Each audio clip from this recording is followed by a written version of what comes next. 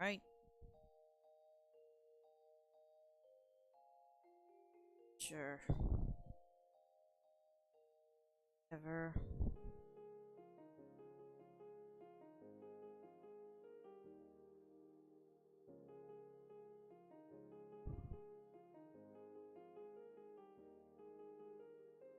Whoa!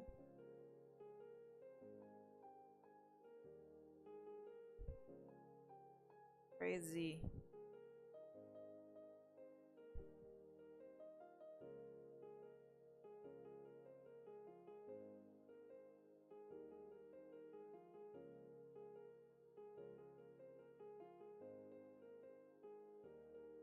Funny looking buddy.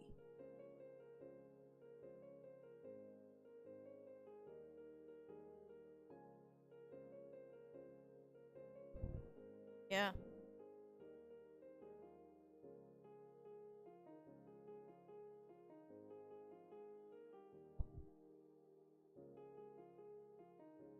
Mm.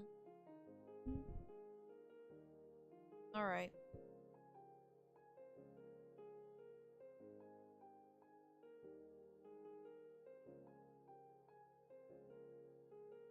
Okay.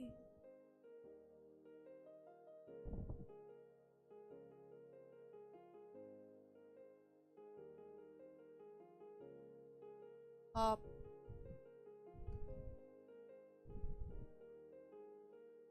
Oh. Alright. Okay. Whew.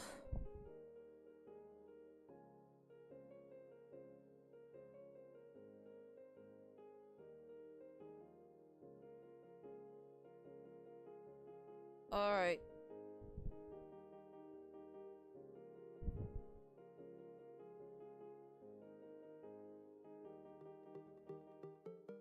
What is going on?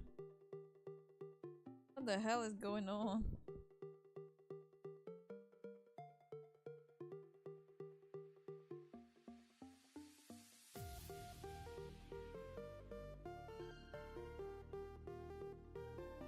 Nah. Ooh, I don't like that.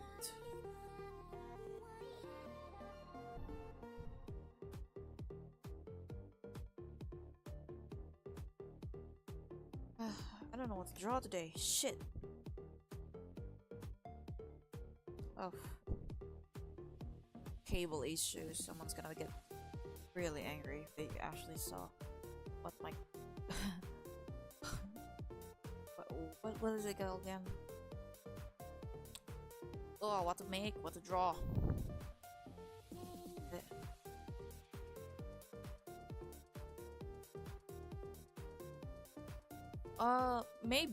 Maybe some height stuff, who knows. Change the size a little bit. 600 resolution. Maybe.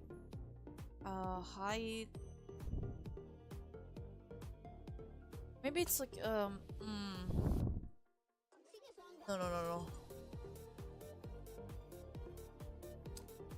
Uh I need to have some assets. Let me just download some real quick.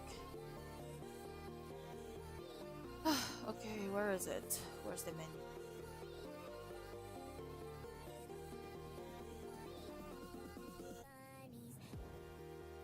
Oh man. Okay. Height.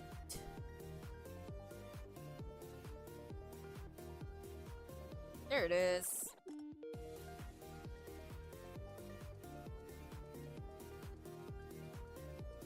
Download. Okay.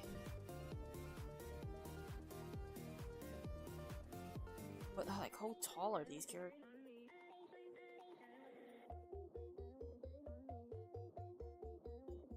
Oh, wow, alright. It's gonna stream for an hour. Get that one weekly stuff.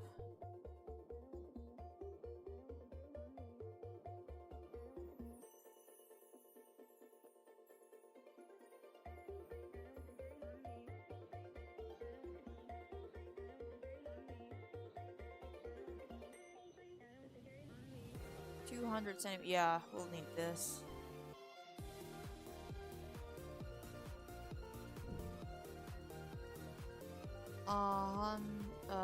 Shoot.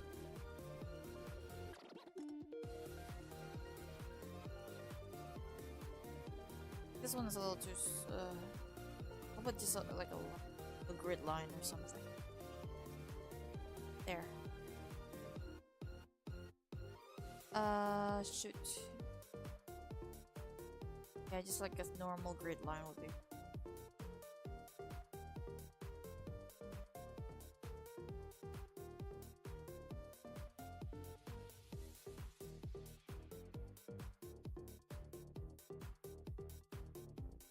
Careful. Okay. Sure. I have some ideas. Hold on. Shit. Responding. Wait, wait, wait. Come on, don't crash on me.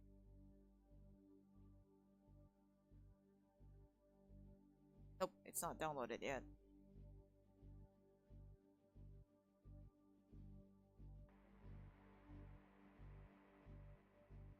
Oh, wrong thing to download.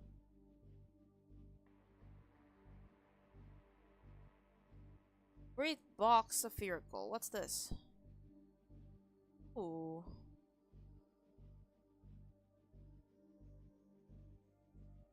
Okay, sure.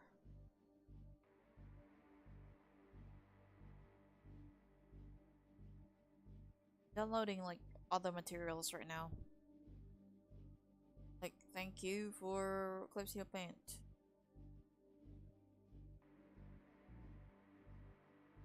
Oh, this one's already downloaded. Okay.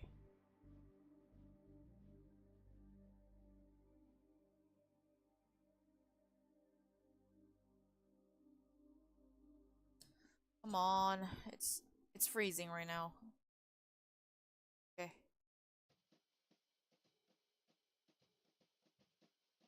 Yeah, okay.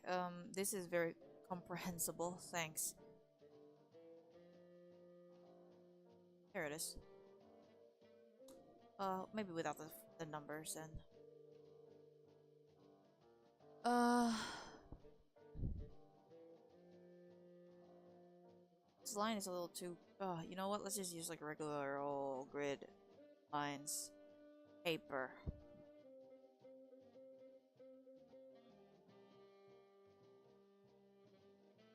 You're all reliable.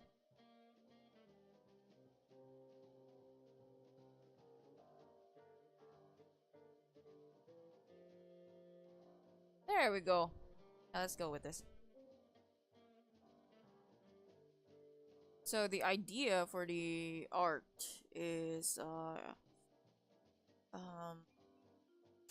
like there is other stuff that I will really want to work on before May ends, which is like the final 5 image or drawing of like for the Flings Kiss month thing.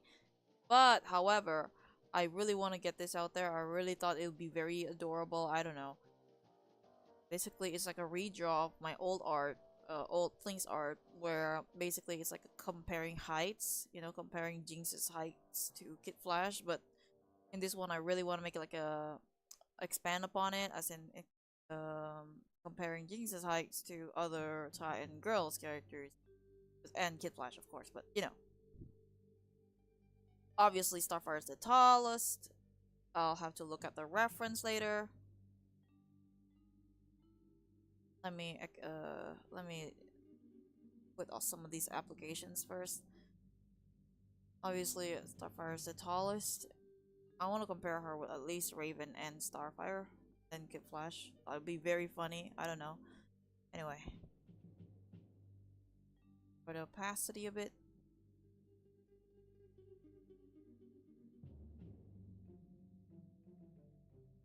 Oh, I'm just gonna stream for an hour because I'm kind of a little. I'm still very fatigued from yesterday's activities. Oh, hello, Pop Culture. You're having a nice weekend.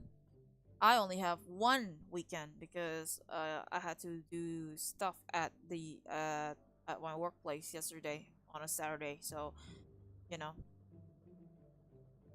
Hope you're having a good day.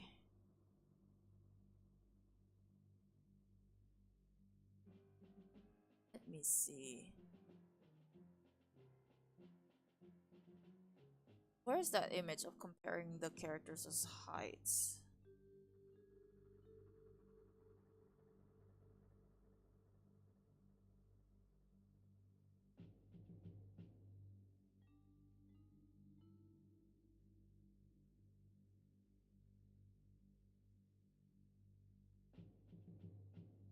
Um,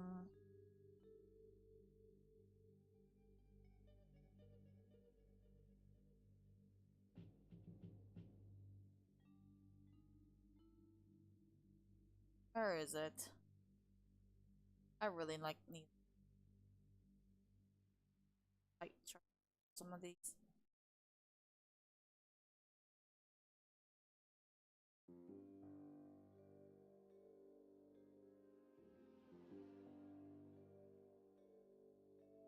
Was it on the an episode?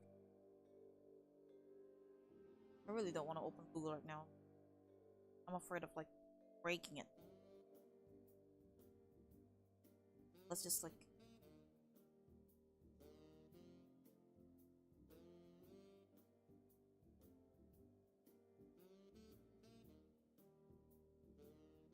I'm probably gonna change the height, change it later, like the size and height and such.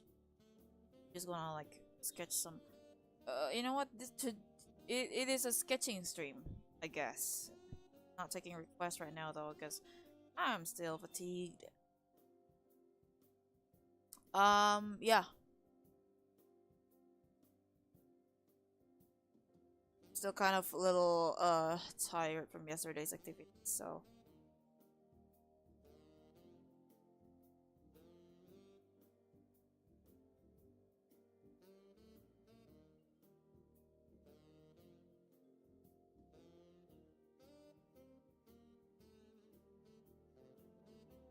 oh, yawn.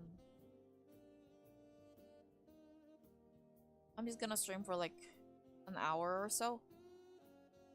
I have this weird, I don't know, this meeting in the morning tomorrow. I don't know. I will try to stream longer next week. Try. No promises. Because there's another religious holiday. So this time it's like on a Thursday and a Wednesday, which is like, oh, what a horrible, horrible timing. I mean, could have been on a Friday or something, right? But no, because there's like no holidays on a Friday. We have to literally go to work on a Friday, even though we got like 2 day offs on a Wednesday and Thursday. That sucks.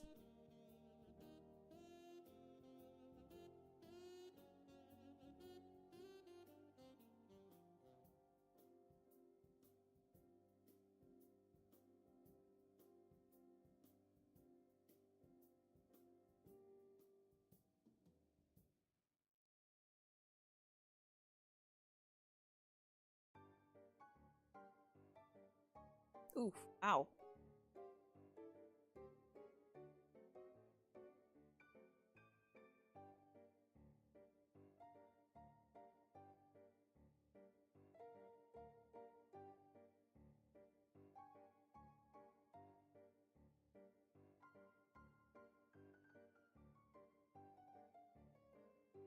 Oh, okay. So that's how it is. Guess I have to make it smaller.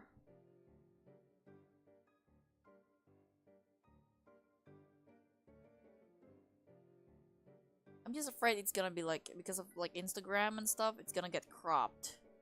I don't know the maximum size for a landscape art on Instagram.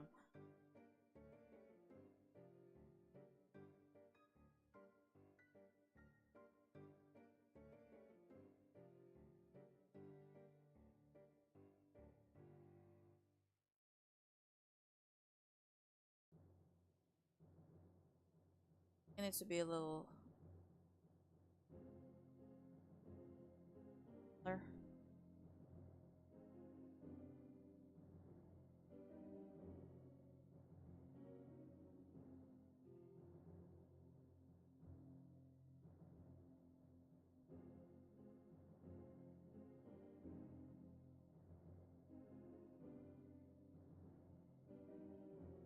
Starfire in my AU is at least a little taller than Kid Flash, but like just a little bit.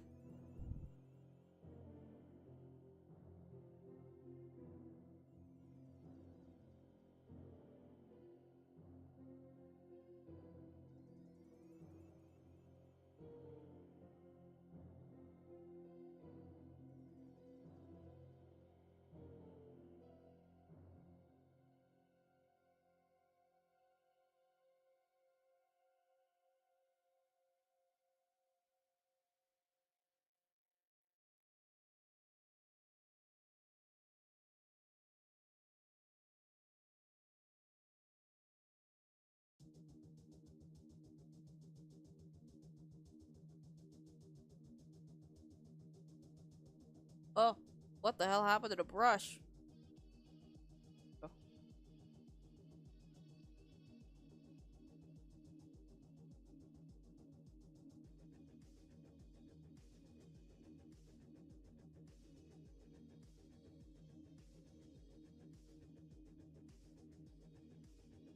Oh.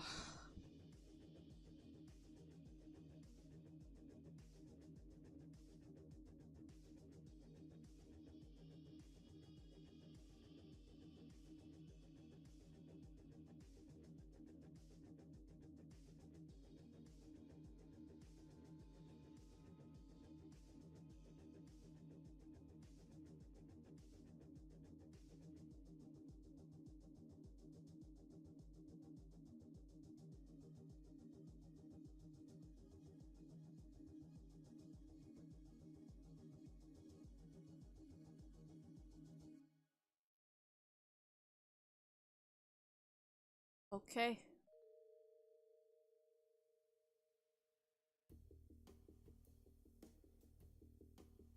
Oh, shish. The air is like surprisingly cold today because of the rain this afternoon. So I'm all sleepy now. But I have to draw something because I kind of feel guilty when I don't.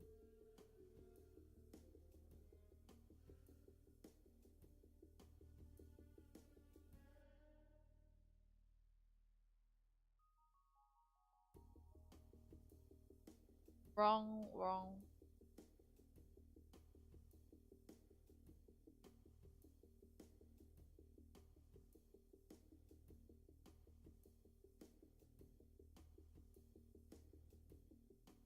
Oh, shit.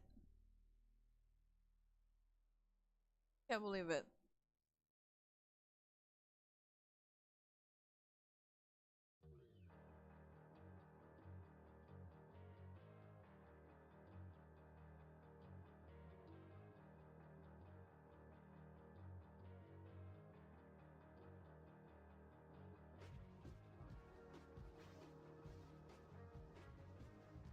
Why is it so laggy?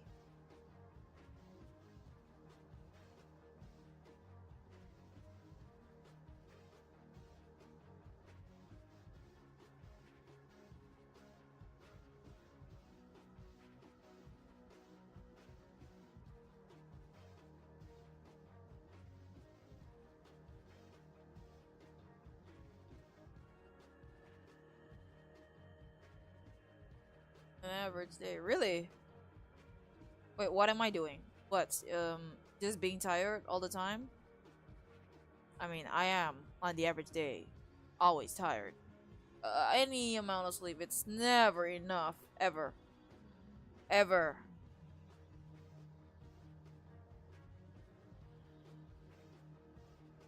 Tired? Yes.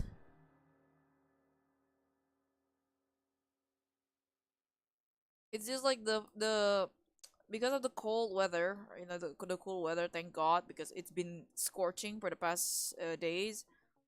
Gonna make me all sleepy now. So yeah, today's weekly stream, it's just gonna be like an hour stream. Then I dip out after that. Because I'll just like try to finish it in the morning when I wake up before I go to work. Because usually I wake up at like 4 or 5 a.m. just to have a me time. Not that I'm very tedious and dis disciplined, that oh, I have to wake up every day at like certain witching hours. No, I do that because that is the only time I have a free time, because the hours after work, it's like, so you got like tired and stuff, like, you, even if you don't really work all day and stuff, like, you got socially tired. Maybe it's just an introvert thing, but you feel drained just from like at least talking to people.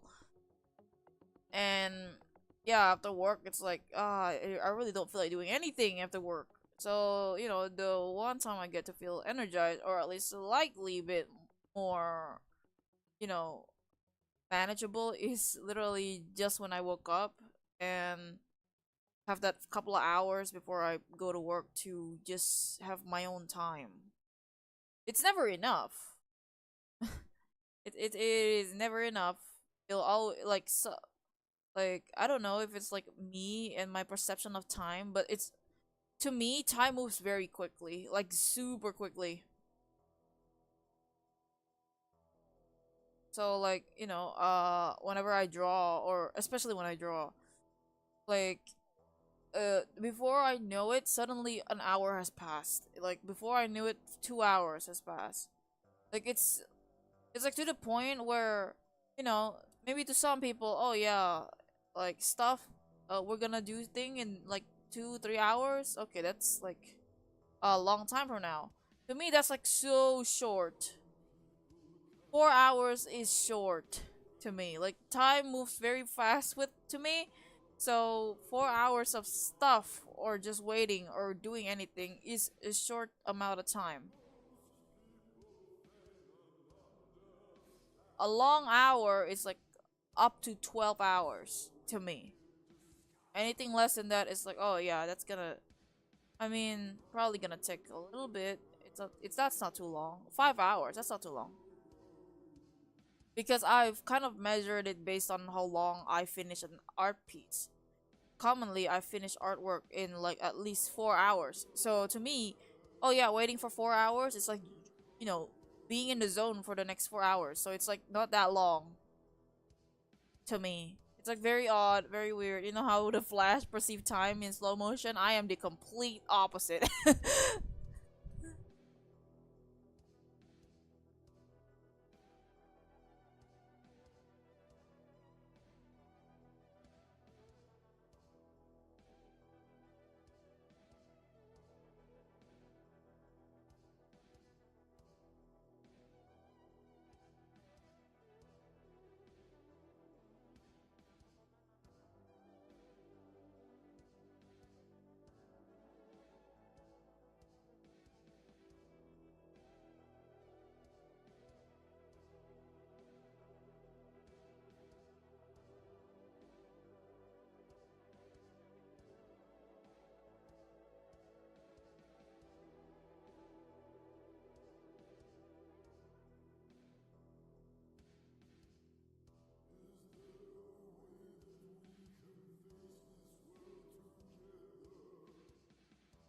I saw a video the other day, and it's gonna be like very offensive maybe to some people. Offensive not in a sense that it's insensitive, like, oh, we're talking about race or religion or something. No, no, no, I'm talking about just ship wise.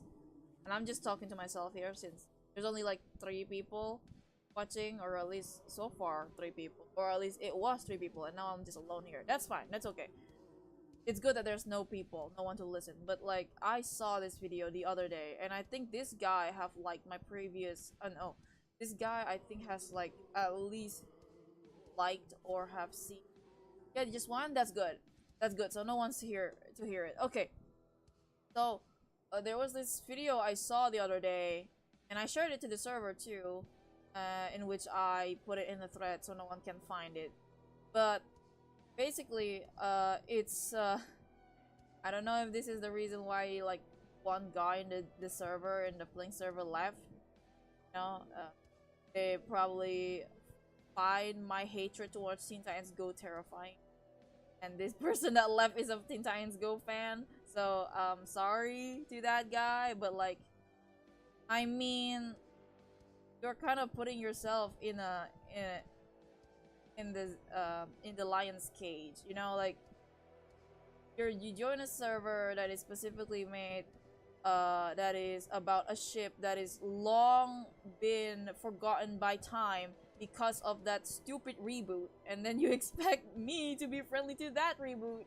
um so sorry if I'm rude to the things that you like, and that I'm openly hating on it. And it's not just me, there's other person too that doesn't like this show. And like, yeah, obviously people would like not like it, you know. It's not just because it's a reboot or whatever, it's also because, you know, the ship that this server is dedicated towards is forgotten by time and overwritten by something that is, I'm sorry to say, wrong. So like, you know, um but that's not what what I want to talk about. That's like the effects of it, maybe like the the effects of me open about it, but I really do not care. Anyway,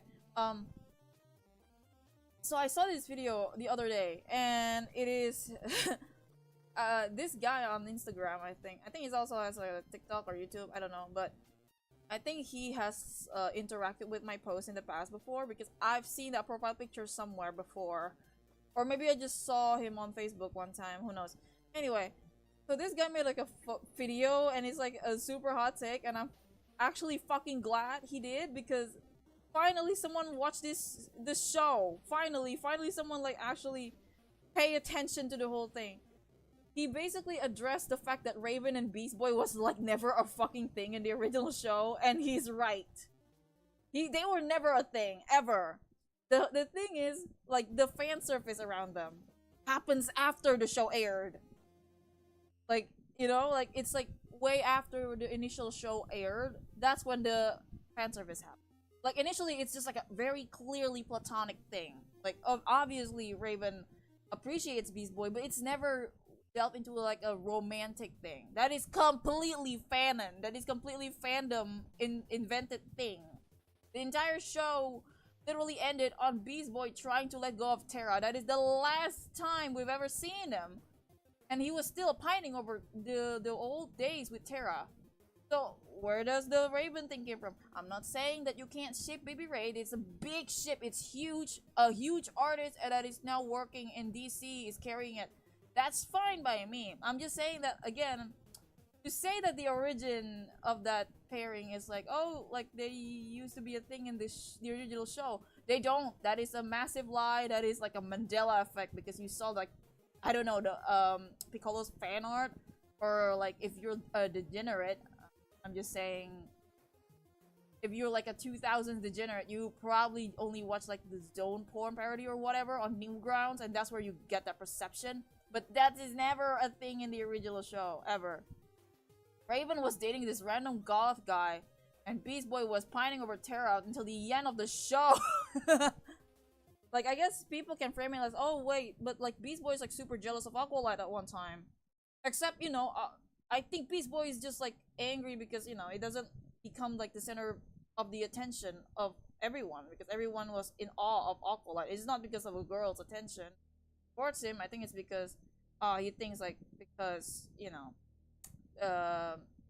Aqualite to him feels like he's showing off or something. I think he's just massively projecting to Aqualite, who just doesn't know what's going on. And of course, the Titans Go framed it wrong. Now they just assume that Aqualite like fancies or whatever, when it's very clear he doesn't. He's the most like he has the most, if anything, he has the most tension or dynamic with Speedy in this iteration. So I don't know, it's just, again, someone made a video pointing out that they were never really a thing. Yes, they become a thing, but only after the show aired. So like, you know, yeah, that's like a massive fanon thing. That is a fandom thing, and I think it's like very odd. This is just a me thing, but I've always found it very odd that they're even more popular than the main ship. You know, Robstar. Like somehow like they lasted longer. Robstar is like a mess in DC. You know, like either they get together or they don't. Either they're like in this limbo or never address it ever because they really really want Nightwing to be with like Batgirl. So they just never address the whole Starfire thing ever. So it's like very awkward position. So only like at most Teen Titans Go making fun of it. But again, but the whole BB Ray thing just kind of happens. It like lasted long after the show aired, and it started from a fandom thing. No, it's kind of like how do you say it? I don't know if like there's a other fandom equivalent of that, because you know it's like how do I? Let's see. Right. For example, this is just an example. It's a bit like how you know how in Naruto, the canon ship is like obviously Naruto and Hinata, right? Sakura and Sasuke. Even though they're very kind of questionable, it's incomparable to the likes of like Robstar who had development. Even Flings has some development. It's not like that, but like still, in terms of popularity, like okay, these are the canon ones, and apparently the most popular ship is still Naruto and Sasuke because again they're seemingly more interesting. But the thing that makes it different, I mean, it's a similar situation, but the thing that makes it different is that Naruto and Sasuke actually like the whole show is about Naruto chasing over him. You know, it's like yeah, that makes sense why people like it and why the ship lasts as long as it is. But you know, Beast Boy and Raven is just kind of like a thing because it's like a goth and the funny guy. Like they have a dynamic. I'm not saying they don't. It's just again, it's very odd that they're that strong as a fan base. They become canon in other universes after the show aired. Like very, I don't know. Am I salty? Oh, 100%. I am. But like again, still, I'm glad someone pointed it out. I really am glad someone else pointed it out because I thought I'm the only one that feel it's like I feel like I'm the crazy one. You know, like hey, like I remember on in the year 2024 when I was dipping in Teen Titans again. I rewatched the whole show again, and I remember saying something like, "Guys, I think you guys hallucinate the whole Raven and Beast Boy thing." The whole fandom just hallucinated that thing. That is not a thing in the original show ever. Like I'm not saying you can't ship them. I am the last person to dictate what to ship, right? But still, you know, like to become that huge and influential, but not even canon in the original. It's like very peculiar, you know, very peculiar.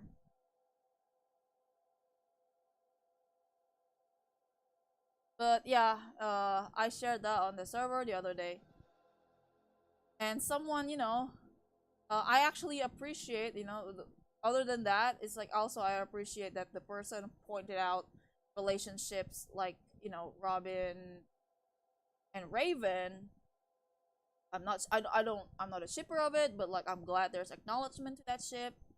Um, there's also like you know, of course I work in Jinx, the original show, and also points out Wally West and Jinx. I appreciate that because holy fuck, finally someone, someone actually like, hey, this actually has more development than BB and Raven the entire show, and you're correct. They're right. This person is right. It is why I find it so peculiar. Again, you know, I'm not saying you can't ship it. Of course you can. It's just very peculiar. Like other ships that develops more in that show got got forgotten or made fun of or treated as a joke or like legit again forgotten. This one doesn't, even though they have even less development than the other. Like maybe it's just me being ace, right? Maybe I'm just like an asexual arrow ace dweeb. That's why I don't see it. But still, I don't, you know.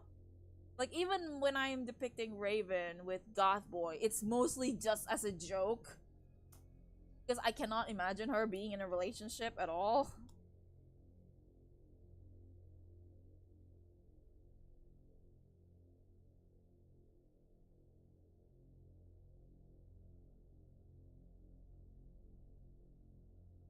But yeah, like hot take. I actually am glad someone pointed it out. I'm actually glad because I thought I was the crazy one that notices that and nobody points it out. Like, of course, again, I'm not can't ship them. Whatever, bro. It's just you have these great ships, and then they got forgotten or made me and whatever. But this one is like everyone likes it. I'm personally probably I don't know if you can tell, right? I'm not. I don't know if you can tell. Maybe I'm just like internalizing. I don't know, not internalizing, or maybe I'm just like because I really like the character that I'm focusing on. I project myself into these characters, or these characters projected into me actually. But you know, maybe from the way I don't know if you noticed, but I really, compare to if I were to put a Teen Titan character on a top three, it'll be Kid Flash and Jinx and Starfire. You know, Raven would not be on my top. Kind of overrated too. I'm sorry. I'm sorry. This is like a hot take. I'm sorry. I know this is like super hot take. I'm gonna get beaten to death for saying this, but I always feel like she's kind of everywhere. Like everywhere. Everybody remembers Tara Strong's Raven. And I'm kind of like, yeah, I get it. It's kind of like seeing Shadow the Hedgehog everywhere. I'm kind of getting sick of him, you know?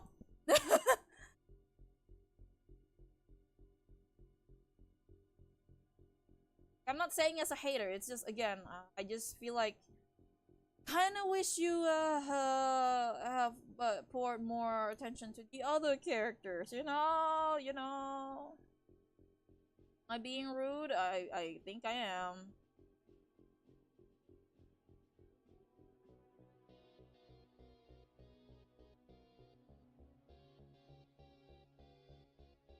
But yeah, that's what I wanted to share.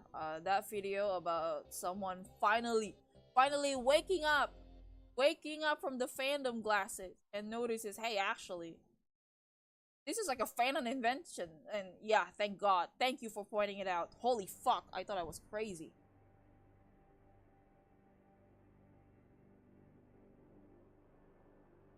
I just always find it very odd that with the ending of the finale of the Snake Giants being the way it is, how can you not assume that it's like you know, a thing. I guess people kind of frame it like, oh, it's like a false lead romance. Romance is right beneath them or something. You know, the 2000s trope of, oh, the main character or one of the main character notices this one girl, and she's like this super cool, super popular girl, and actually the true soulmate or romance is literally just the girl next to him that is typically a goth or someone that is jaded and they're like close friends or like they banter. That is their true love. The Butch Hartman of tropes. Maybe that's from where it's from, you know.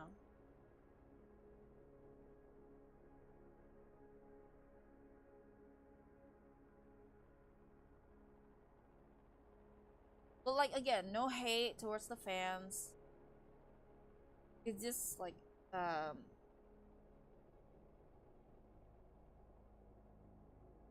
it's not the fans' fault. Clearly it's like the executives.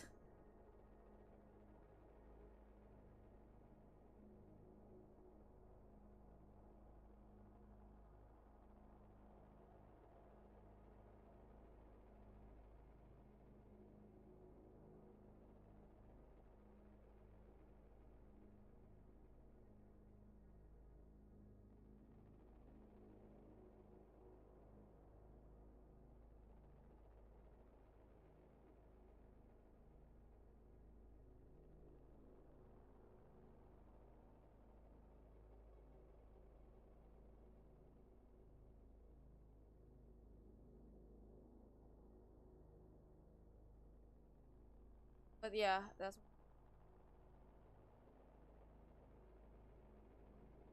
I'm glad. I am actually glad that gonna spread more now. I'm glad. because that's like my initial mission, you know, so people know they exist. People don't, because people forgot they exist. Hello, hi. Hope you're having a nice day, a nice weekend. I only had one weekend this weekend. One weekend this weekend. I only have one day off this weekend because I had to go. I had stuff to do at work yesterday on Saturday, so that sucks, right? Yeah. So I'm still fatigued over that. I hope you're having a nice day though, or nice weekend.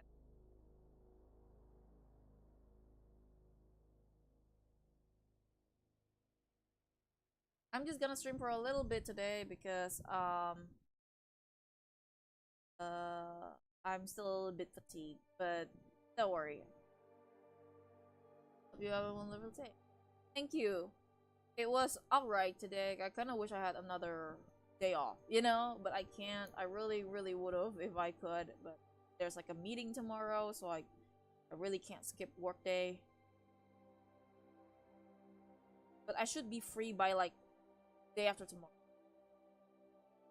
As in, there's like this religious holiday. Obviously, uh, that's a day. That's a national holiday. I get to stay. Have a good rest of the day. Thank you. Yeah, I plan to like after the stream, I plan to sleep and then wake up early in the morning to at least get stuff done. Because that is the only time I get to have my time, my free time, still having a little bit of energy.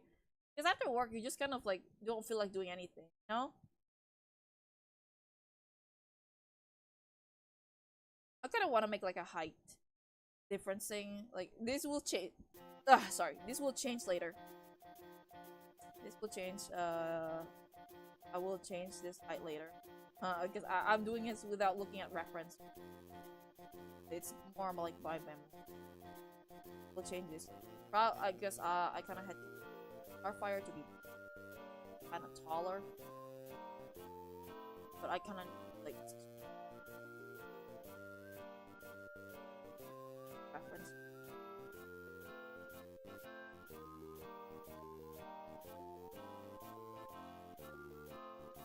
Plus, it's slightly shorter.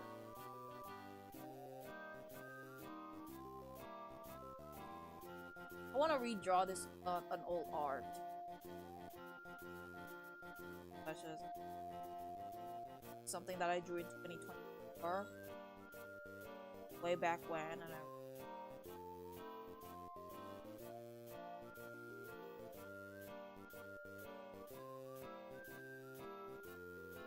but yeah, hope you have a good day. What's new? What's in life? Nothing new in me. I was yesterday I was doing convention, birthday convention thing where we just introduced our faculty, students, potential new. That's about it. Still kind of busy because we're trying to like is like very intricate booth like with stuff to do.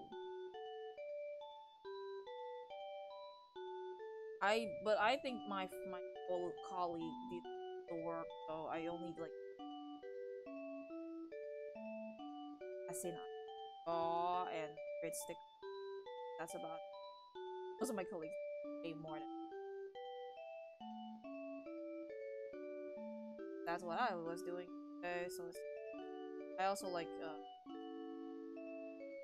class, L class for those just to so those new.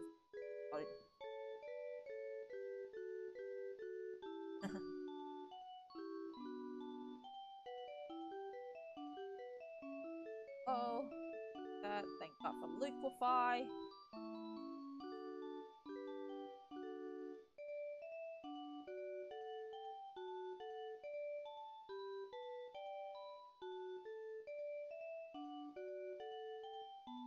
Yeah. Initially today I was supposed to like draw a sketch out some merchandise because I think I finally really wanna like chain or some finally someone will propose to like lab or something printing whatever. I don't know. It kind of always it always take forever for me to do because I always felt like I need to make something that worth the money. You know, so I keep trying to come up with stuff that this is it's never done, so it's never finished. But I will try this week maybe. Who knows? Things hard start with a 5. Yep. Maybe not the entire thing because I want to make this like very I want to make this Instagram friendly. And you know how it is with Instagram, they have the stupid crop, you know, so I'm just gonna compare Jinx with other girls instead. Maybe Robin on the far left, but that's about it.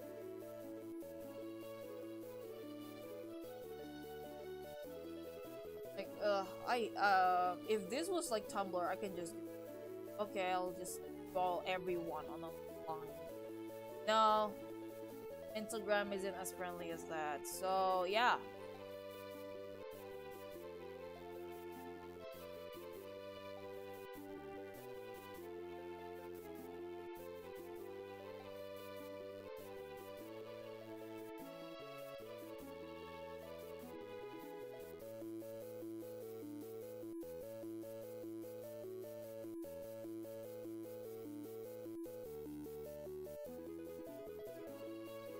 You read like Lapin's new thought? It was great. I read it. Was I mean, I really like the action environment.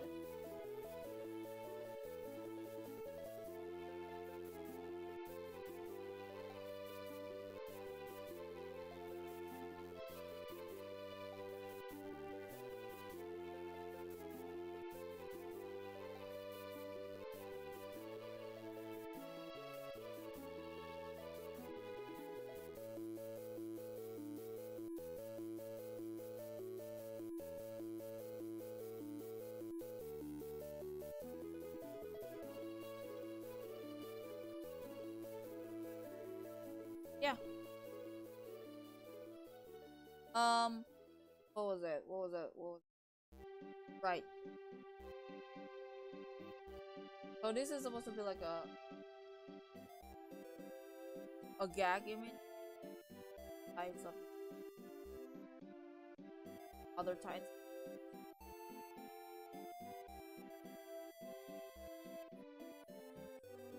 I put Raven here because I think Raven and Jinx seemingly share a height if Jinx is on her platform. Because she's on a... Have you seen how thick her platforms are? Like, Jinx's platforms? Like, it's very thick. If she takes those off, she's probably shorter than Raven. So that's why I put Raven here. Like, she's that height on platform.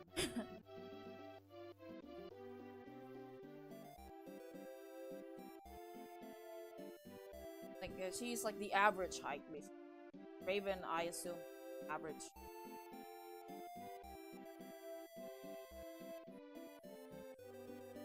Height. The Starfire is tall. Starfire is tall.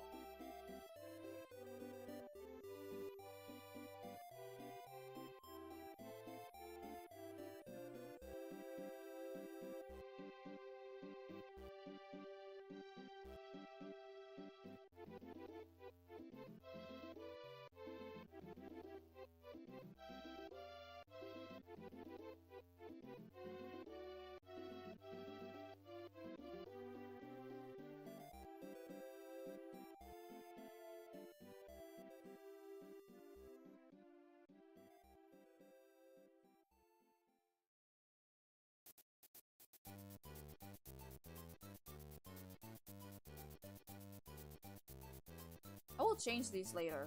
I just want to get like at least the sketch done first.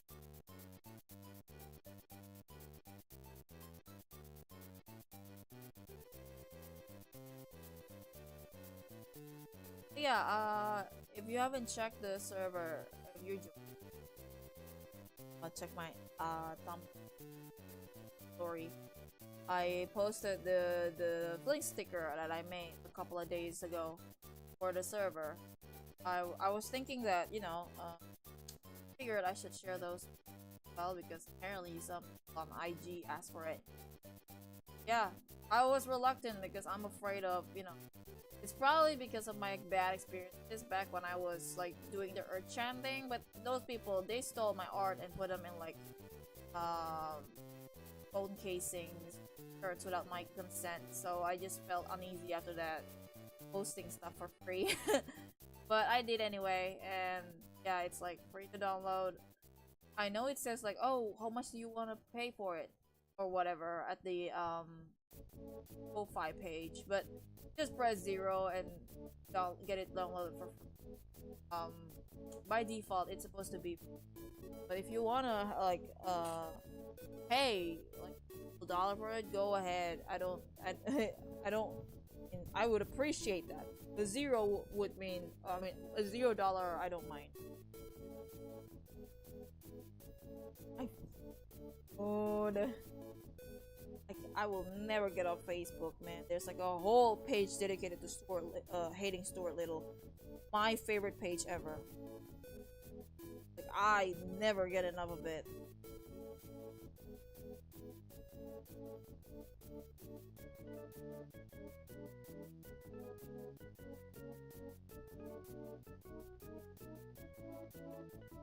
Who is this? Okay.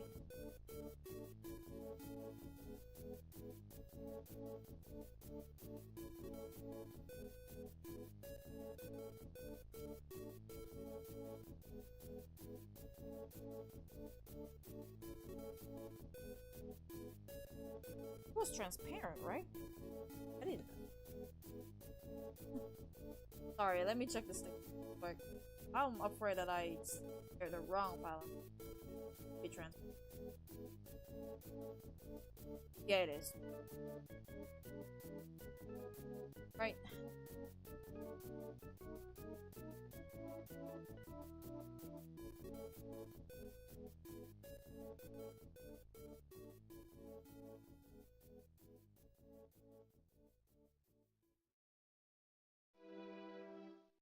I really want to do those, you know, draw this draw this in draw this in the original art style versus draw this in your style kind of thing. I really want to do one of those trends, but right now, whatever. It's Flame Kiss month. I have to like draw lots of fluffy stuff this month. I can't believe I missed like 2 occasions, like 2 special holiday, not really holidays, special days this month. You know, like yeah, it's Barry Allen's birth month, sure, but also again, the only thing I can dedicate myself to is like the Flame Kiss month. I forgot or didn't notice there was other days that, you know, can fit the occasion again, such as the World Goth Day and also the World Turtle Day, which is literally side by side, and I missed both of them. I've never been so disappointed in myself. I can't believe it. Next year, fellas, we'll get them next year. I checked the calendar for 2027 that the next World Goth Day and World Turtle Day is on the weekends, literally Saturday and Sunday. Which is neat. Maybe that time I can like stream for like 24 like a 24-hour stream dedicated. No, I don't know.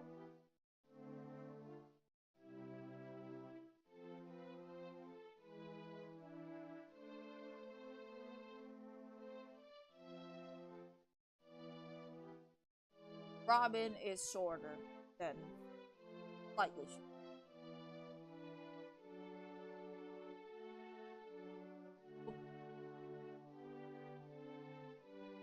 Ah, rush.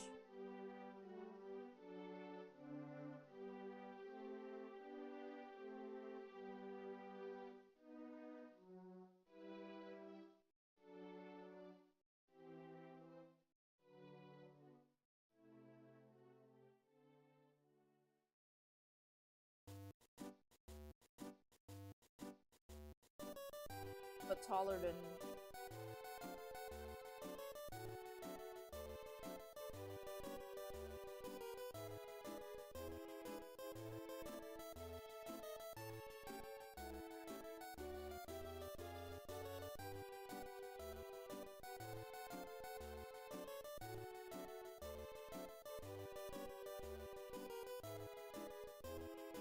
someone suggested like that one meme girl and a quote-unquote bodyguard was given a drink. The waiter thought the girl wants the milkshake while the bodyguard wants beer. Turns out it's the opposite. Bodyguard milk. The girl kind of want to do that with coffee or black coffee. Or I don't know, some.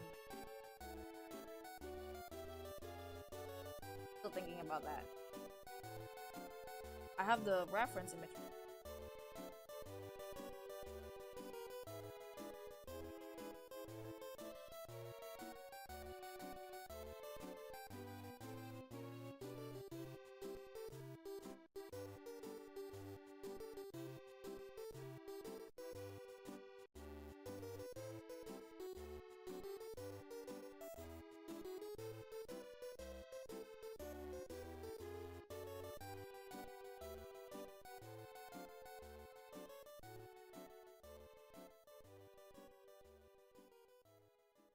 Most boy characters in this show has like slick back, sharp hair. Like Beast Boy also have similar hairstyle, it's just shorter. If it weren't for the mask, Kid Flash's hair probably looks similar to Rob.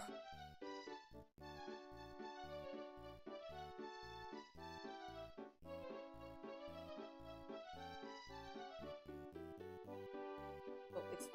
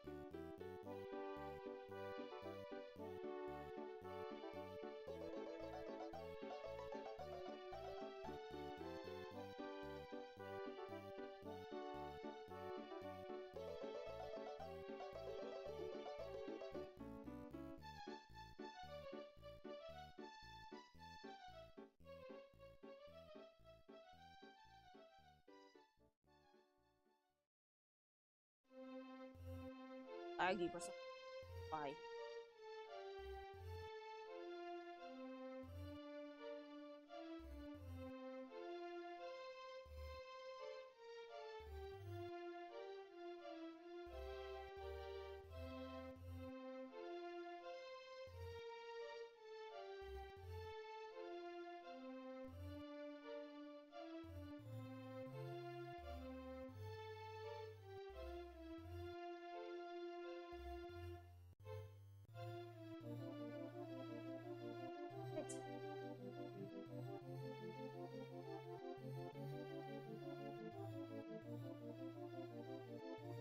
I can go for another half hour.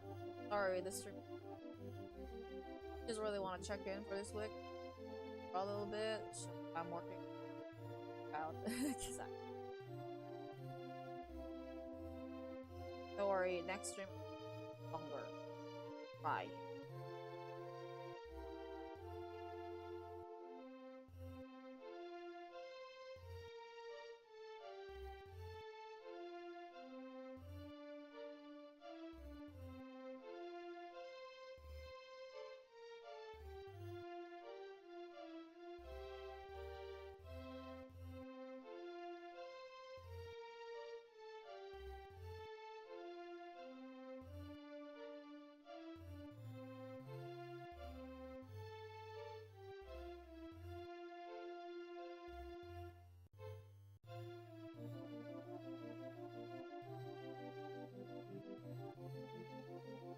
Yep.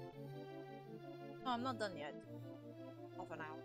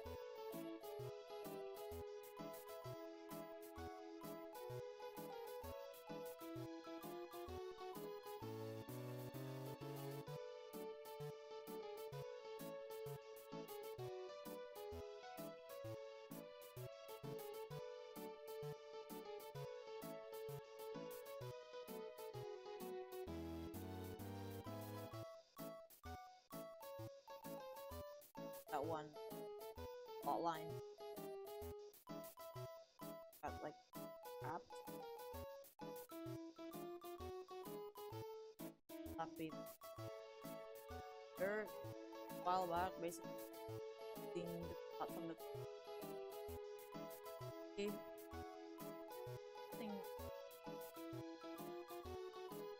What a depressing, thing. Like the scenario. It's like following the scenario from the original comic, like the original Teen Titans, so that the plan would work or something like that. I think it's more so like to get the Flash moving or whatever.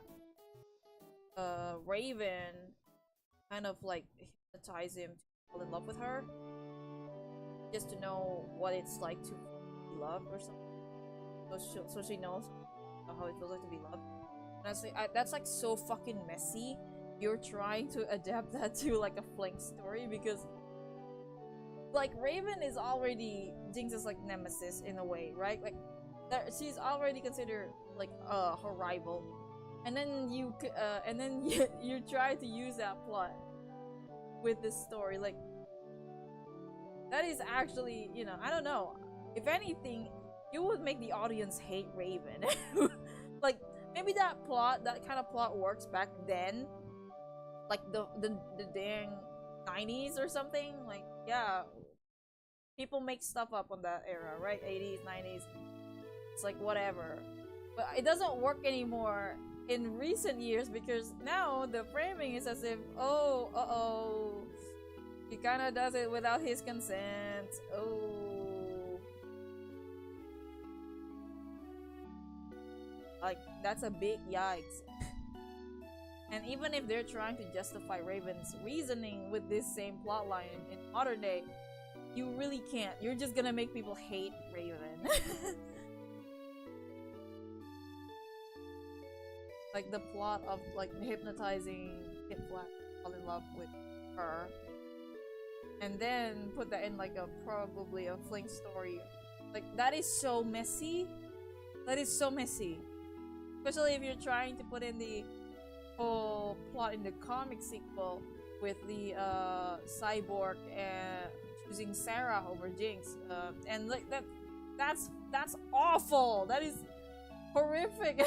I mean, in a way that, oh great, Jinx felt betrayed twice by two guys, and one of them is dating her rival, or like falling in love with her rival, or hypnotized to fall in love with her rival. That's awful. That is so messy. I don't think she's ever gonna trust any heroes after that. And I don't blame her at all. Again, like that plotline is so messy. I'd rather that's this is just me. I'm not telling people what to do. I would rather that be left in the past. That shit worked in the 80s or 90s, whatever. Because it's they kind of throw random BS usually plotlines, so they don't really think too much or the implications behind it. I mean, look what they done to Terra, right? But still, that was fucked up in like recent years, because ooh, yikes, I don't like the implication there. But yeah, it kind of reminds me of that. Every time I draw Raven and Kid Flash, I keep reminded of that plotline and how awful it would have been in a Flink's focus story. Like super awful. If you want people to hate Raven, that is the easiest plotline you can use. You can use that. You can make people hate Raven with that. Good God.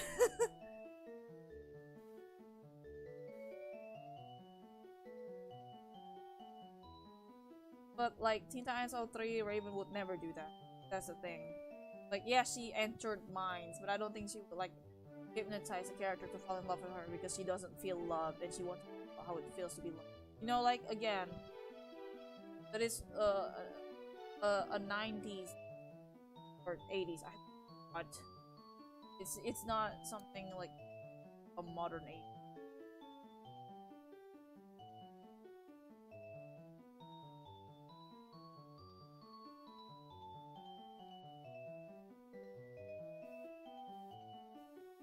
much. Oh.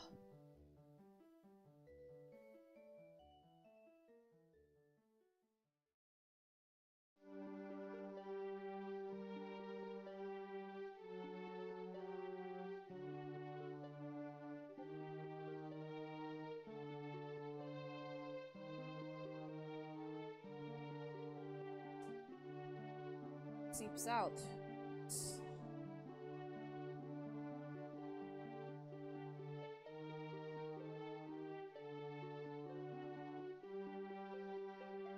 I'll be around for 50. Not much for today, sorry about that, because I'm too fatigued. Just in 15 minutes right now. My full AC, which is like a mini air conditioner. It's like hot where I'm at. It's leaking water, so.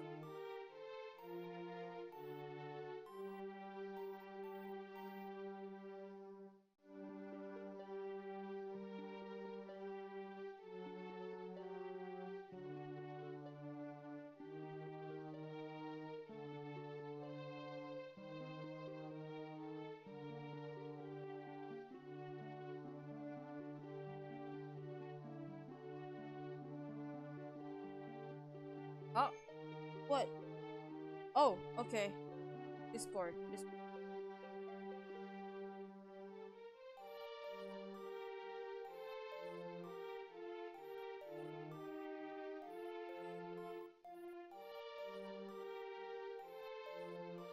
Yeah, it's kind of awful. The internet is kind of awful.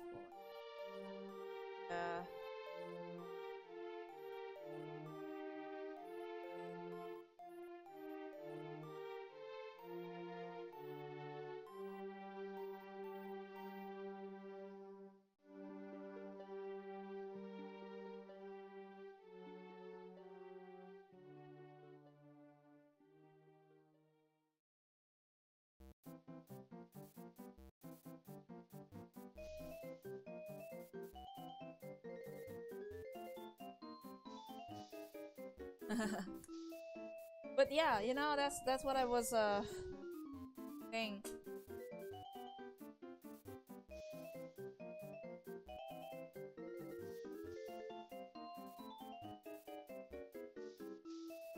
Now I just need to edit this a little bit. I want to make like a very wide because I don't know, maybe it's like a me thing, but I really want to make like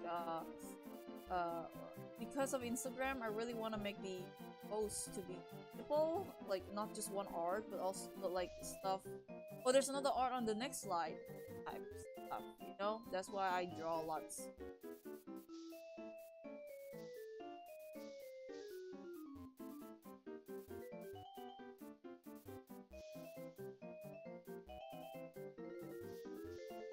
I'll delete.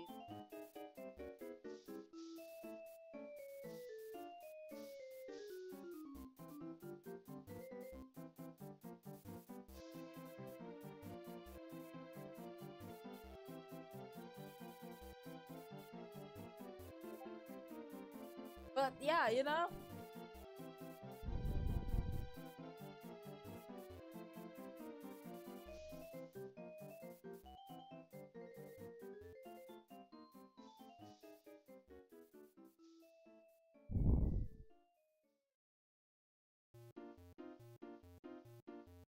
Um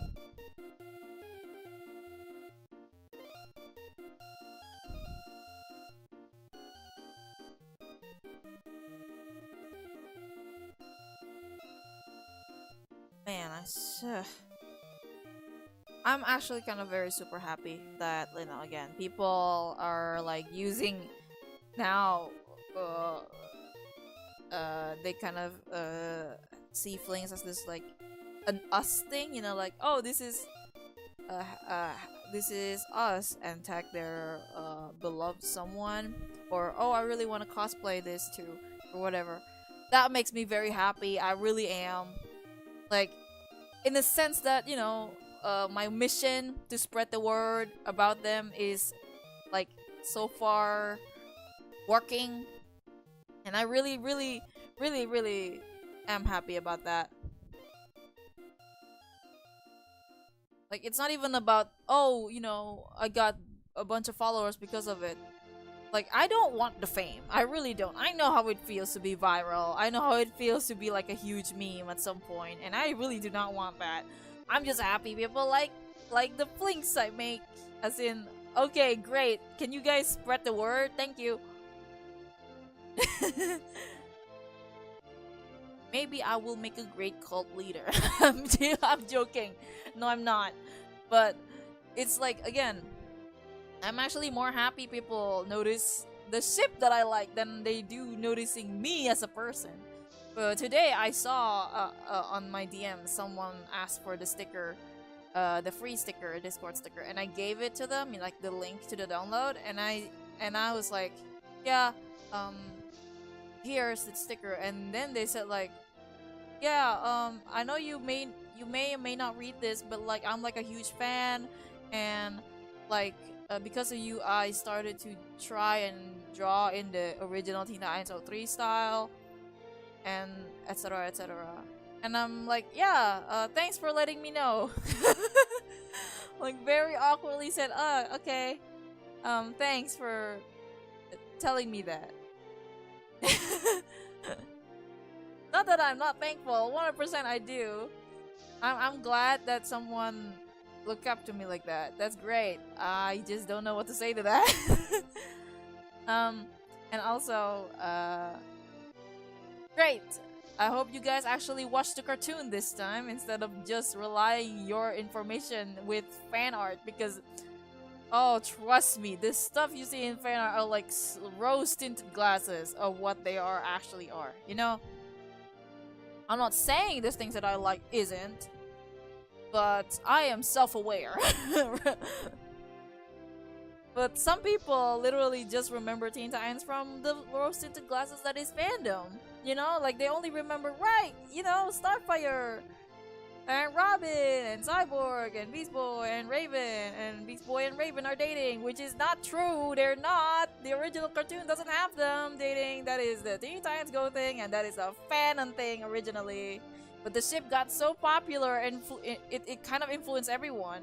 Some people in like the editorial in DC probably grew up in the fandom, in that BB Ray fandom, and make their own. That's normal, Like, the show aired 20 years ago. But, to have a ship or character that popular for a long time, that takes some dedication. And it's just sad that this kind of type of love isn't really well spread out.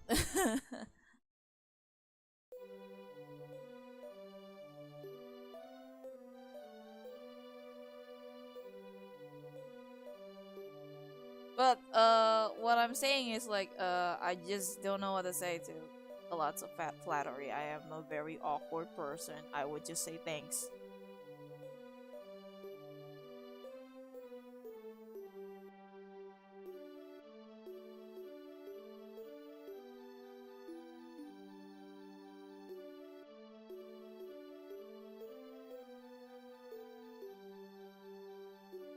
It's kind of like the same thing with I'm reminded of it about Blackfire. Like people uh classifying her as a goth girl proves to me they don't watch the show. They only remember probably the Teen Titans Go version or something. I don't remember much about Teen Titans Go Blackfire, but like, I mean, I just remember Starfire is stupid around her. That's it. But again, it shows to me you don't watch the fucking show. You only saw the edits on YouTube with the slowed nightcore version of a TikTok song and her GIF from episode 2 being looped as like the video. You don't know what she's like. You don't know she sells girls to slavery. Like, you don't know that. They probably only know like, oh yeah, Blackfire is like the bad girl. She's like the bad girl Starfire. She's she sold her siblings to slavery. I don't know, man. Not just her siblings as well, but like probably if it weren't for the Titan guys, the Titan boys, other Titan girls are sold to space slavery as well. I mean, I'm fine. Like, I'm not saying you can't stand her 100%. Stand a villain, man. Like, I know people who stand Mad Mod or like Mumbo or whatever. That's fine. You know, people who like Slade or Deathstroke, 100%. Like, all power to you. But like, again, I would much prefer you are aware than you or don't know. You just know that, oh yeah, she's like a goon material. And that's all you know about her. Like, if you like the villain because she's awful, you know, like, yeah, I stand Cruella de Vil. I know she makes like pelts and coats with puppies, like with puppy skins, and that I still like her. That's what makes her great and cunty. 100%, all the power to you. But the thing is, people who claim to like Blackfire don't know shit about her. Like, okay, I legit, like, the other day, I shared that post on like my other social media. Legitimately, you know what, I really don't want to use this word because it's like such a young Gen Z thing and can be kind of a little bit harsh or too gatekeepy. Like, I just can't, you know, like, with how little people know about the original show, I can't help but to gatekeep it. Because there's like lots of fake fans and I'm not a big, you know, ugh, whatever. But again, because of that, I become a little bit gatekeepy and I legit call in the, I cuss it out in the quote retweet. It's not really a quote retweet, it's like a share thing on top of it, you know, like on Facebook. Straight up, I just call him, she's not goth, you damn tourist! Why is she there? Like, Argent would have made more sense in that Happy Goth Day whatever list than Blackfire will ever be. But then here's the thing, Argent only appears in season 5, the most forgettable season on the entire roster. Because the whole season is mostly introductory episodes. Which is like a very backward way of telling a narrative, because usually when you're introducing characters, you introduce them at least at the beginning. Or if it's not at the beginning, it's like at the midpoint of the beginning, you know, like the 2nd season maybe. The 5th season before the show got cancelled indefinitely? Like, okay. That is one of the decisions of all time, that's for sure.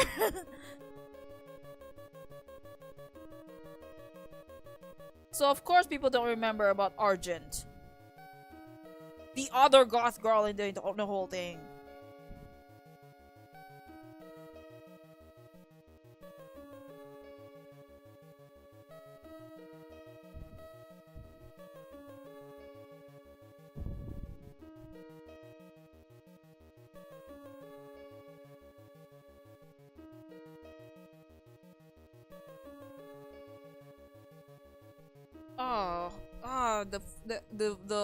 The table conditioner, it's like leaking again. Let me clean that up a bit.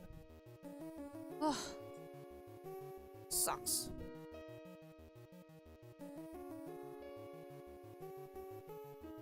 But yeah, you know, I saw that, I got angry.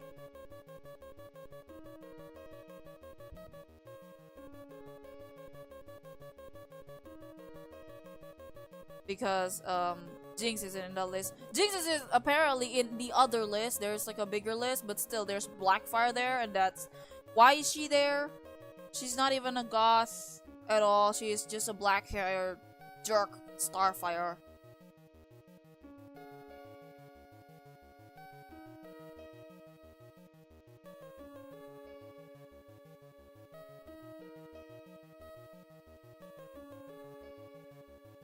Why is she there? Is she just there because you saw like a compilation of a slowed Nightcore version or TikTok version they call it nowadays?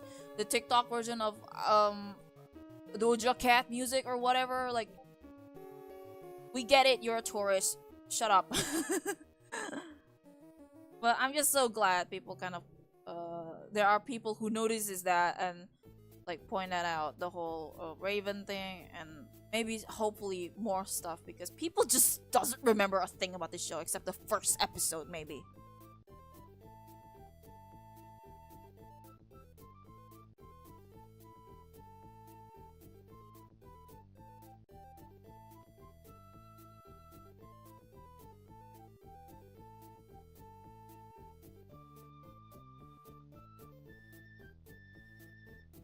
Oh, a vehicle just passed by and it's loud as hell.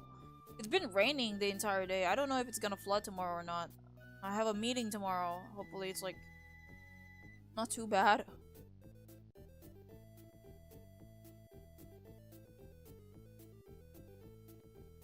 I'm gonna edit this later, like off screen or whatever.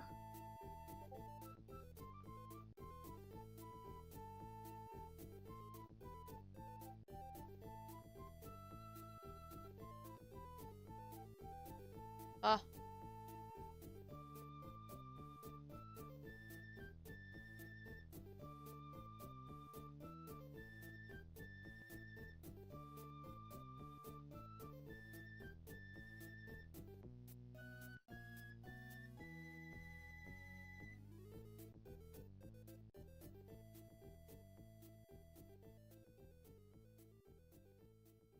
Oh.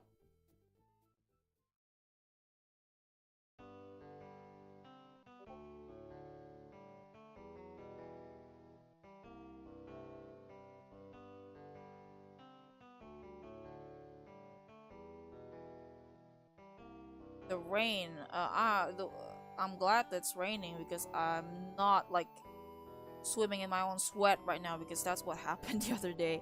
It's like so hot because there's barely any rain or whatever, but now I'm just kind of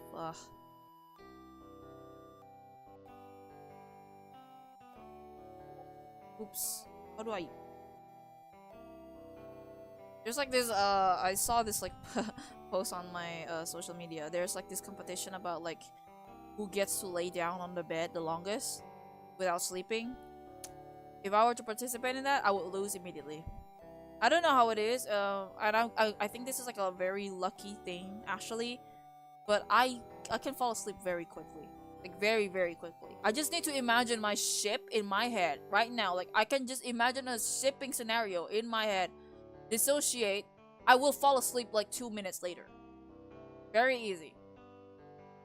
So if I were to enter that kind of competition, I would lose immediately. Because again, you know, like I lay down or whatever. I don't have to lay down. I can just sit on my office desk and then like imagine my ship going whatever, doing whatever, doing the fluffiest thing ever or the smuttiest thing ever. I don't care. Either of those. I will literally like doze off without me realizing it. I kind of just train my body to do that. Like every time I want to go to bed, I keep imagining my ship. Now, because of that, because this is like a habit I formed when I was in college, and because of that, every time I imagine my ship in my head, I fell asleep. Very weird thing, you know, like you can make your body get used to do. So like, because I made that a habit, because when I was in college, the way to make me sleep is to keep thinking about my ship, keep thinking about my ship. So whenever I keep thinking about my ship or reading something about my ship, I fell asleep. Like immediately. Like, give me 3 minutes. I am in the dreamland after that. Crazy stuff. That's why reading fanfics takes forever for me. Because I fell asleep in the middle of it. Literally just my body hypnotizing itself. Ooh, sleep every time I think about my ship. That's why I draw them. So I don't feel too sleepy about it.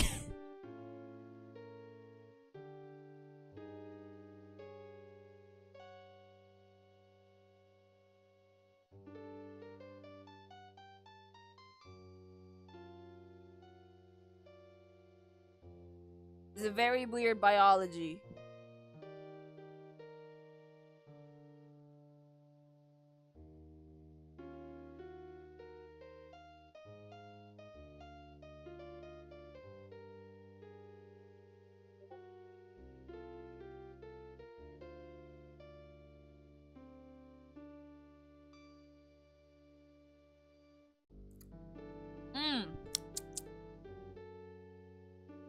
still haven't finished my coffee. Shit. Coffee doesn't really work on me, you know? Like, I just really like the taste. It's just part of the habit.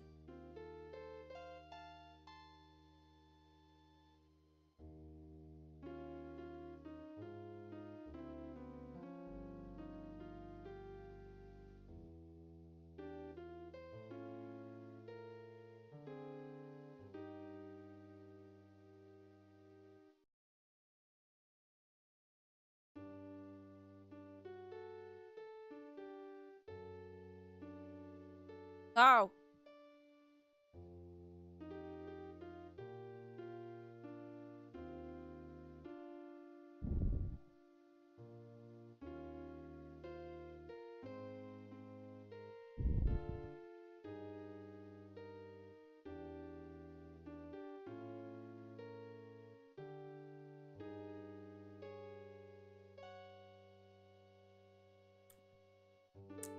The cold weather is making me want to go to the bathroom. Ugh. Annoying.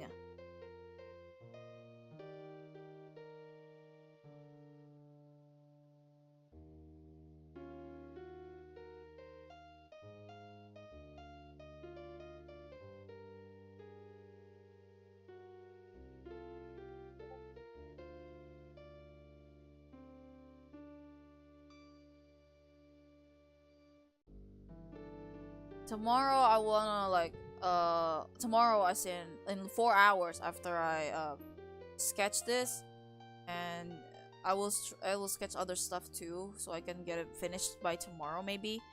I already tasked my students that they have to work. There's like this 1 week because of the holiday, because of the religious holiday. There's a week off, quote unquote, so they have to study at home. So I probably can like manage to create something by next week. Maybe, I hope so. I really, really want to make like some standees. I really do, because I really want to test it out. You know, I really want to have my own. I want to create some Flinks ones. I want to create some Sylvase ones. I really want to create a Professor Silver one. I really want to make like I want to see what it looks like. As in, I want to have my own, and if it's like, if people really like it, I may have uh put them on like the thing, whatever. I'll try to come up with something next week. I just need to I just need to stop overthinking about, oh man, this is probably not good enough for like $2, you know, maybe I should make something much more cooler looking. And then I never get anything finished because of it. Because I really, really want people to not be disappointed, you know. I really want to make this look good, or like actually anticipate it. So that's why I never really finished them, even though I promised like months ago to create merchandising, right? But I'll try. I will try.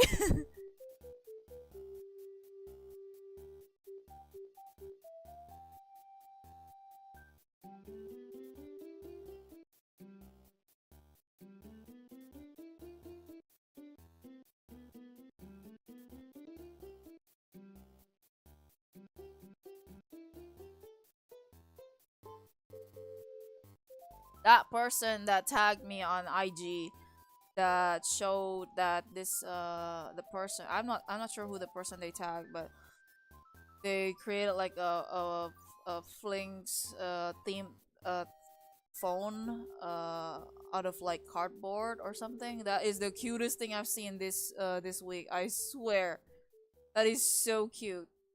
I'm actually so happy that like they relate to Flings like that, you know? Because again, you know how it is with fandoms, right? Sometimes they just don't like shipping ships that's not canon. Sometimes. I'm not saying all of them are, but most people much prefer a canon ship, you know, a ship that's already there. So you don't have to think about it too much. You can just, oh yeah, you know, they kind of remind me of us.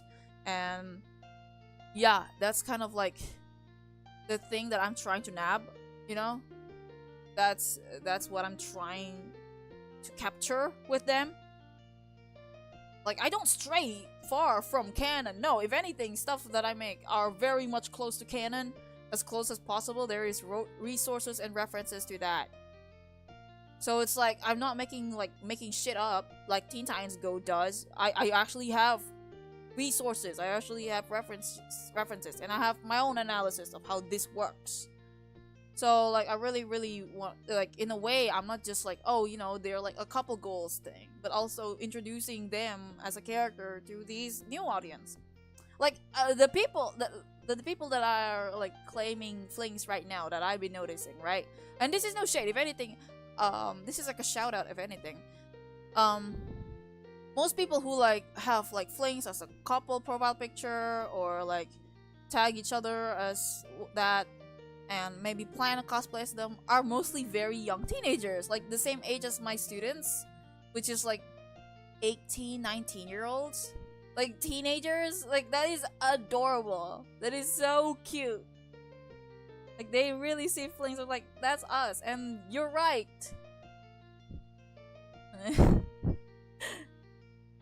That is the cutest thing yet. I really like looking at him. That's why I really like. My favorite thing about Instagram is like I get to see people like having my art in their story and having like tagging their loved ones, and most of these people are like teenagers themselves. That is adorable.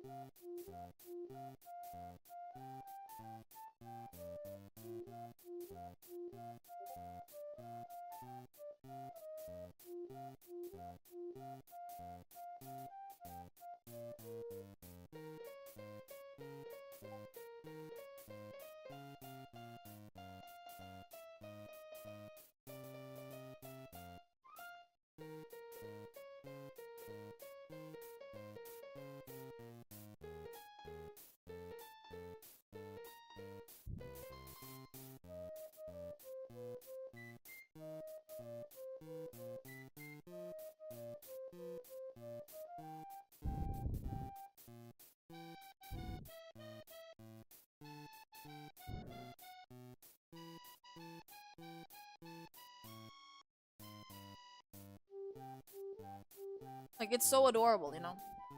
Seeing like people seeing. Also, what motivates me is like this one comment. So, okay, this is like me. This is like a long while ago, right? A long while ago. I don't even remember if this was before or after I dipped my toes in Teen Titans again. But I remember it so vividly. I am the type to never forget. I mean, the feeling. I never forget the feeling. I may have forgotten what the contexts are, but I never forgot the rage that I felt during that time, right? I am a very, what's the word? No. I never forget, basically, you know? If I hold a grudge, I hold that grudge forever. Forever. Like, I hate this person 10 years ago, I still do to this day. Kind of like that, right? And I remember reading this one comment. I don't remember when, but it's like a while back, and it kind of what fuels me now to again push the Flinks agenda, because you know I love this ship, I really do, but I also really want to piss this person off. So there was this comment a while back, and I read something like, hey, you know, because probably how, I don't know, maybe they most likely because this guy, the person I'm assuming is a man, because usually a guy says something like that, but he basically says something like, oh man, Jinx looks like the type to like change boyfriends every day, you know? The implication being she's not loyal, or like, oh, she's like a kitten type of like partner. And I remember being pissed at that comment. I don't remember when, but I saw that comment, and I was like, no, she's not. How dare you assume her, like, as like assuming like she's the type that like changes guys every day. How dare you? How dare you? After what she went through, and that, like that. I remember being pissed looking at the comment, and it just kind of made me want to make more Flinks stuff. I really do.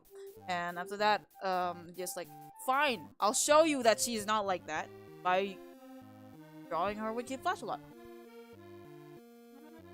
Like, again, you know, just because she has many exes, not many, not that many, really, like only like one known one. The other one is like literally just like a non-serious thing, and then Kid Flex is like, that's not that many. Come on. And just because she has exes doesn't mean she's in this. What's the word? What's the English word again? In whatever. Doesn't mean she's unloyal. Doesn't mean she's the type to change boyfriends every day. Who do you think she is, kid? That pissed me off.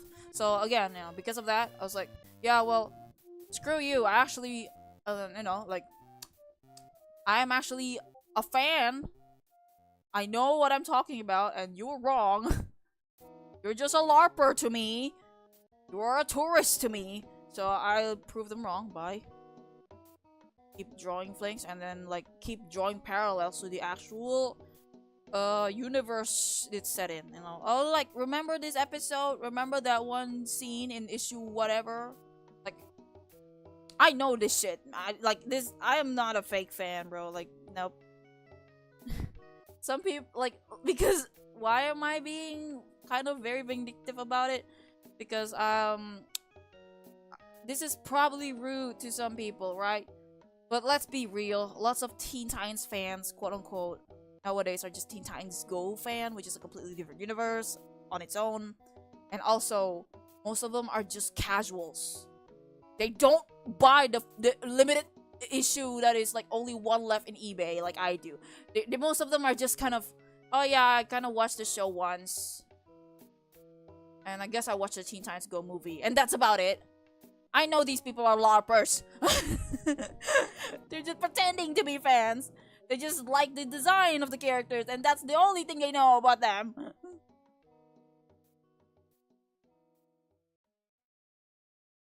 I'm not saying, of course, that, oh, you have to be a real friend of them. But the thing is, what makes them very annoying is, like, they act like they know their shit. They act like they know what they're talking about. They don't. You don't know anything. You watch the SFM porn version of them. You don't know anything about these characters. You don't get to decide what they're like. At least when I do it, I have evidence. Like an actual fan.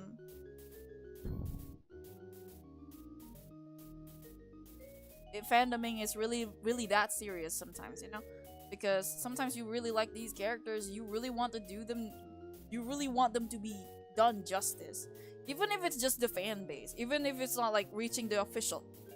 Like, you don't really demand stuff from the official and such. Like, you really want them to be treated with respect by fellow fans, And that's the things I do for love.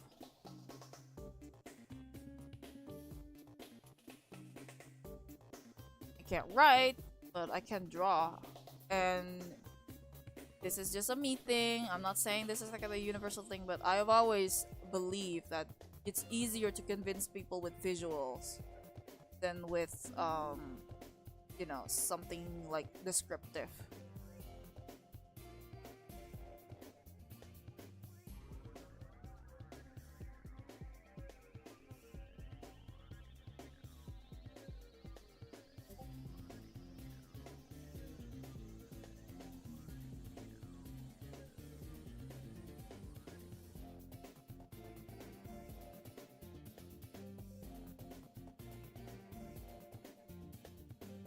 But thank you, thank you for coming to my TED Talk. I'm kind of openly rude today. Like, nope, cat's out of the bag. I'm gonna show you how I feel about things.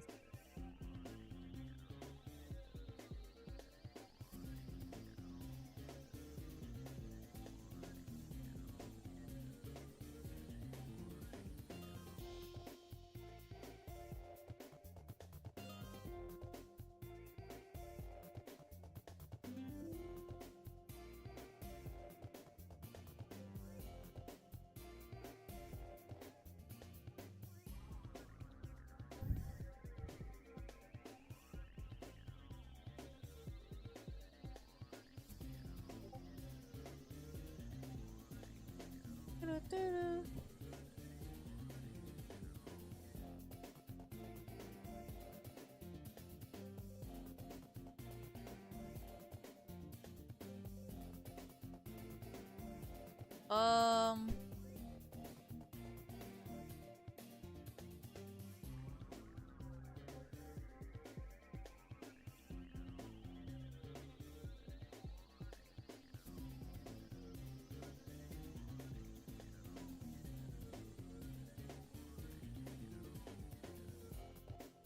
How do I?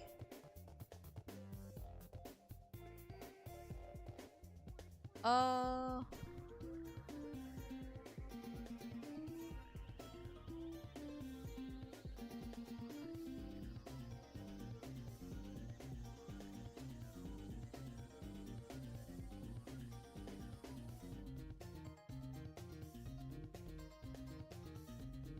Oh yeah.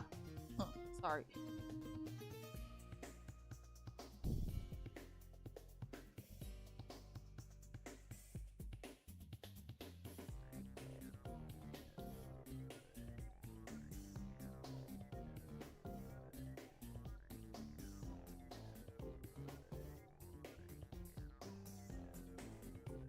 Um.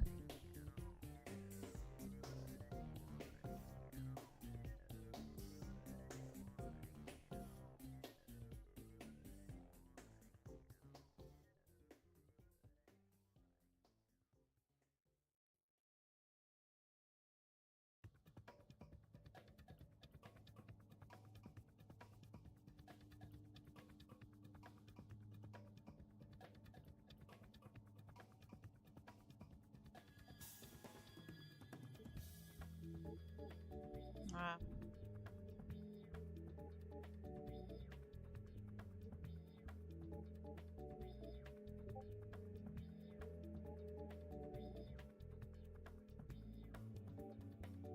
uh.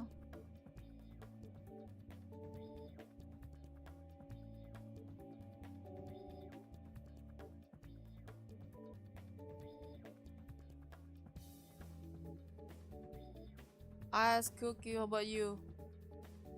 Hey yo, Dragon Direwolf, what's up? You have them? Good for you, man. I don't. Enjoy your cooking. Yes.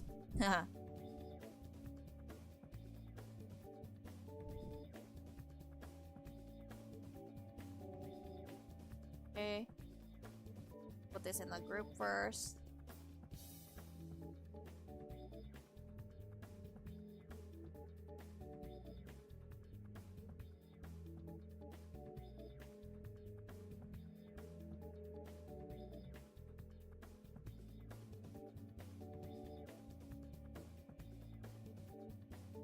Some LARPer in the comments section saying something like, "Oh, actually, I prefer side jinx more." I don't care. I never asked for your opinion. But I know you're insecure because you can't create content for your ship. So you're just complaining on other people's ship. And you just like, "Oh man, I like this other ship more." Just whining. All you can do. Yeah? I mean, you know, unlike some people, I actually read the comics. Anyway. Where was I? What was I making? Right.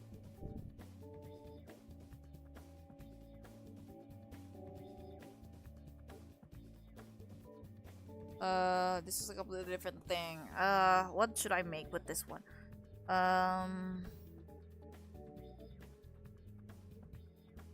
I really need to look at some references with this one because I'm kind of bad at it. That, and then the other one, which is I have to like sketch this other thing. Oh, fuck. What should I make?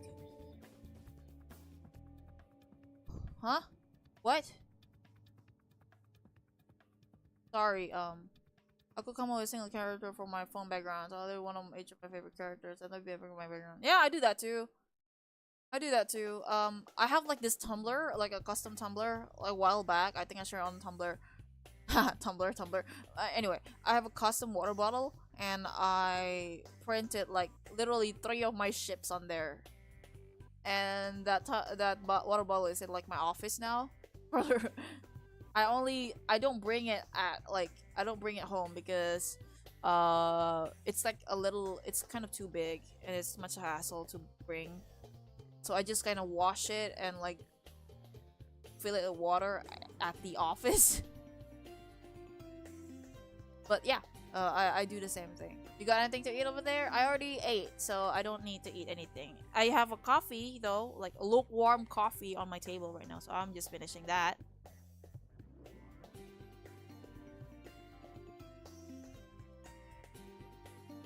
I've never heard of this ship before. Yeah, it's like a thing that probably some comic people know or whatever. Or again, Raven is like a very popular character. So, you know how it is with very popular character. They ship it with everybody. Like every fucking body. That's how it is. That's how it is with fandoms. If a character got too popular, just so you know, the fans of that character must have shipped that character with everyone. It's like it's a thing. Yeah, it's a thing in like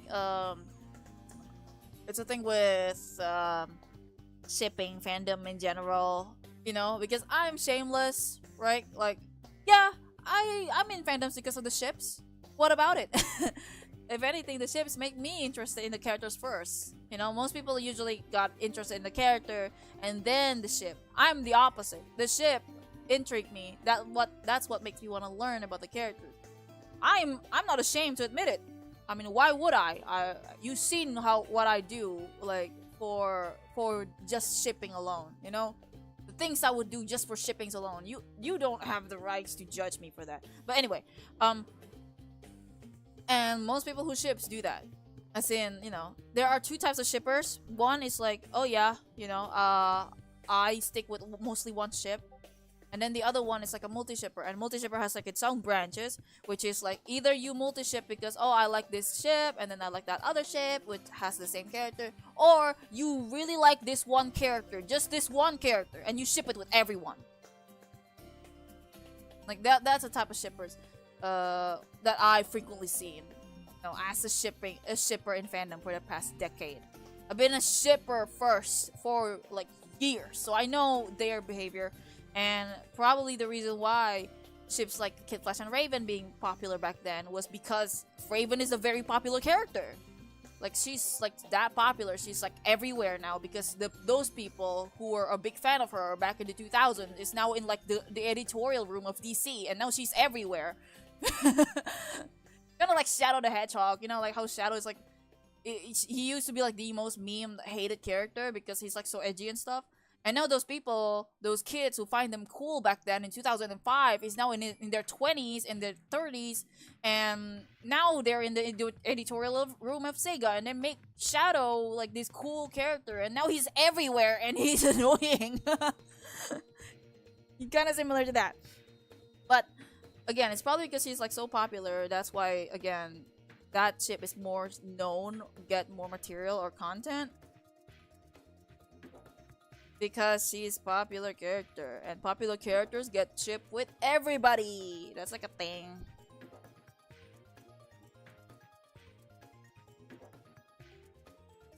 Uncle, my favorite member might be a little hyperfixated of them. Yeah, that's fine. I mean, me too. Mine as well. Right? Don't get me started on the Tumblr sexy man pose. I swear to God. I swear to God. Like, Tumblr sexy man is like the modern equivalent of it. But way back when, it's just like a thing where people is like a huge fan of a character. They ship it with everybody. Everybody. But there are like another branch of these type of shippers, right? Where, yes, one is like, doesn't mind it, but there's this other extreme one where, yes, they ship it with everyone, but it should not be consistently with the same person. It has to be with everyone.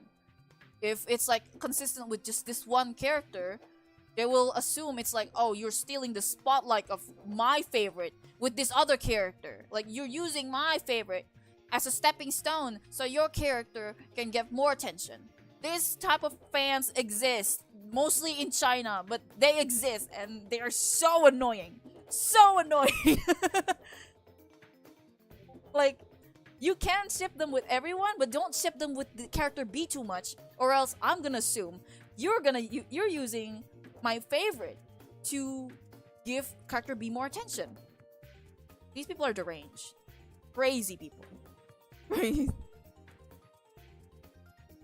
Deciding live. Of course I do. That ship started from what? A fucking porn animation? I still have grudges over that, by the way. I still held grudges over that because I was a child when I saw it on Newgrounds without my consent. I didn't know that. I, I, I was confused then. Now I'm just kind of pissed off, you know? Like, because here's the thing, I was like an edge lord. I was an edge lord back then, right? Like I really like ships. I mean, like, not ships. It's like I don't mind edgy animations like that, you know? Like, I watched the Modifiers parody when I was younger. Like, I shouldn't. That is literally an adult territory, but I did. And when I was like a young teenager, an edgy teenager, I was like, yeah, I want to be able to do that. As in, I want to be able to copy an art style and then make a scene that does not exist. And you know, some good did come out of that. I actually do attempt to do that, but I'm doing it for good. I'm not doing it because I'm a gooner. I am the opposite of a gooner. I want to create scenarios that don't exist, but it's like a specifically ship scenarios that does not exist. I've done this with Ace Attorney. I fooled some people with it. I've done this with like panty and stocking, but not really panty and stocking. I've done it with Genshin Impact. I've done it with like commercially, as in like people think it's from an anime, but it's not. I was commissioned to make it. I've done it before, and I can do it again. Like, the 2000s is full of gooners. I was there. I mean, yeah, the internet was a wild west, whatever. Great, that's great, but also, like, again, there's like no boundaries there. So it's like, ugh. Taylor tried to claim that's their own, like, why just make an OC because she's, oh yeah, about the character like that. Yeah, I agree. I think some of them actually did become like creating like an OC based on their faiths like that. They do, but like most others, they're just like becoming like these stands. I think these type of behavior is more prevalent nowadays because like the whole gacha game culture and how they treat fictional characters like they're idols, you know? It's like more prevalent now. Back then it was like this one guy in the forum that is super annoying. But yeah, again, you know, I'm just saying like I'm not saying you can't ship things, but also you are annoying for like crossing boundaries, you know? If I like, you don't talk about, you know what, I actually really love tenderloin. I actually really love killing sheep for lamb meat in front of a vegan. Like, is that not rude? That's what it feels like to me when people talk about other Kid Flash or Jinx ship. Like when I'm posting Flank's art, like nobody asked for your opinion. You're just insecure. That's why you don't get any new content nowadays, did you? So you're just complaining on my post about it. I swear to God, these people are so annoying. I'm so glad that I barely see these people anymore because I keep blocking them. So it's like a Fling's friendly place now. Thank God. That is my IG. The one thing Zuckerberg is good at is like making an actually effective block button, because I heard the Twitter block button is getting worse now. Like, straight up, you still see the post on the search result, you know? Like, it's not even like, easy to distinguish anymore whether the person is like you blocked or not, you know? Because earlier on, when they have this like, oh, you still see the people you block, it's like you can tell this you block this person because the comment or the the retweet or the like buttons are like kind of faded, like the color, you know, like, oh yeah, this person blocked me even though I still see their post, whatever. But now it's like you can't tell until you like check the status. I was like, oh, you blocked this person. Like, I kind of don't want to see horrible opinions, you know? I kind of don't want to see bad taste from other people. I block people for a reason, and yet, you know, Twitter kind of just make things worse for everyone. Now everyone just sees people they hate on their search result a lot. And that's why I don't go there often anymore. But Elon didn't do what Zuckerberg did. At least Zuckerberg is like actually, I hated that guy. We all hate corporate entities here, but still, at least he made a much more effective block button. Like literally, if that one person you block has another account, that account is also blocked, like automatically. Like that's great, saving so much time.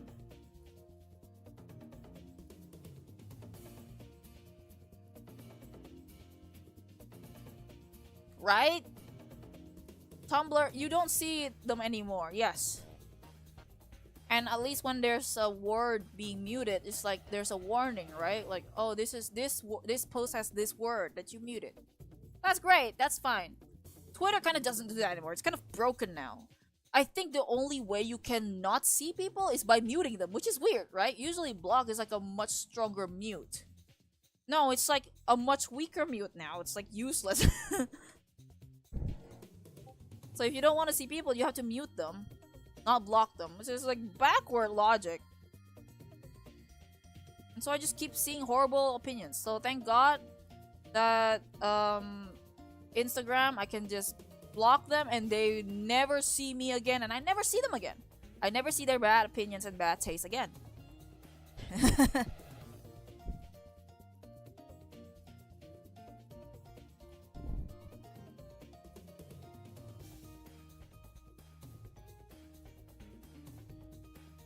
But that's basically like yeah. I had to block someone for inappropriate post on my Tumblr. Honestly, mood, on Tumblr, I think there's like lots of spam bots. A lot. I get it. I do that too. I think on Instagram, I also do similar things, but they're not bots, they're actual people. Like, there's legit, like, I'm not like super, I'm not super, like, I'm not the type to be like, oh, you cannot be posting weird, inappropriate things because, or, whatever. I'm not that kind of guy. But, you know, the thing is, with internet nowadays, people are like echo chambers, right? If someone started something, and someone does the same thing, the other people that saw that post is gonna do that thing too. They're just gonna do the thing and think they're funny because of it, Like, they think they're memeing. Which is why I turn off the image or GIF comment. Because when one person started, like, sharing unfunny shit, the other people that saw it on their feed will do the same thing because people are so unfunny nowadays.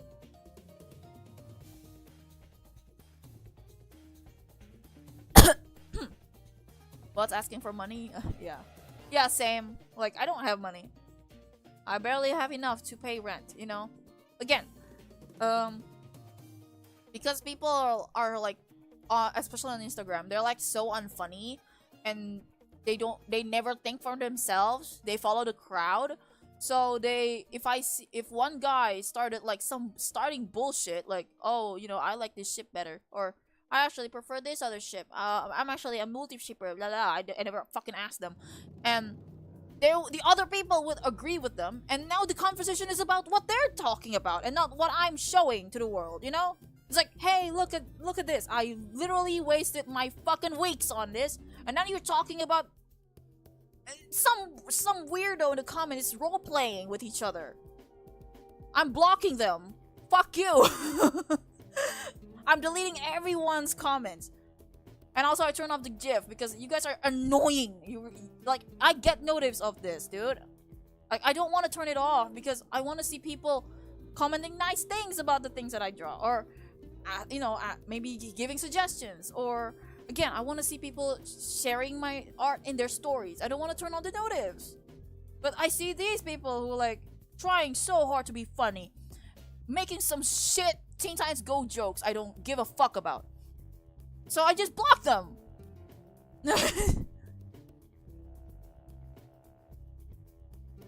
Oh, okay. Hello, Lepin. Finally, it works for you. I don't know. Maybe it's like the internet on my end as well, because it's been raining, and the rent that I'm staying at, the internet kind of gets like buggy a lot when it rains. So, you know, maybe it's not just you, maybe it's just me, it's me too, who knows. But I'm glad to see you join finally. Good for you. Hope you're having a nice weekend because I don't have a nice weekend. I mean, as in I only have one day off because on a Saturday I had to do stuff on the campus, you know. I had to do something. So I only have one day off, and tomorrow on Monday there's like a whole meeting or whatever. Ugh. But anyway, enough about that. But again, you know, it's an echo chamber of unfunny people. So those people I just block. It's like I remember like vividly. I still do. I hold grudges, right? One people did shit to me. I will forever remember it. Forever. So like this one person have the gall to tell me that I'm the rude one for yelling people out, for telling people to fuck off. Like, this is my post. I drew this and it took me 2 weeks. I have the right to be mad at you.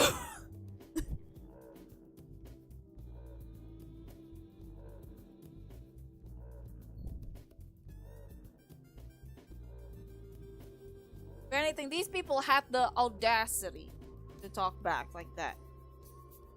On my post, in my dinner, in my own house, you're telling me I should get the fuck out? Holy crap, 1,000 shares on my recent Fling start. Great, good. That means lots of people literally went into DMs and be like, oh my god, us. That's great. Keep spreading the words. Keep spreading the good words out for me.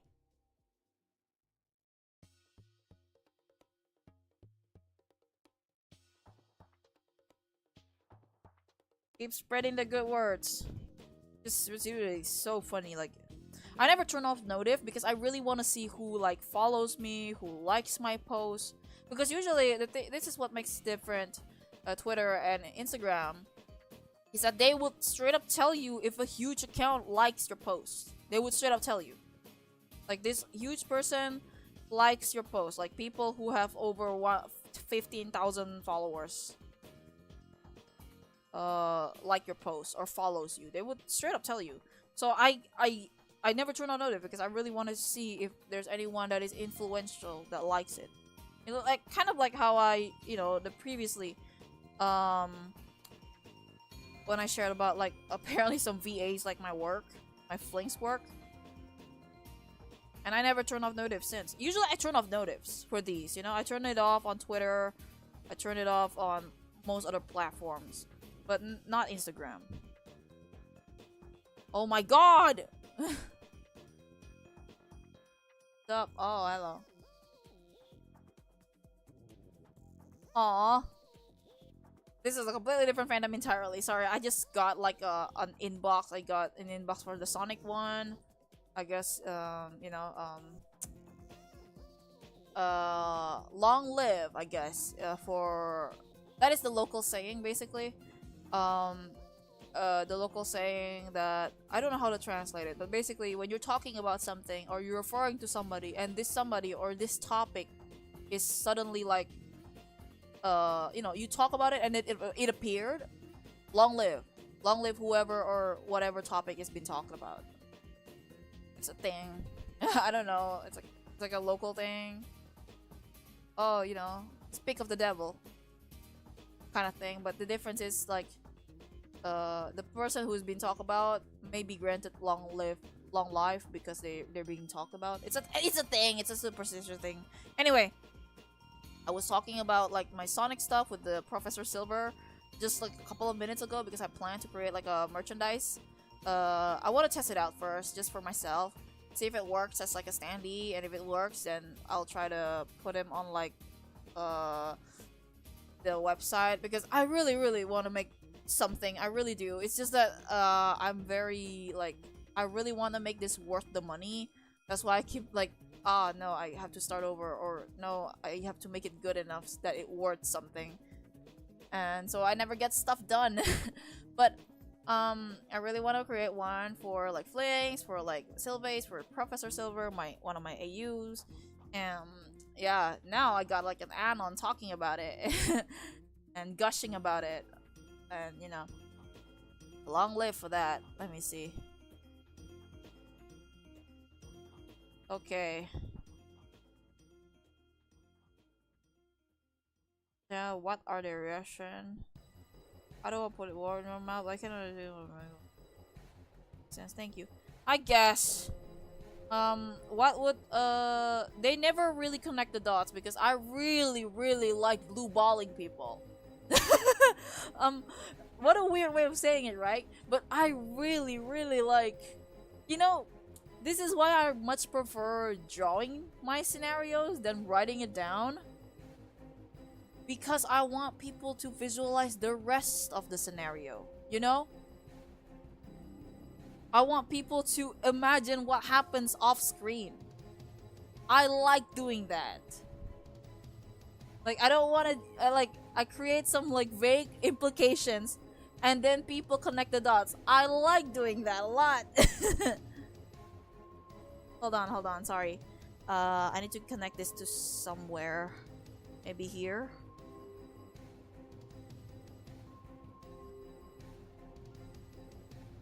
My, does it connect? No? Oh, it does. Okay. I absolutely love messing with people. Yes, it's like my favorite thing to do. That's why what I really like, you know? I love creating half scenarios and then people come up with the rest of them. You know? Like legit, that's my favorite thing about fandoming, you know? And I think it's like the one thing that lots of creators kind of not doing. And I kind of wish they do more. What is it? Just leave it to the fans' interpretation. Just leave it to them. Because it keeps them talking. It keeps them talking. If you tell everything, if you explain everything, it's like, oh, okay. And then they're like not gonna dig further. So you have to keep stuff in the dark up to the fans or the reader or whatever's interpretation. And leave it there. Let them speak about themselves because it keeps the topic going. It keeps them talking. And that's the same thing with how I draw, right? Like, yes, exactly, right? Red X, the reason why he's so popular is because nobody know who he is. Some people think he's Jason. Some people he's just a random guy named Savior or whatever because he started with an X. Who knows? Like, he's an OC. Like, whatever. People can speculate. And they never give any proper answers ever. Because it keeps the fans going. It's same thing with drawing as well. Sometimes I draw these fake scenes. Like, they're in the middle of talking about something. Or they're in the middle of doing something. I never give the full context of how it came to be that point.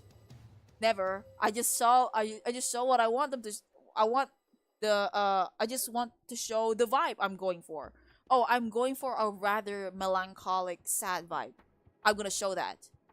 What's the overall context? I don't know. You think for yourself. You keep the conversation going. He's a blank slate on purpose. Exactly.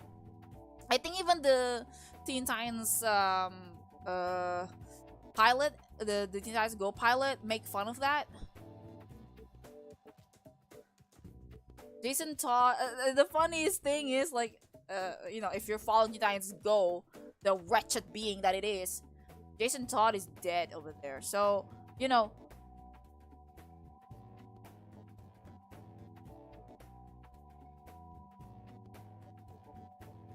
it's still I'm still kind of finding it funny that one person of this Discord left the server and that person is like so happened to be a Teen Titans Go fan. I think I scared them off. Sorry about that. I can't pretend I like that show ever. I'm sorry. The grudge is so deep. It's been 13 years. It's been 13 years. Oh. Yeah, in Teen Titans Go, he's kind of dead. I think it's kind of making fun of that. I don't know in the in O3 universe though. I kind of want to keep it up in the air. Like, I don't want to bring up other Robins. at all. Maybe like at most it's like Batgirl, but that's about it.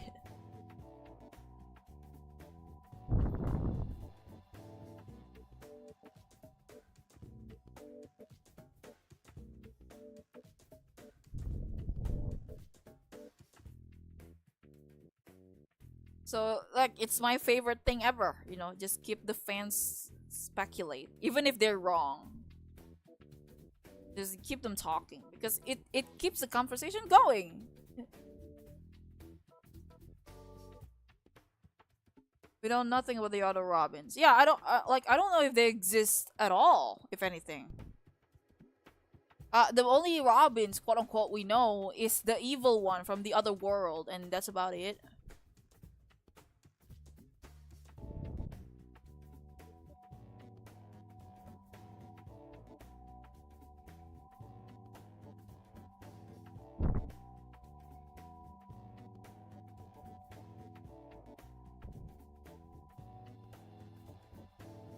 I need to fucking find a reference image for this.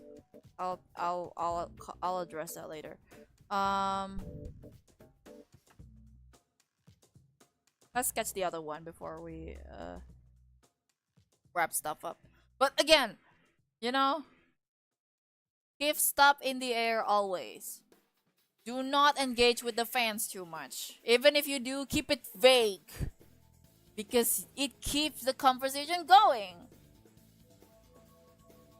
Lots of like modern creators, they kind of like they show their cards too early. As in like they tell too much.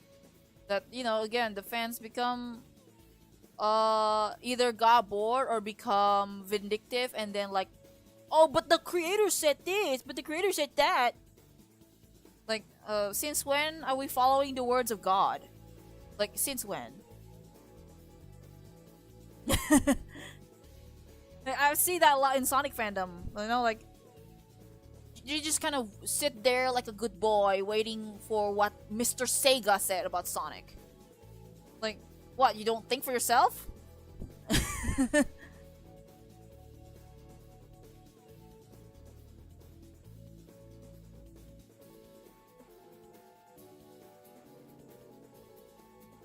So that's why I always like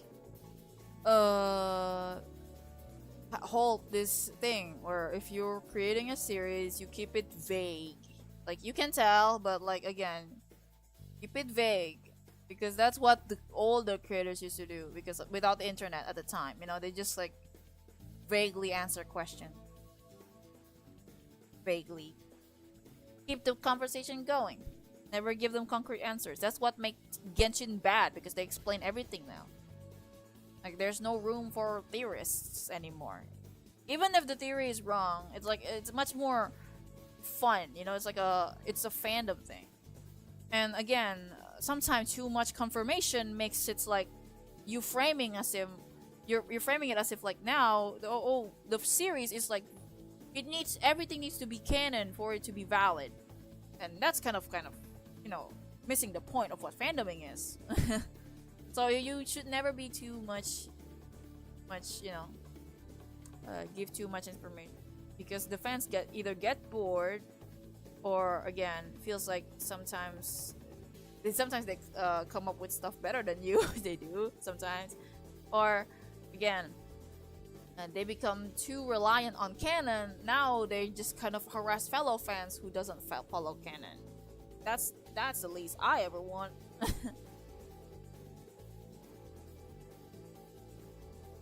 My personal stories of my own character, well, like halfway done. Remember, still one more chapter. Don't tell the whole story. You told later. Yeah, exactly. You should do that. As in, like, you don't tell the whole thing. Just tell the vibe you're going for, and be vague about it. Be mysterious and nonchalant.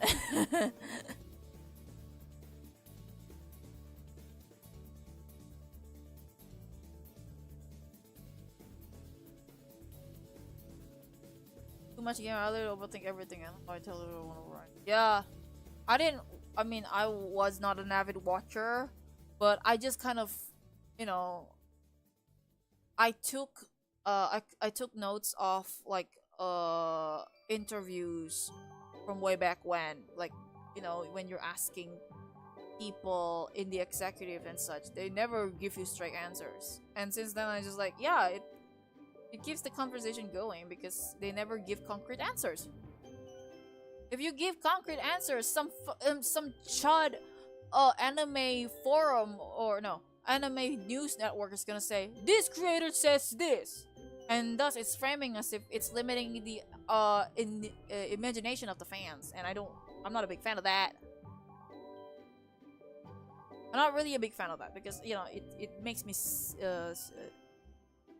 it makes me all irked. It really irked me. And again, and maybe to some who listen in, who doesn't know anything about me, kind of assume, well, you always push the fact that Flinks is canon. Like, what makes you any different from these fans? Well, here's the thing. I like Flinks not because it's canon.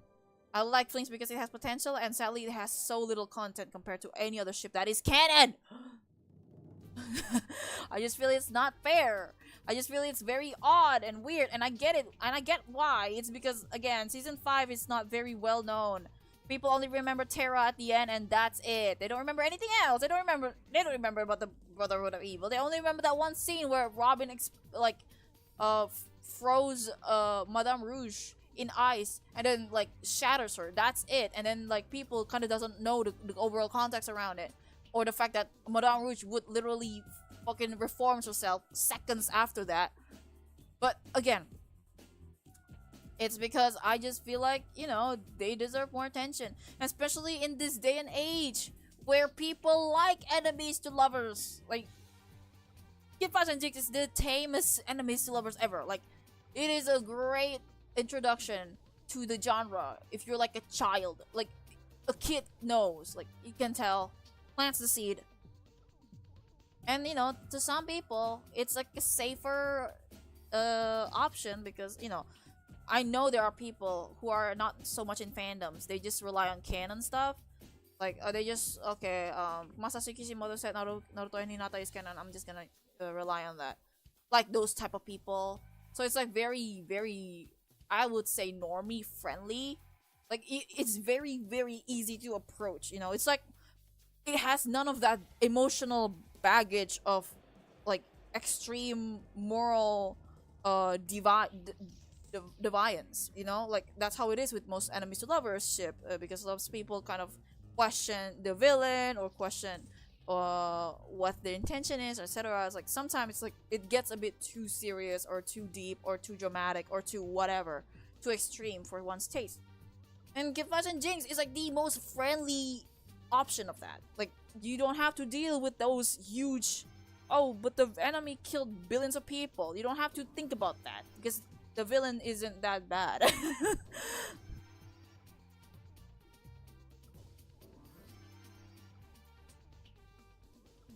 So like again, in the day and age where people really romanticize enemies to lovers, them being not popular fucking baffles me.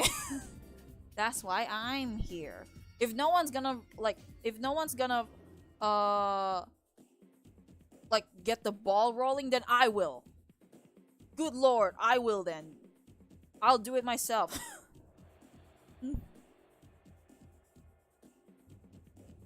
Okay. And because of that, I'm just like all the more happy when people like finally sees what I'm getting at, Like I don't come up with this ship on the fly. It's a thing for a while. It should have been up there with the big two ships, which is like what? Robstar and BB Ray, I think. It should have been up there, but nobody give a damn, I guess. Or maybe they don't watch the whole show and they're a bunch of LARPers, who knows.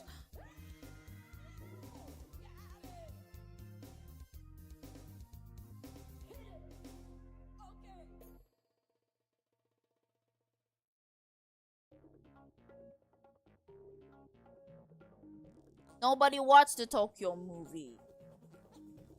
They only remember the scene where Robin and Starfire kiss, and because that's what they saw on YouTube back in like 2010 or whatever. Because that's how the let's just admit it. Most of these people's knowledge of Teen Titans is probably just some clips off YouTube.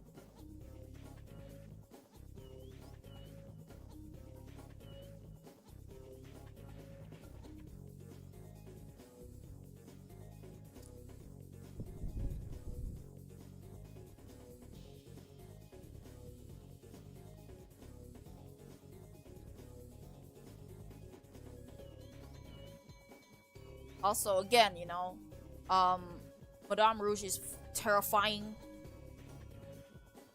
She stretches as fast as like how fast Kid Flash runs. Like she's scary. Obviously, he had to do it out of desperation because she's kind of unstoppable. Like people just did not watch the whole thing ever.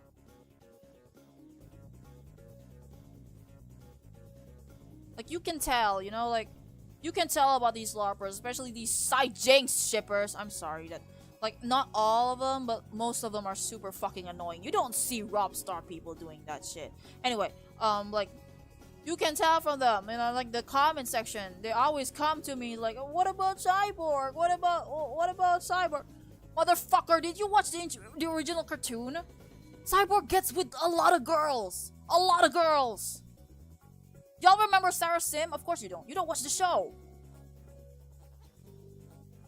He went back in time and dated some girl in the past.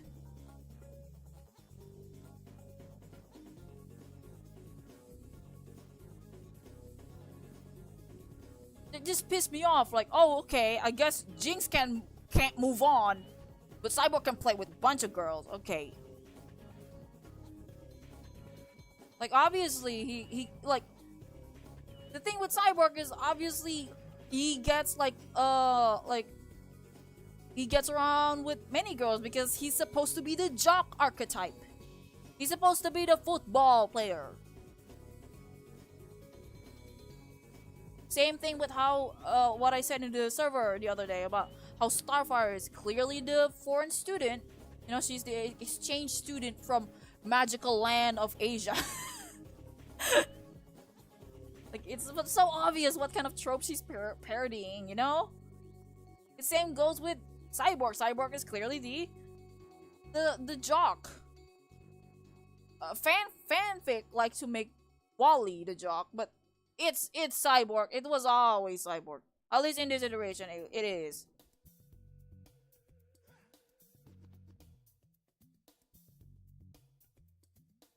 He is. He does. In the comics, he does. I think it's like very consistent. He's dating like Sarah Sim, which is a girl who cares for disabled kids. So it's like even more fucked up. He kind of two-timed her, you know?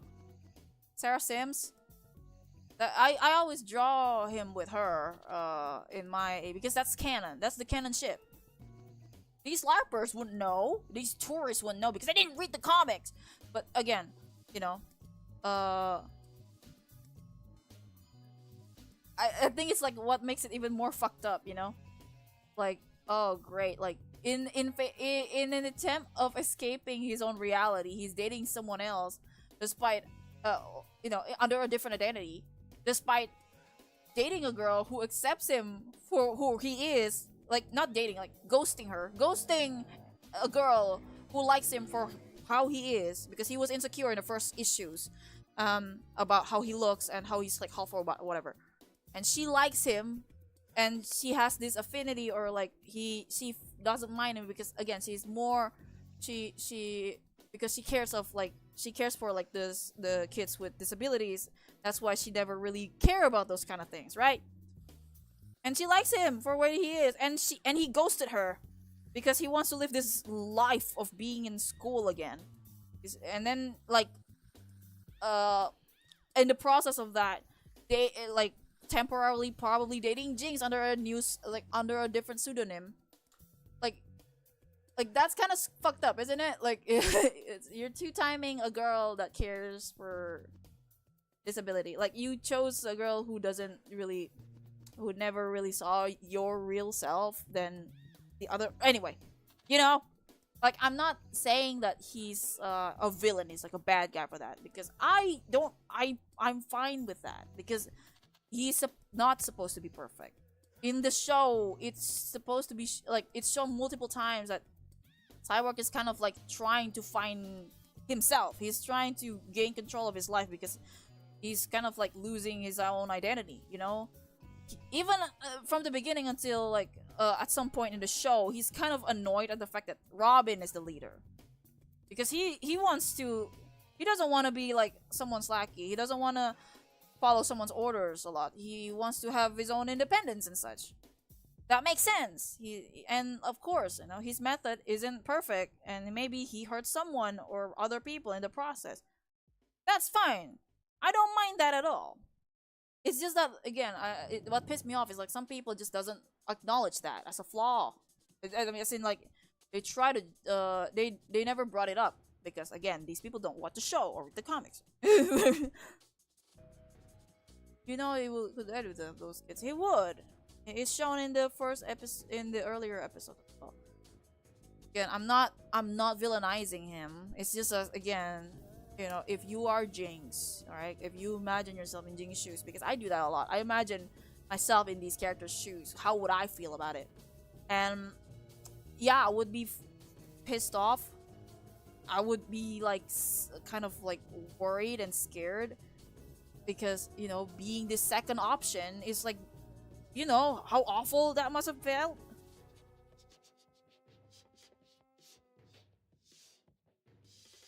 Like being an overachiever that becomes someone's second option, that sucks. That must have sucked so bad. That must have like that probably like mess up with your trust and such.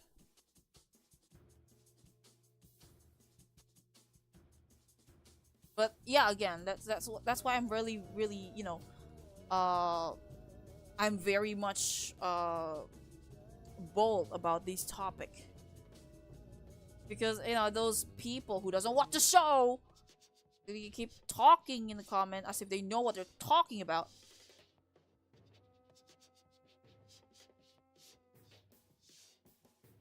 Like, they act as if like, oh, poor Cyborg or whatever. How about how Sarah and Jinx felt it being played like that? Like Sarah is an angel for like accepting his apology, because I would not.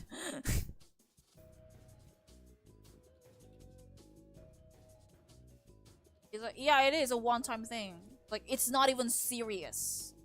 Second option I meant in the way that she is literally just the second bananas, you know? I mean, like, it's never serious. It's like not even a priority.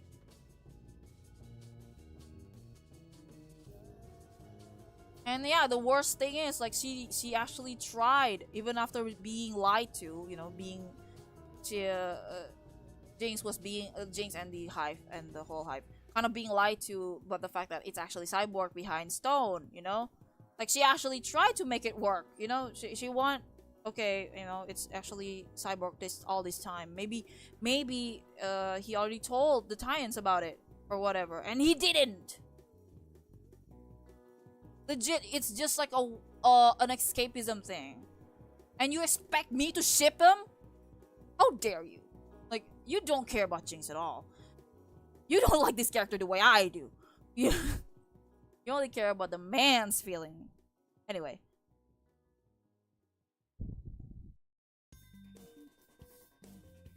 He did. He only had a crush, which is normal. Like, I'm not villainizing him. It's just, again, in the context of everything, right? Everything.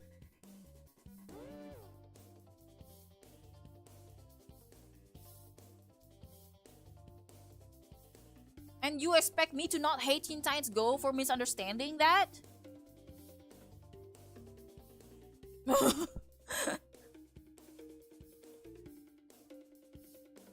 I was justified in hating it when I was a preteen. I still do.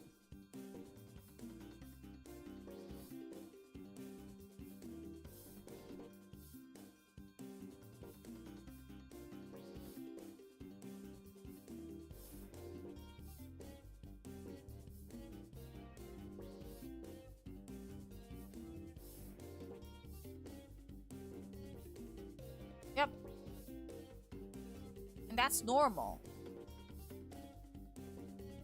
Like, yeah, again, you know, someone in like the IG DMs also like acknowledges that, who is like a Cyborg fan, and he acknowledged that, and that what makes him, you know, flawed.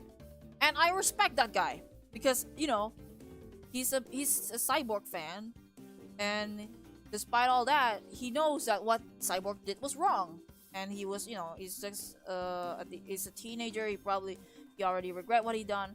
I respect that. I respect that guy because, again, you know, the character is flawed, and he acknowledged it, and he's like not being a larper and a tourist and doesn't know anything, and he acknowledged that, you know, maybe like there you know, he kind of brought it up on himself and stuff, and that's normal. As in, like, teenagers, they're kind of confusing creatures.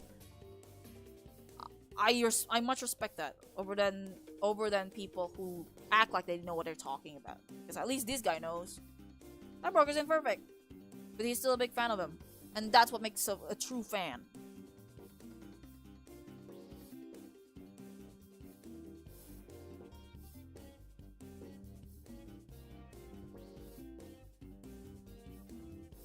Welcome home, cheater.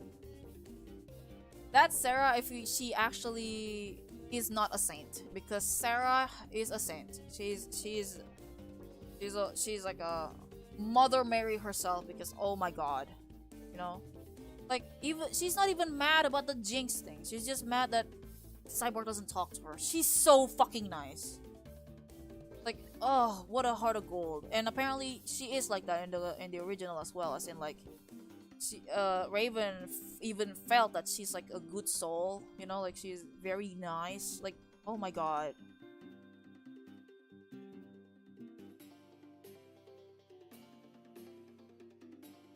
Like, basically she's like the type of character that radiates green flag. And oh my god, I just feel so bad for her. You know, like a girl to girl, I feel bad for her.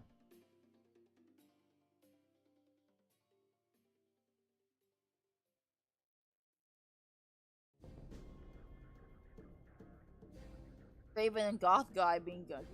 And the best part is, and I think it's unintentional on their part, but I really liked it all the same, is that Starfire points out that even if they kind of like drawn to each other, they don't show any romantic interest. So it's like a very arrow ace thing. Like, it's very, very like, yes, they like, you know, their relationship is like very kind of probably just its way of showing, oh, look at these goth people, they don't have emotions or whatever, right? It's probably showing a joke at that. But unintentionally, as years go by, and like, you know, queer identities and queer relationships exist, if anything, it makes them all the more queer to me. And I really like that, you know? Like, they experience attraction but not romantic. So that's very cool. Like they're arrows. That's amazing, actually.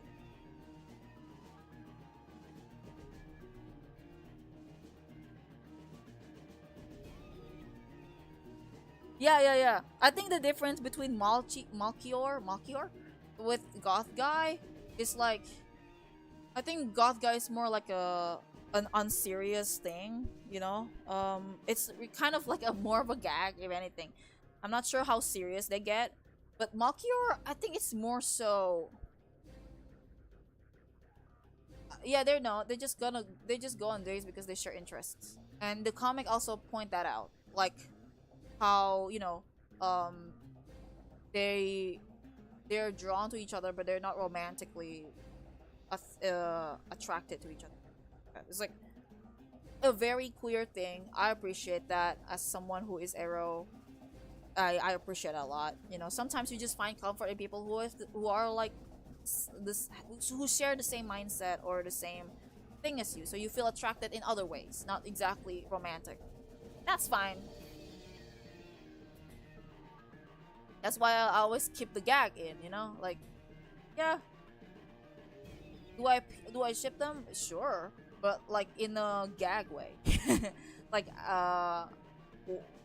will I dig them any deeper? No, I won't. I just thought it's kind of funny. You don't have to. Yeah, exactly. Like they probably went on dates. They have went on dates. It's just that again, the way they express love is different.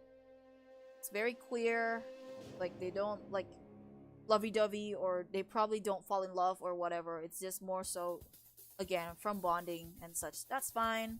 Probably they share the same interest in the same book or whatever. It's very, very, very, very ace. I really like that. But for the Malkior thing, I think what makes it different is that Malkior is like, as I watched it, like it's more so a metaphor for grooming, because Malkior is clearly someone that is much older, like a mentor or a teacher, and Raven was groomed by him to do his bidding, basically. So that's what makes it different to me, because Malkior is doing using like his experience over her, so she's like looking up to him. Like there's like a power balance there. That's what makes it different. It's like having a crush on a teacher, and this teacher is using that as an advantage. Like a creep, because that's what Malkior was, a creep. And he he was using Raven the entire time, so he can reveal himself to be the evil dragon all this time. He was like creep. From the episode alone, I can tell it's supposed to be like a metaphor for grooming. You know, I can tell. Even that one fanfic I hated can tell. Even though they fucking justified the whole thing. Like again, I am not the type to go, oh, crusade, like you can't depict these. No, that fanfic was kind of awful because they don't give any warnings for that. You just bam, shown Raven is in the strip club and is like underage and like sold to prostitution. There's no fucking warning for that. That was an awful fan fiction, by the way. And also, again, Malkior is there, and as depicted as her teacher, and it's so fucking creepy. Like again, I'm not like a moral police. I really am not. But like, it was so creepy, and it was so weird, and they didn't give any warnings about that in the tags or anything. And it just happens, and they have the gall to have that, right? Have that. And still put like Raven and Beast Boy in the main tag. Like, how fucking dare you? Like, how dare you? Like, I'm not even a shipper of it, but like, can you imagine if I was, and I saw that, like, oh look, Raven and Beast Boy is featured in one of the main ships, and I saw that, I read that. Good God, man. Like, even the fic itself doesn't feature mostly Raven and Beast Boy. It's only like, compared to Raven and Malkior, it's like super duper like little. Like that is a horrible fan fiction.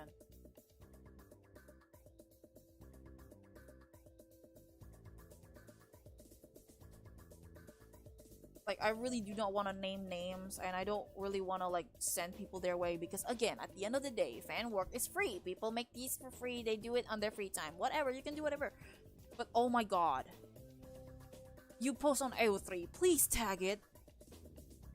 I don't want to read unprompted Raven being sold to prostitution by her dad ever again. Jesus Christ.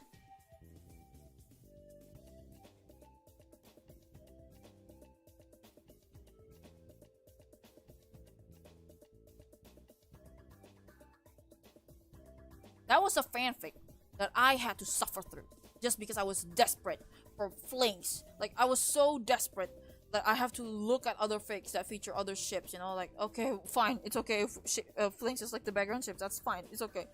And then they treat that ship awful, because of course they do. Of course they do.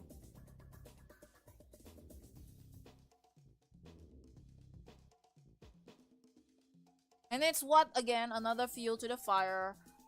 Stuff that pissed me off, I always try to give them tenfolds by showing them that no, they're not that bad.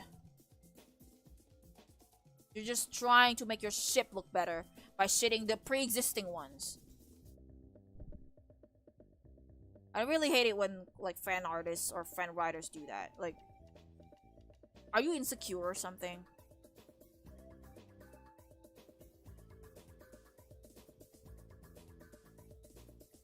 Okay. Holy trolley? Oh, it's like an person, right? Follower.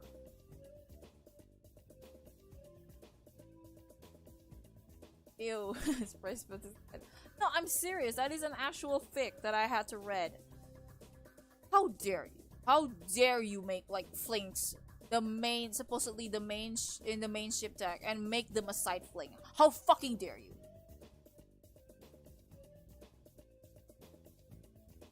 Like literally, Wally being a creep and also like just a fucking rebound. Fuck you.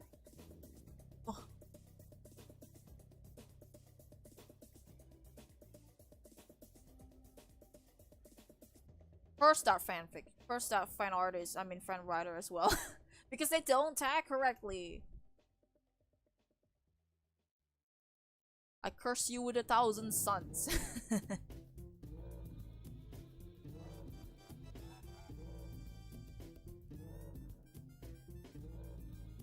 That and also that newer fic that I talked about the other day. You know, like, oh, they feature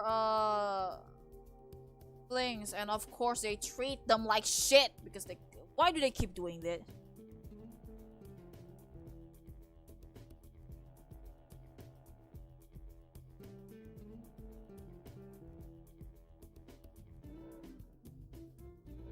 I'll keep writing through the. Thank you for your service. I appreciate that. Ugh, because oh my god, like I'm not saying, oh man, we need more fanfic. We have to spam AO3 with fics. No, I'm just saying, like, can you guys, like other people, like not the Flings crew. I know the Flings people are like, they have, you guys have the brain capacity to understand, but us people, can you like at least treat other ships that you don't ship with respect? Like as in, like if you try to feature them, put some respect on their name. Like, you know, if you don't like them, don't feature them. I never understood it. Like, it's okay. I mean, I'm fine with it, like, being an additional tag, maybe a minor ship thing. That's actually the correct way of using the tags for it, right? But no, I'm talking about these people who keep putting them in the main tag and then treating them like shit.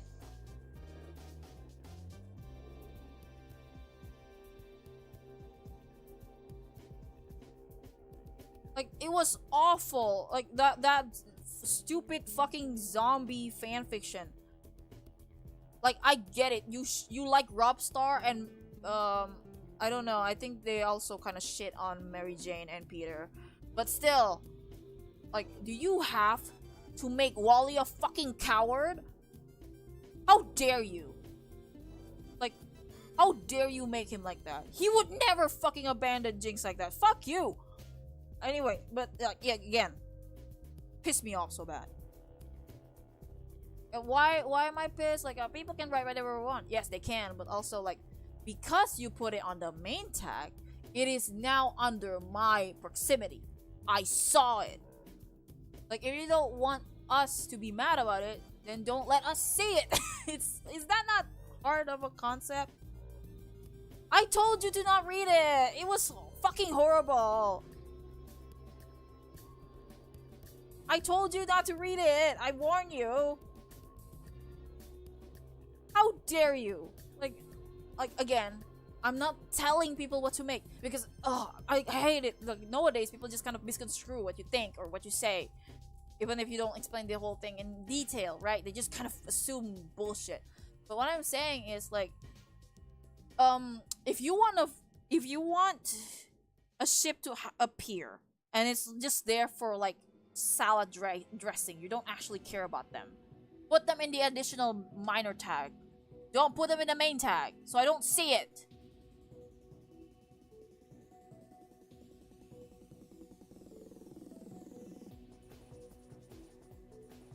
I forgot who wrote it. I don't remember that one.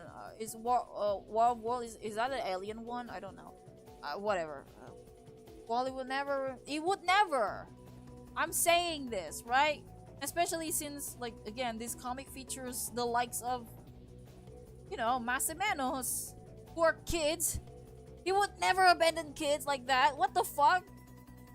Literally, other comic iterations, he's a family man with children. He would never do that. What the fuck is wrong with this guy who wrote it?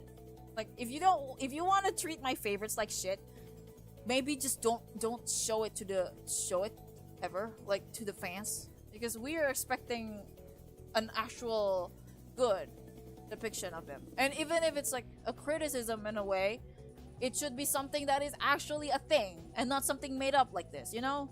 Like, I'm not saying that I am dictating what people need to write, but you put this on my radar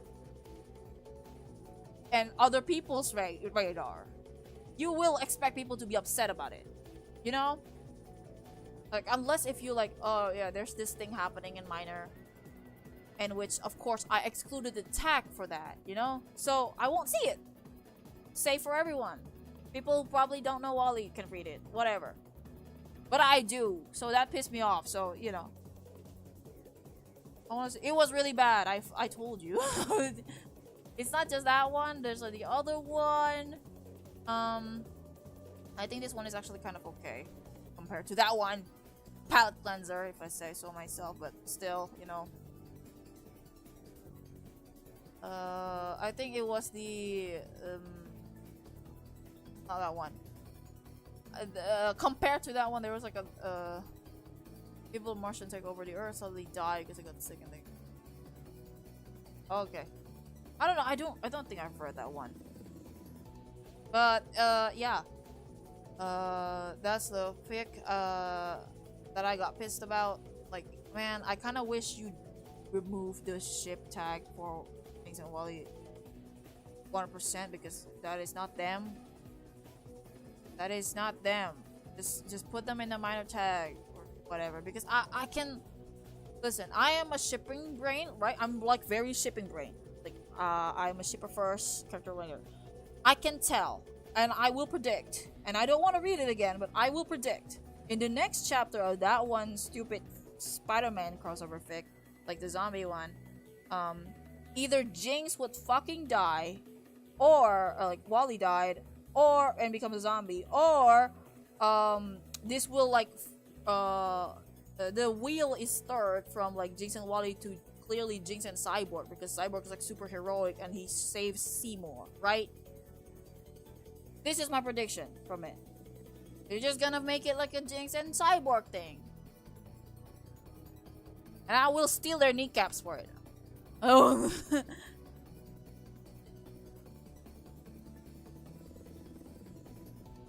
Like, the build-up is there. Like, oh look, Wally's a fucking coward. He ran away, but Cyborg saved Seymour. Anyway, have you ever heard your? Have you ever have your tongue cut off? Because that's what I want to do right now in a video game. But anyway.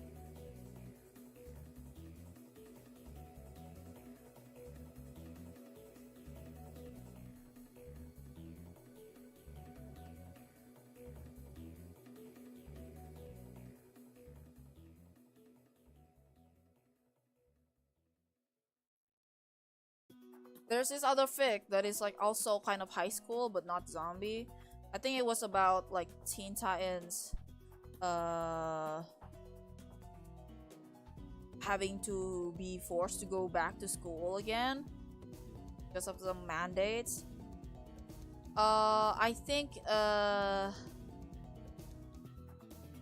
flinks in this fic is written okay. It's okay. Compared to that one, the other one we just talked about, it's okay. Like, nothing groundbreaking, but you know what? At least they're actually depicted to be kind of like the romance is there. I can see it.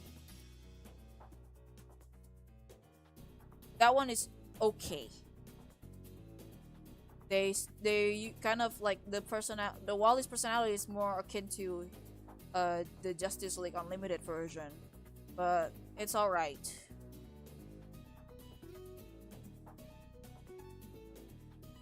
Compared to that one other one.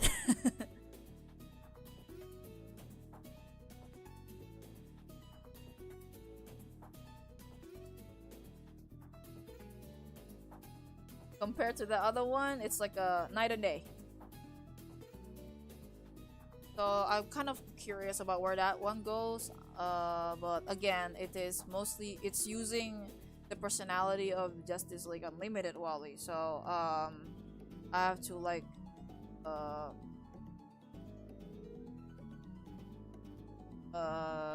what's the word? I kind of have to prepare myself mentally if that ever updates or whatever. But I think the maybe people who is a big fan of Robin or Starfire may not be a fan of that, like that one thing, because they're kind of characterized in their. Starfire is fine. Just Robin is like in his stereotypical, super paranoid guy character.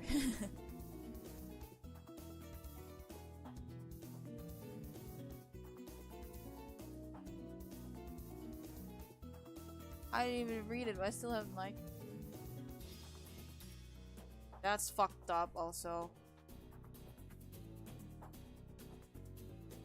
Because that's what he sees it, right? Like most people, like you only see Jinx as like an object. And Cyborg is clearly a fetish guy. I can tell. People are very predictable. They're LARPers. They only know Teen Titans from the porn parody on Pornhub or something. These people are so predictable. They never watch the whole show. And I can say this because while I may not be like a lifelong fan like many other people, that is actually fans. I'm not talking about these people. I may not be a whole lifelong fan. I'm more of a lifelong fan of Sonic than anything, but I'm willing to learn the actual source material. I'm willing to spend money on the not printed anymore issues that feature these characters. Like, I'm willing to take the fucking effort to learn about them and analyze them, unlike these people. So, you know, I have the rights to mock them.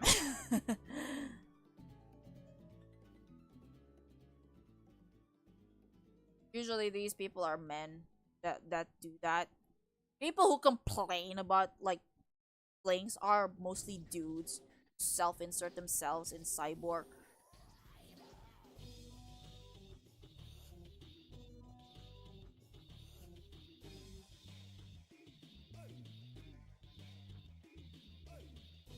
And I'm not saying like it's not okay to be like that, but like I can tell where your mind is at. It's in the gutter.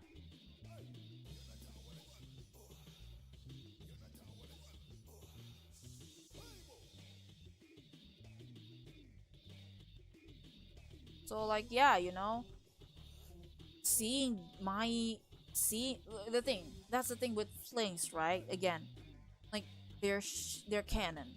They're an actual ship in the show and in the comics. Even in the show, you don't have to read the comics. You can tell the implication is there, right? Like literally just like how Saiyajins came to be. It's one episode. It's not even like segments of episode like Saiyajin is. It's a whole episode dedicated to them. Like Speed, Kid Flash's entire introductory episode is about them. We barely learn anything about Kid Flash. We learn more about Jinx as a character because it was written in a female, it was written in like a female gaze. As in, we get to know more of the female character, you know. And you know, again, because the placement of the episode being in season 5 of all places, and again, because like they're canon yet like they're disrespected like this, even though they're kind of, you know, shown the most like playing such a ship, shown more of like Jinx's as a character compared to the other ones, you know. And they got disrespected like that. That kind of irks me. That pissed me off. That's why I'm as dedicated as I am. If no one gonna take the action, I will. I'll be the powerhouse if I need to. I just need people to put some respect on their name. Like the one ship that actually explores Jinx as a character. And they treat it like that. Because you know, like especially in modern iteration of like DC and such, like they never respected her. They just pull her. They just now only draw her if they need some nostalgia baits for Teen Titans 03 fan who doesn't remember what the show was about or what Jinx's character was like.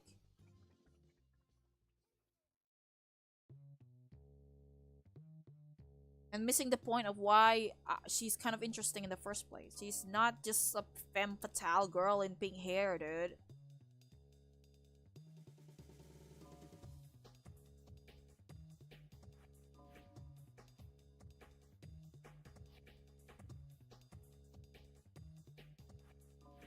So yeah, you know.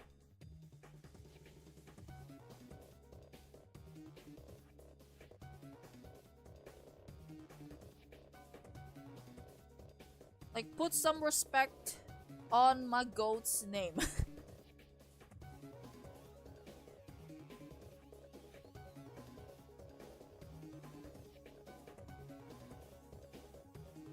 Thankfully, you know, I don't actively look up type of tags. I only stick with the flings tag and that is all. I only stick with one ship name. I don't even look for Jinx specific tags. I don't look for Kid Flash or Wally specific tags because there's always landmines. What I call this is what shippers refer to ships they don't like. There's always landmines. So I always stick with the flings tag and always a flings tag. Was that I miss a fan art that is like not tagged as flings? Well, I mean, sucks to be me. Gonna keep doing that though.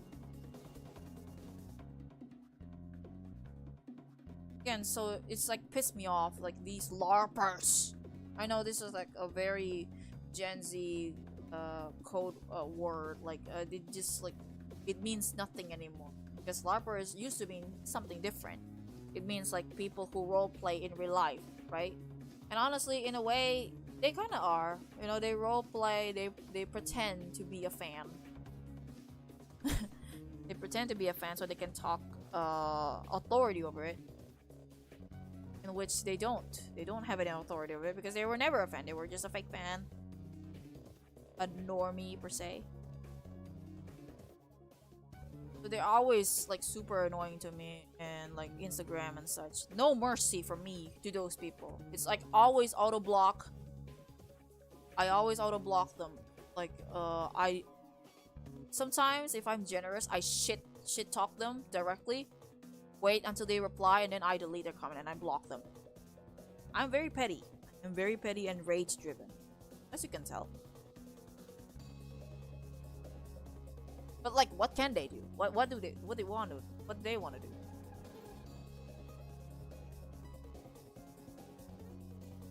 Uh.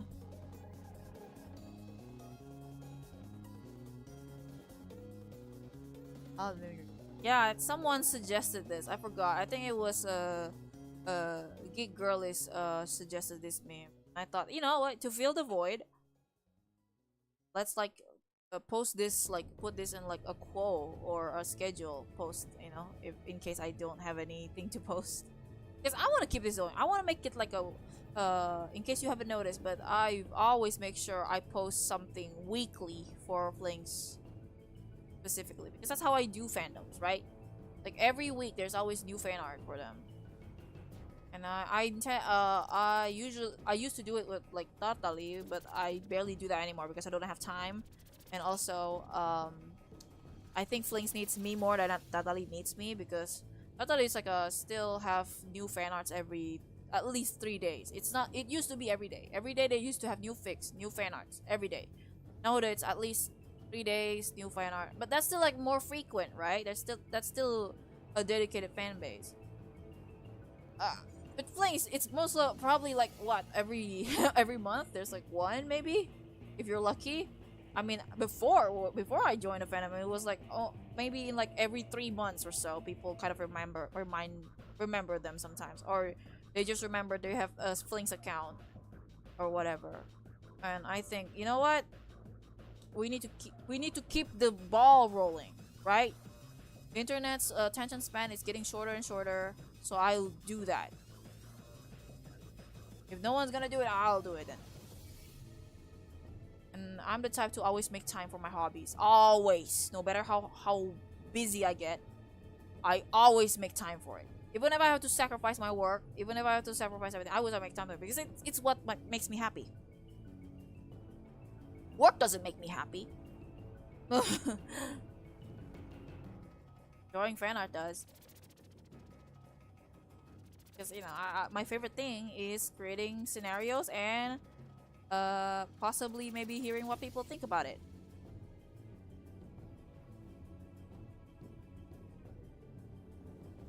So yeah, I always make time for it, and I think things needs me a little bit more than my other fandoms because the other fandom is still like up and running. You still see fan art every day, not Flings though. So until they get to be as productive as most other fandoms that I'm in, I'm gonna keep posting.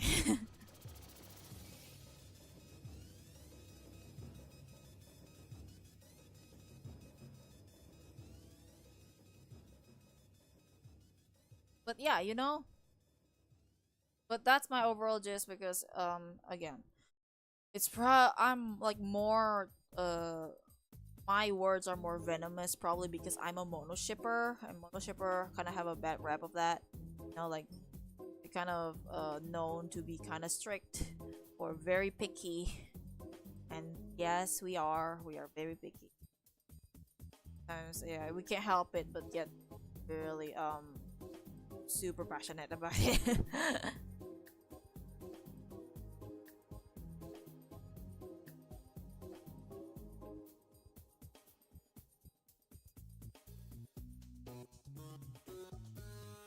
But you know,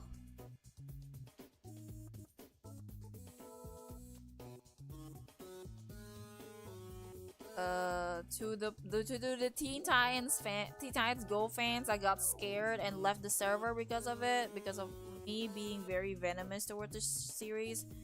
All I can say is good grievances. I'm not gonna say sorry. I mean, you kind of brought it up upon yourself. As in, obviously the Flings fan isn't happy of a side Jinx's presence. Are you kidding me?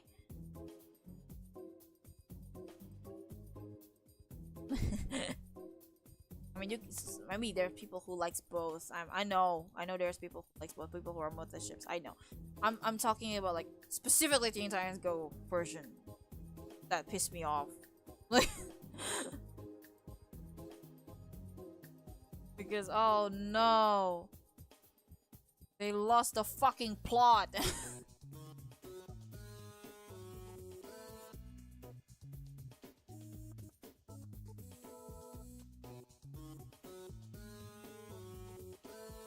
And also, it's not as interesting as Flings. At least Flings has like an enemies to lovers thing going on.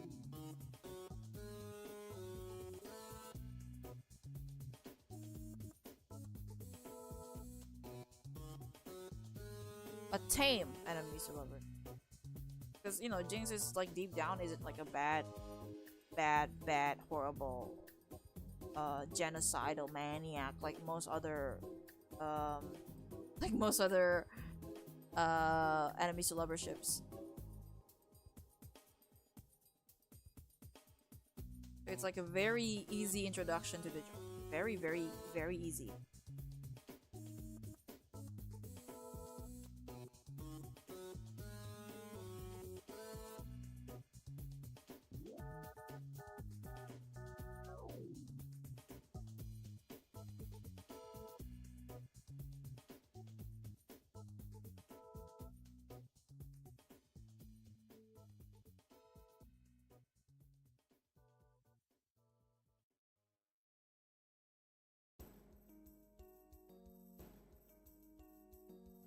Like a very digestible version of it. Very tame. It's not like a made up stuff like how some people view Phoenix Wright and Edgeworth as enemies to lovers, because they're not. At most, they're like childhood friends to lovers, or rivals to lovers, but not enemies to lovers, because they're not enemies. They're just rivals. Different with, but the thing is, because again, in a technical sense, she was evil. She was a bad guy. That still counts as enemies to lovers.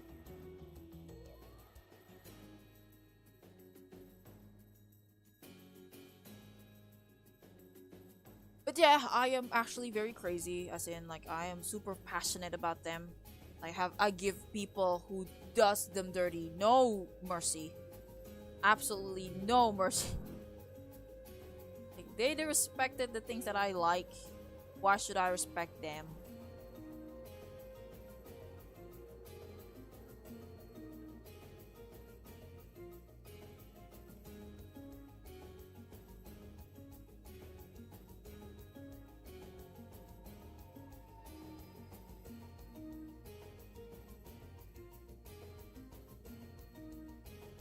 But hey, that's just a me thing.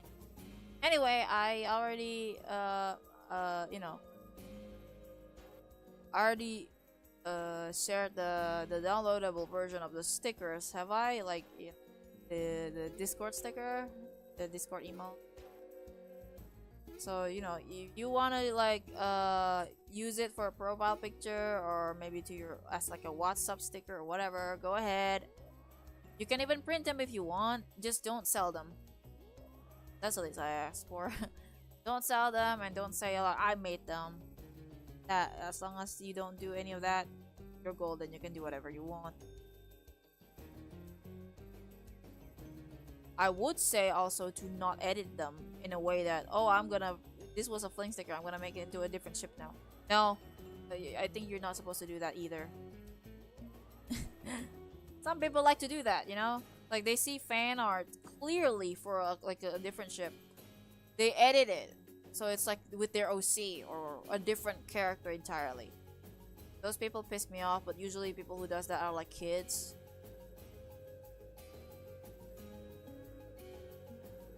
Like, you're not supposed to, I don't know, that is art stealing.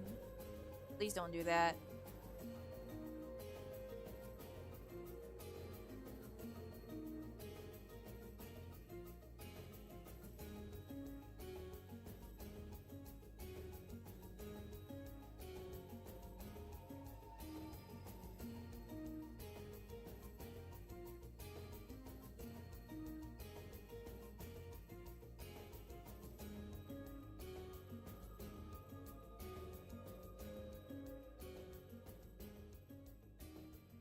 So, feel free to download. I plan to create more stickers later. I don't know when. Maybe, I don't know if next week or maybe the other next week. But, I plan to do so. Because I feel like I need more emotes for what I'm trying to express sometimes.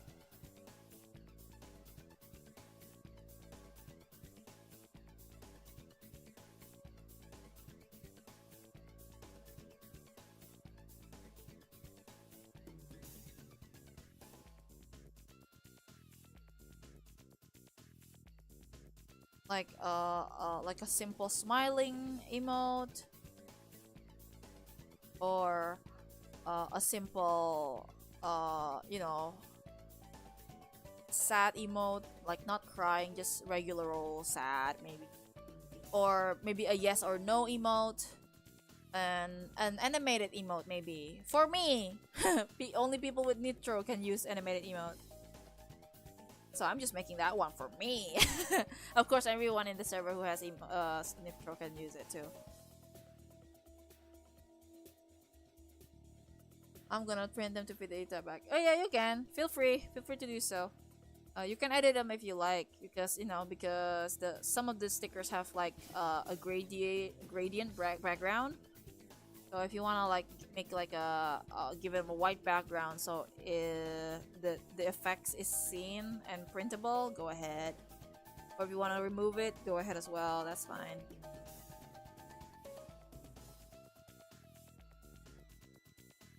But essentially, again, it's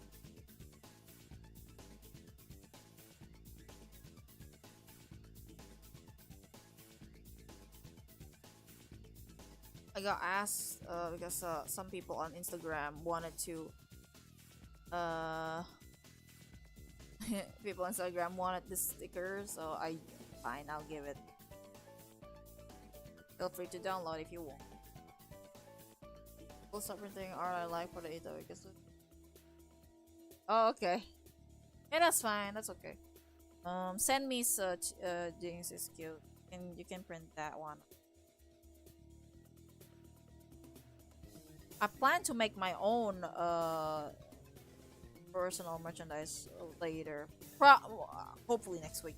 Hopefully next week because what date is today? Like 25th. Yeah, but like because by next week, like next week, this is currently today is already Monday, but like next week I probably gonna get busy, so I have to like start doing stuff this week.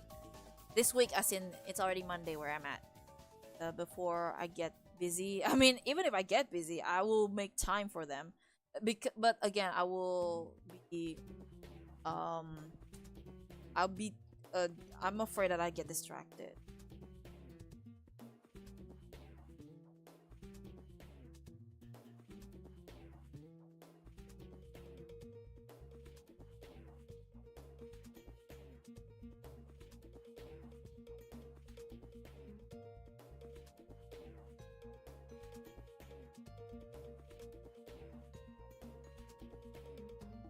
But her hair has always kind of been hard to draw. It took me a while too because initially when I was dipping my toes in the fandom, I was like thinking of like redesigning her, as in like, okay, what if I'm in flings but I have my own design?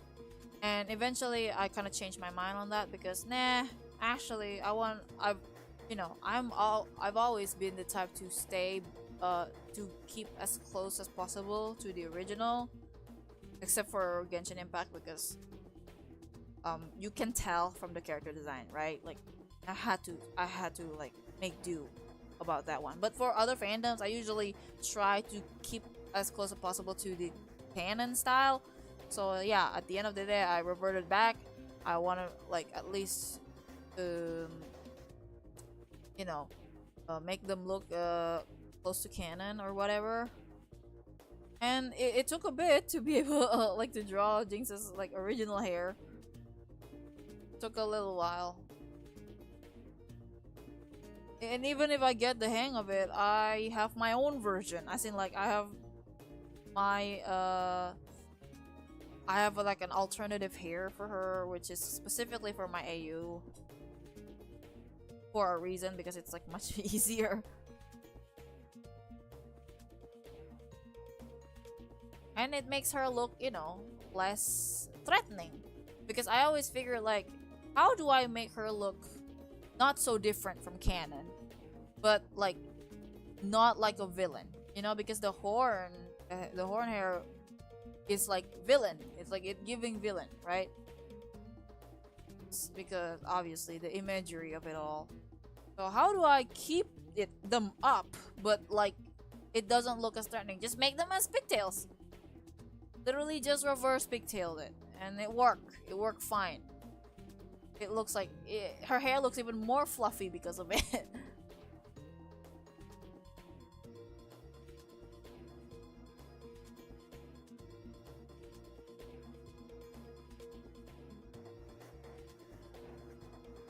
So yeah, her hair is a little hard to draw, and that's fine. I mean, it's gonna take a bit.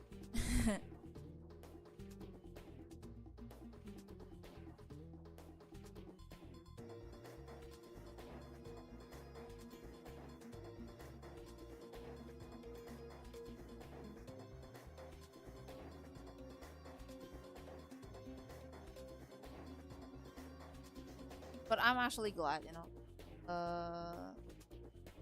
the, what I like, and this is kind of not, of course, not generalizing, but it's just from experience alone. But usually, like Chinese or Taiwanese artists, they kind of like because of their massive productions and stuff, it's like super easy to get your stuff printed in super high quality.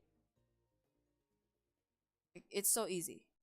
I collaborated with some people before in my other fandom, in my Tatali fandom, where I help make merchandise for them, and I get to share a profit, right? And their print is like amazing. I got like a copy as thanks from them, and oh my god, you know, like they have this like a keychain, and it's like supposed to be like a piece of glass, like, you know, like a glass shatter piece, whatever.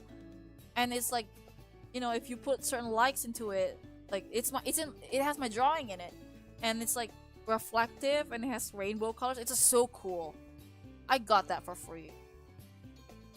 Because, you know, as their thanks, because I create the art, I create the artwork, and they print the whole thing. They did the rest. I just draw for them, and it was so nice. I really like them.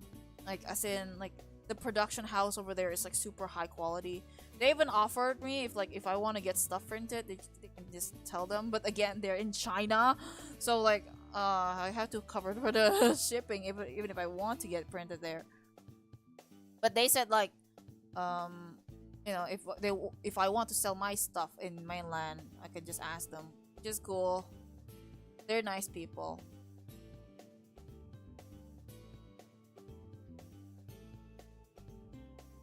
Did adapt her to my style back in October. The more I see it, the more.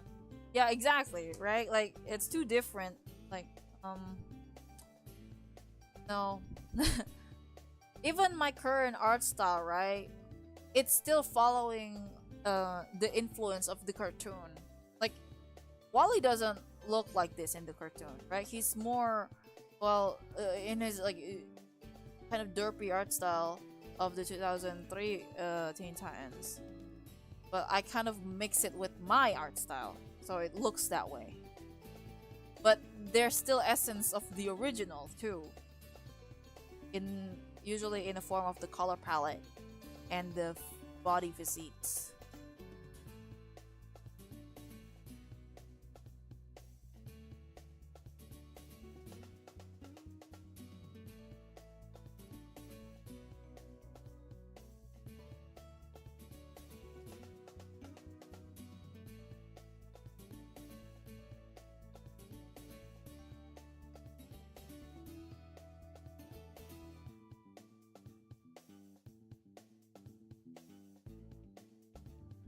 Honestly, the more I like draw them, the more easier it gets, you know?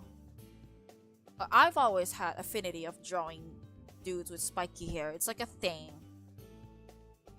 But Jinx took a bit, and at some point I got a hang of it already, you know?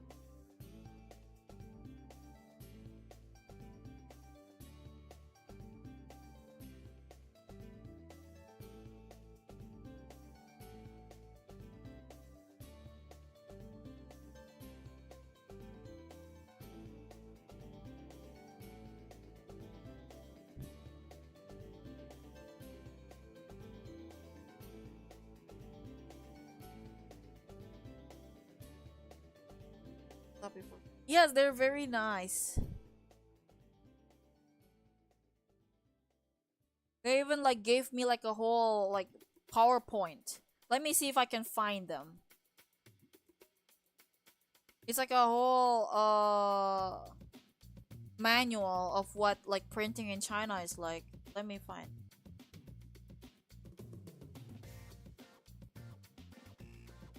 It was a PowerPoint file.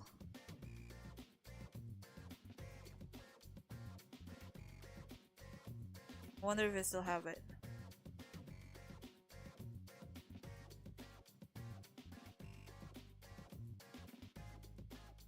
Oops, that one.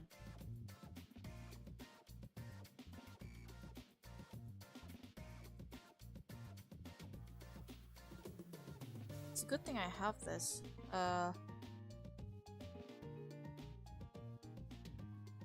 So laggy. Is it this one? No, it's that one. Or was it a PDF file?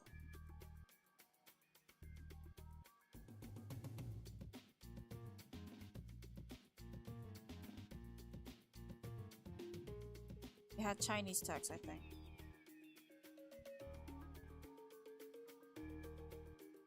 Oh yeah, there it is, I think. Wait, is it?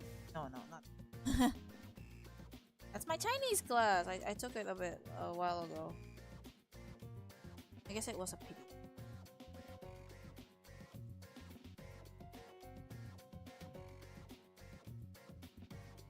But yeah, they're very nice. I haven't heard from them in a while. They usually come back. They usually like contact me when like there's like a a share payment because we had an agreement with that.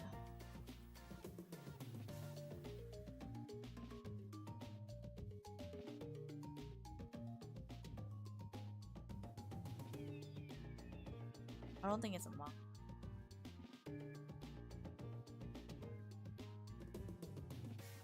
But it was like such a high quality merchandise. It really was. If Flames gets popular in China, and I think it is because from the way, I keep turning on the notification for Instagram is to see who likes the stuff, right? And from what I'm seeing, lots of people who likes Flames are, uh, lots of them speak Chinese. So if they get popular, maybe I can consider it. Maybe I can find.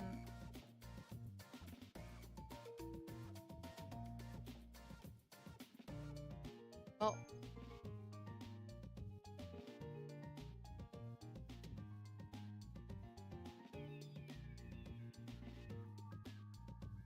But yeah, that's how I know lots about these fandom stuff. Ah, not this one.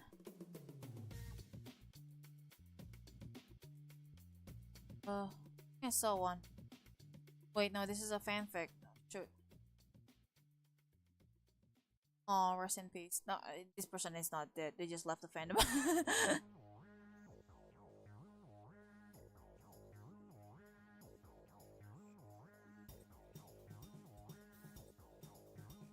What is this?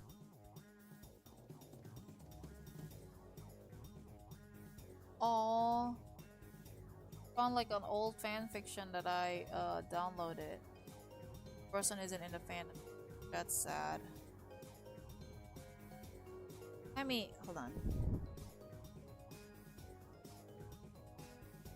But yeah, maybe I can make something work if we do get to that point, which I do hope so. Again, I don't really seek of being noticed by DC or whatever. I don't care about the corporate feel. I just want the people to know that they exist. You know. So far, I'm seeing people are noticing, and that's great.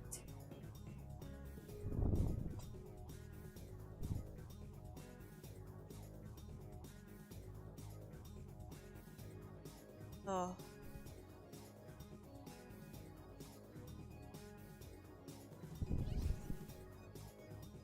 Search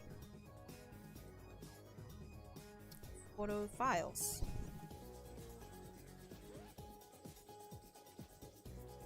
Sequel Space Odyssey. Oh, that's the old one. Codename Space. Okay, I think this is it. Yes, it's oh, it was an Excel file. I'm an idiot. Okay. Oh, it was so cool.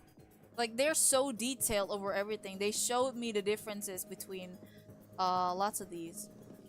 This is like a totally merchandise project and it's very interesting. I can show you a little bit what it's like and how detailed it is because they're very impressive.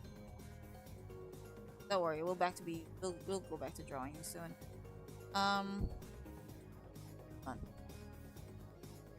Window. Oops. What was that? What the hell did I do? Sorry, the cursor is kind of screwing over right now.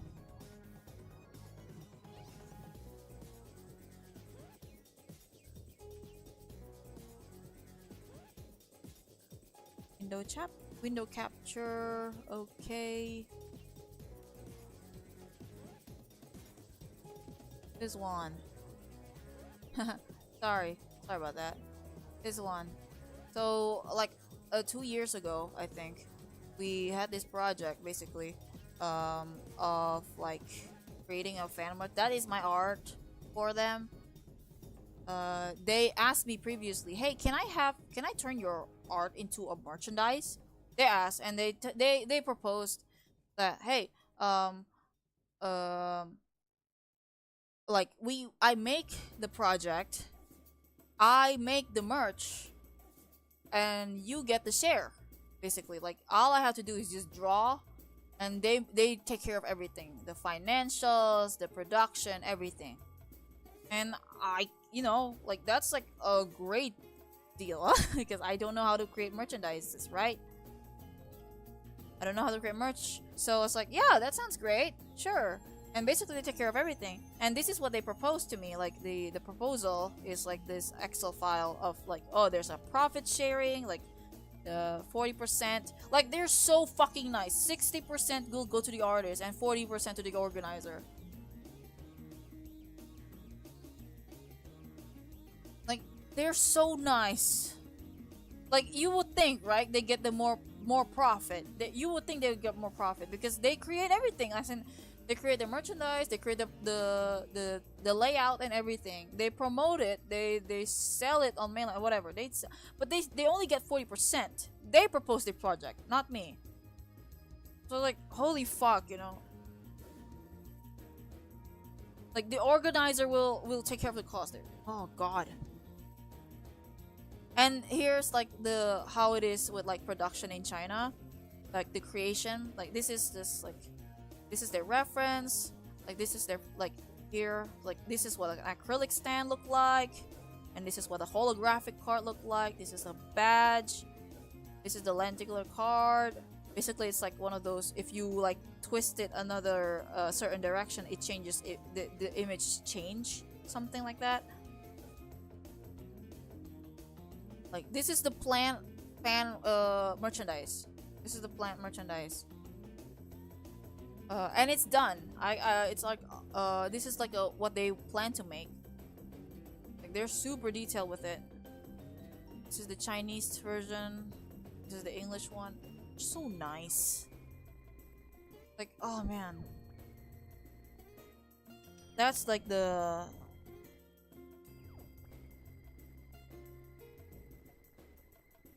I don't know if there's still another one. I think it was like I don't know if it was photos or whatever.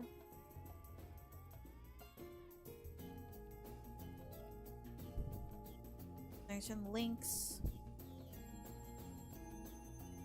Location, products and stores, noun, gift, stickers, date.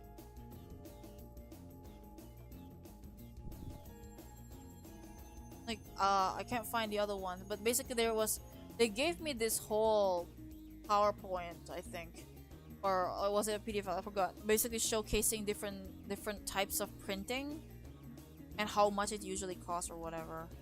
Like, it's so helpful. Like, ugh. The fan base over there can be wild, but they're, like, so dedicated and so nice. That's why I have, like, some experience with lots of, like, Chinese culture, because most of my fellow kin buddies, people who share the same ships that I do, are mostly people from mainland. So I know about the Valentine's Day, and I know about the whole other stuff.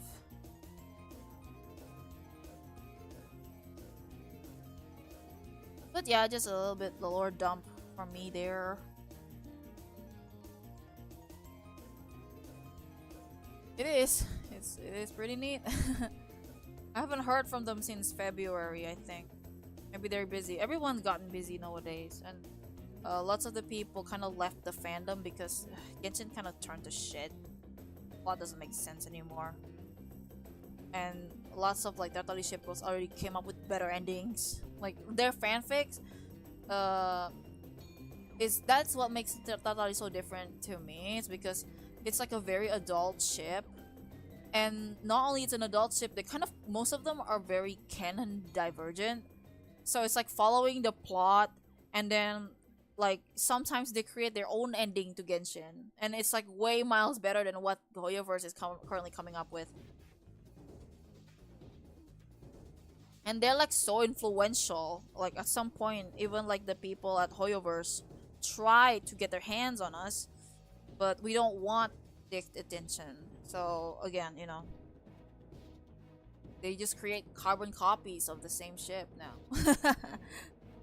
But again, like it's like a huge ship on its own, and like from that pairing, I gain like my own perception of how fandom should be, and how a fandom should be can be run. You know, how to make it last as long as it did, because compared to other Genshin ships, Tartali has the among the least thing happening. Like other pairings, other BL pairings, or maybe heteros, they have more fuel, as in because they interact more.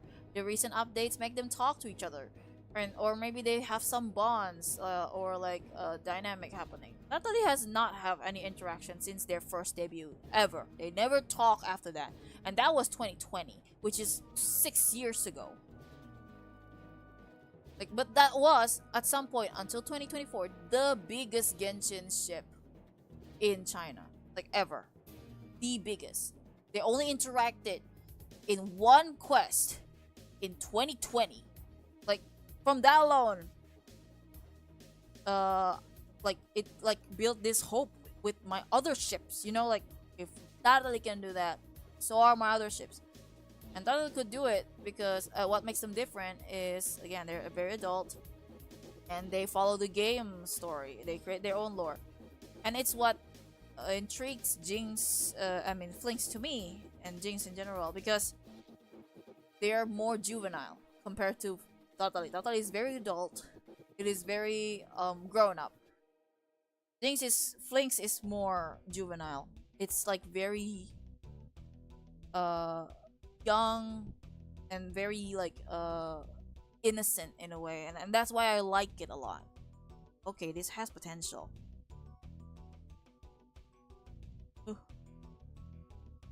Percentage is really, it's super nice. They come up with idea, but then they're like, but you gain most of the profit. Like, that's insane. They really respect the artists. They really do. Like lots of like Chinese fan base, like the haters are crazy, but they respect the artists. Like if the artists like they're like so respectful of the tagging, like they won't even use the common tags. Like for example, this is an example. For example, I'm drawing Flinks, right? Like look, it's like Jinx and the Flash. The average Chinese shipper, they would not use the singular Jinx or Wally West or Kid Flash tag. They will only use Flinks tag because it's a shipping. Some people who probably is a solo fan of Jinx or Kid Flash may not ship it. To avoid that and potential ruining someone's day, most of their ship art are just tagged as their ship name.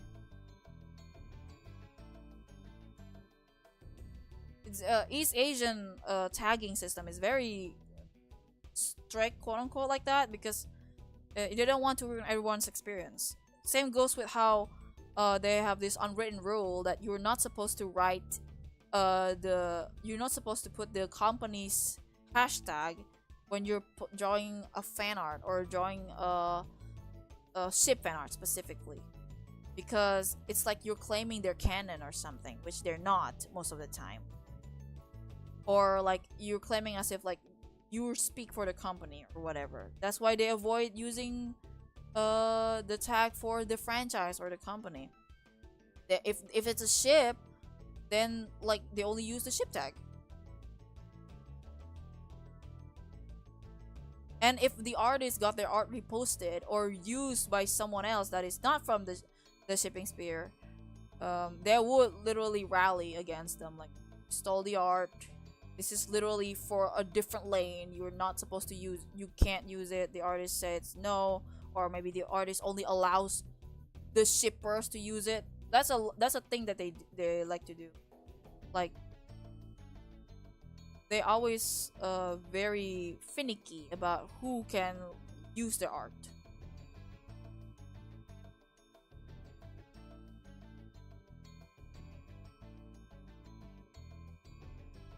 But it's like what makes me remember like how fandom used to be. You know, back then, in lots of Asian fandom, they usually always separate the type of dynamic like that.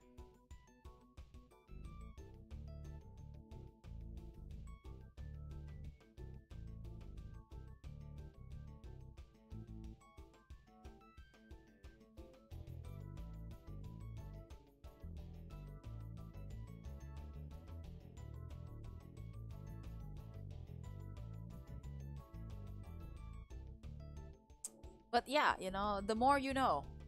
So that's why I've always been kind of very giddy when I when we get like new fans and they're like from either Taiwan or any other East Asia, because they're a ride or die. They're a ride or die for sure, especially if they're like from mainland.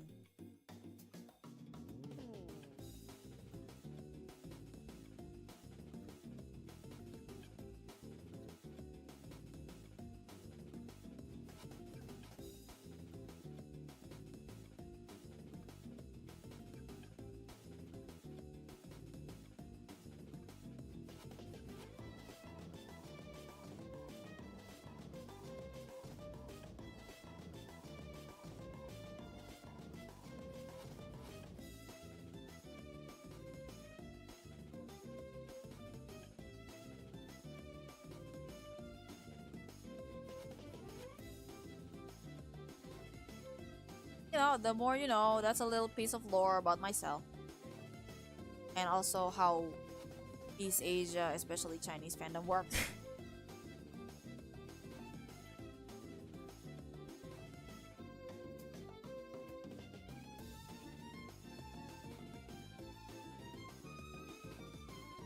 uh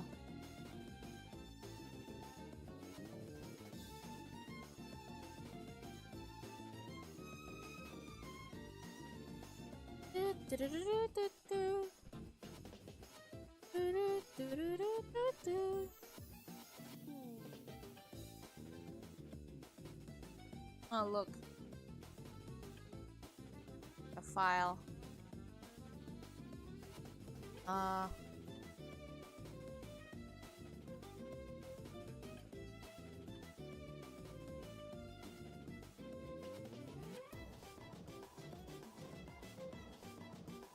no.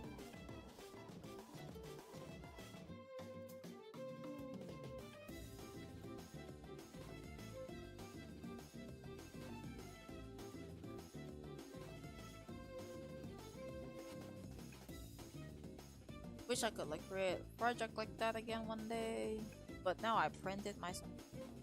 I do be getting like offers like a month ago about some printing company for collaboration, but even if I got them for free, you know, well, not really free, I still have to pay for the shipping fees. But if I got them, I don't know if I can like send them overseas as well. I don't know how that works. I'm kind of scared of doing that.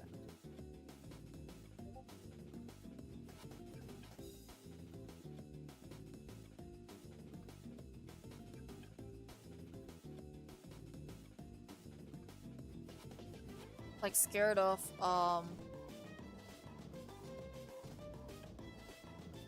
because I've never sent before. I've never sent uh items overseas before, and it's kind of scaring me. That if it get lost in the ocean or something.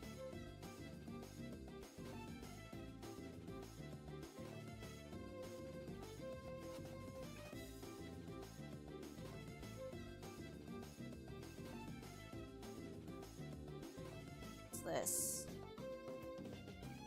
Oh, this is just a it's my glasses. my gosh.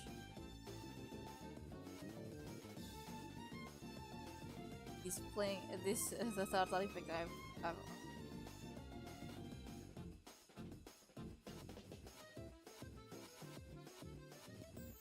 I've archived. Found them again. They're looking back. Wedding? It's wedding. Oh.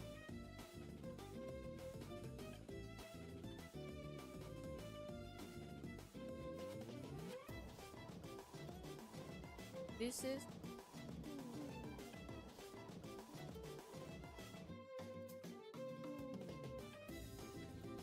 okay.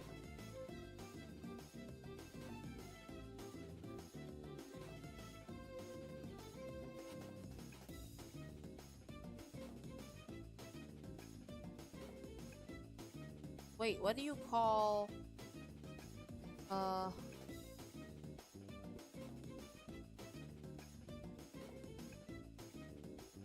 but yeah, you know, very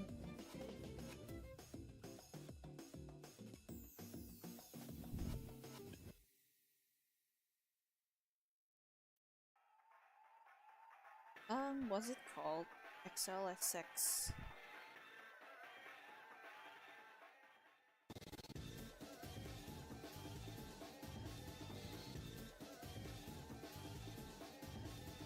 Oh, this is the oh my gosh. Oh, I found it. I found the old file. Uh about like they sent it to me a while back about the format of printing over there, which is super cool. They give me like a detailed information. They're so nice. Damn it.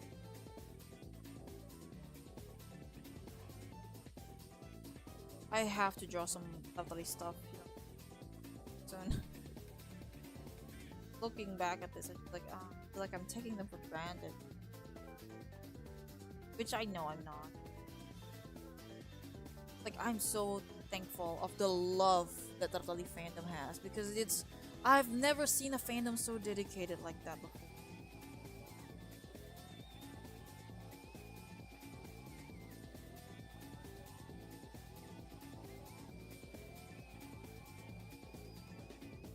It's like so crazy, you know, for a ship with so little things. That's what gave me hope with Flinks, cause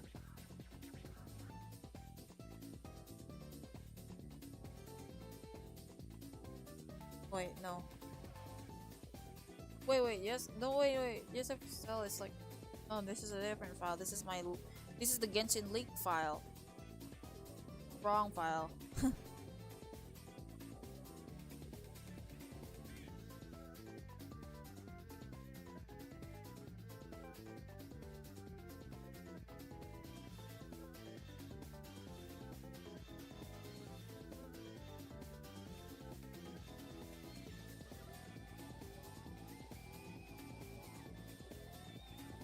What is this?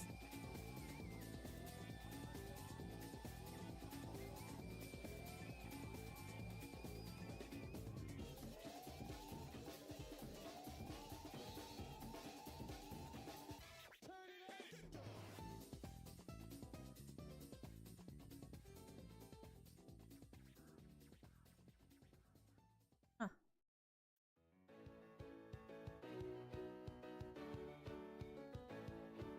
Never mind, I couldn't find it. It's among these files. It shouldn't be gone because I've downloaded it a lot of times. I kind of I just forgot the format, and my phone didn't archive what the file was. It's kind of,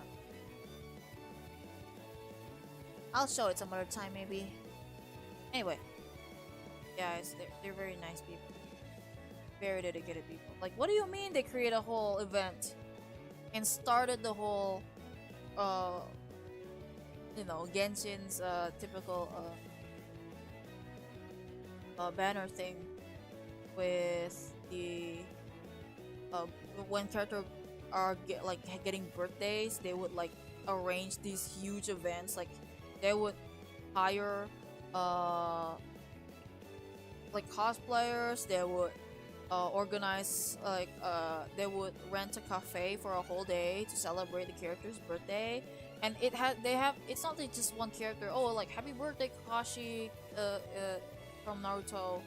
No, it's literally just it's literally happy birthday, for example, Zhongli, and the birthday celebration literally features Tartaglia next to him.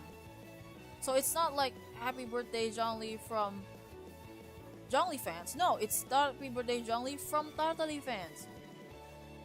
Because you know when the framing is when one character is having a birthday, the other guy, the other character who is their partner is there to celebrate as well. It's like so, oh, so cool.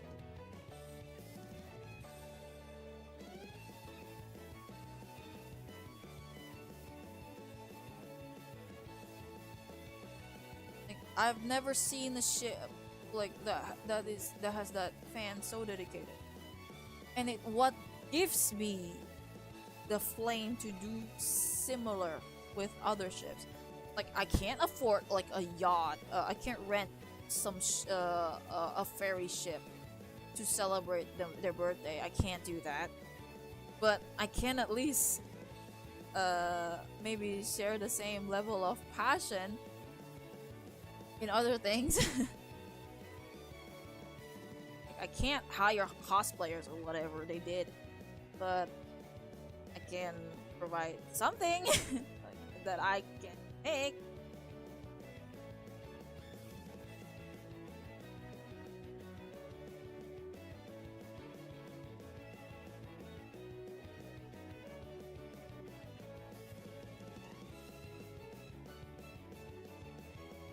You know, that's what like motivates me a lot because if a ship that has little to nothing on got has that huge of a fan base, maybe there is hope for any ship.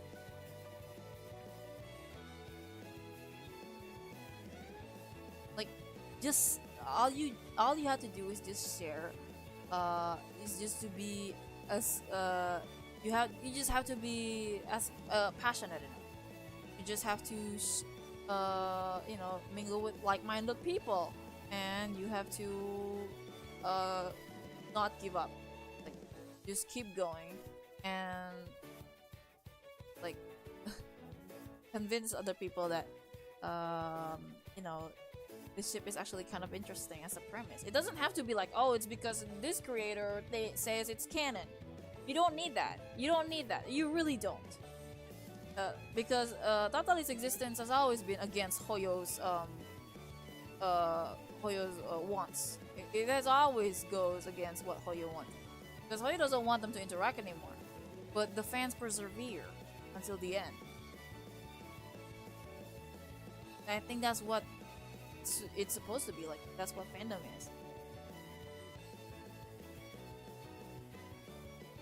Yeah, it's a little different with Tartali specifically because it's not like the game having anniversary. It's specifically just, for example, Tartalia having a birthday.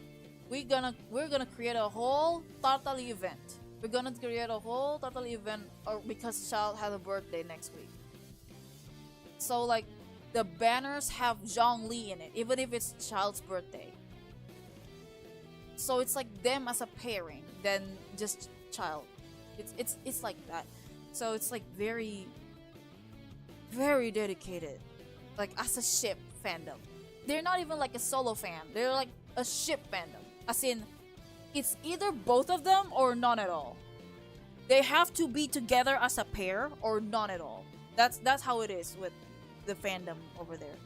Like all or nothing. Because if it's just one character, that is a completely different fan base. There is a solo Child and solo Zhongli fans that sometimes does not want to associate with the Tatali fans. Like people who are usually multi-ship or just a solo fan of the character. but they don't like the Tartali ship specifically, so they don't associate with them. So that's a completely different can of worm.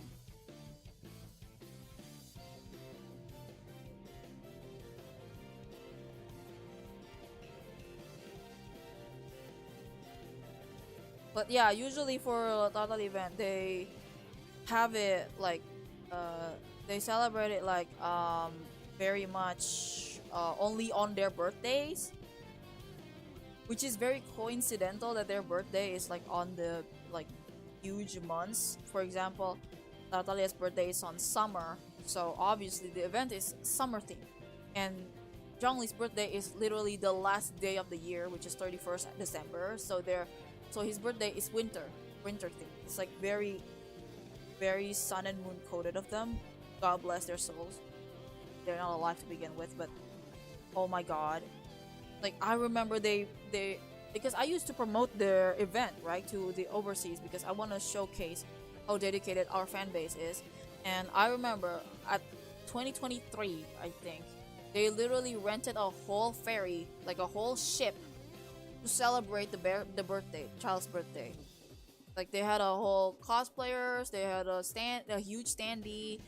They have like a 5-star meal and stuff. Like well, only like 30 people are like allowed because you can buy tickets, and when you buy the ticket to celebrate this birthday, you get like gifts. You get to talk. You get to tell the cosplayers what to do. You get to you get to eat because there's dining. Like holy crap, holy crap. Like just explaining it is like wow, these people got money. You can just look it up if you want. It's like the Whale Dragon Banquet or the Whale Dragon Feast. That's what they call the people who create the event. Nowadays I don't promote the event anymore because I don't know, maybe some again, I did mention briefly about how Chinese fandoms haters are crazy. So I think some of them kind of use my account because my account is pretty huge as like a sign or like you know as like a go-to. I mean, in a way, how they find out about the activities and then they attempt to sabotage it because we got sabotaged a lot. We got sabotaged a lot. Like these people are crazy. They would like report to the government over it. Oh no, they're promoting homosexuality. All because they don't like the ship. Insane people. Like the thing is, these people they also ship like other they also ship BL stuff. They just don't like it when it's with Tartaglia because plot wise Tartaglia is like was a villain or like considered like a colonizer or whatever. So it's like fucking weird. It's those people that make me so wary of solo fans, you know, people who only like one character.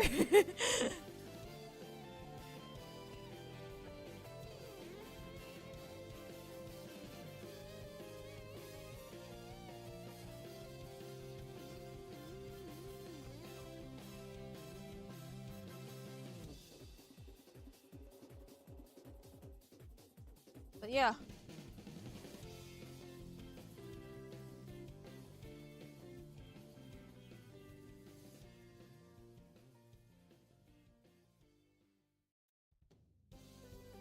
Basically what I'm trying to say is like their enthusiasm is infectious, very infectious.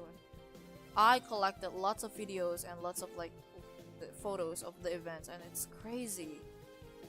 It's insane how much they spent. Like they would like rent this expensive.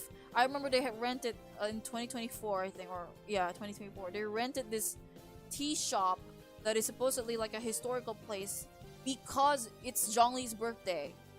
And Zhongli is like thousands of years old and he likes drinking tea. What did they do? Yeah, let's like celebrate it by having a banquet in one of the oldest tea houses in China. Insane people! As in, positive. Insane positively. They have money. Holy crap. Oh my god, they have money. But like, seeing them being that dedicated, like they actually did research. And when Tartalia's birthday came around, they make sure to like, oh look, this restaurant or this cafe is like very Slavic. You know, it has Slavic culture. It has like Ukrainian or Russian culture in it. Let's rent the place because Tartalia is Slavic coded. Oh my god. Ugh.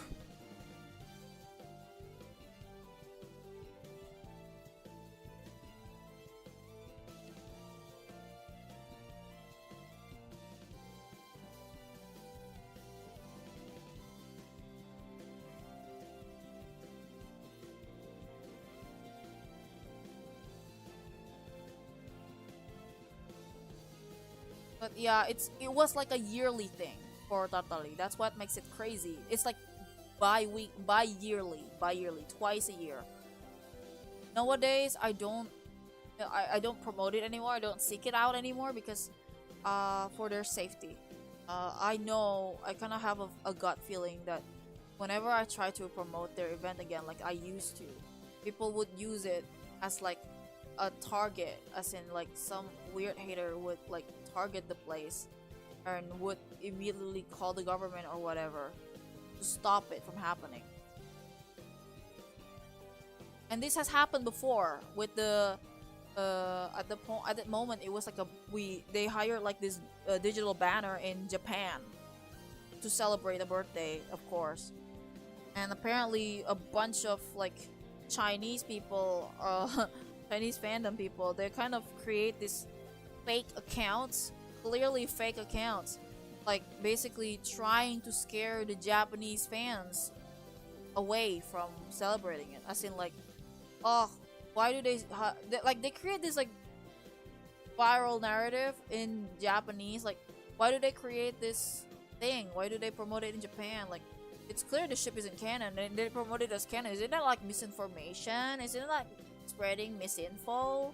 Like, this isn't like an official event. Why is it promoted like that in like a big banner? And it actually worked. It actually scared the Japanese Totally fans from going or from supporting the event entirely, and they had to cancel it in Japan because of that. Ugh, it's insane.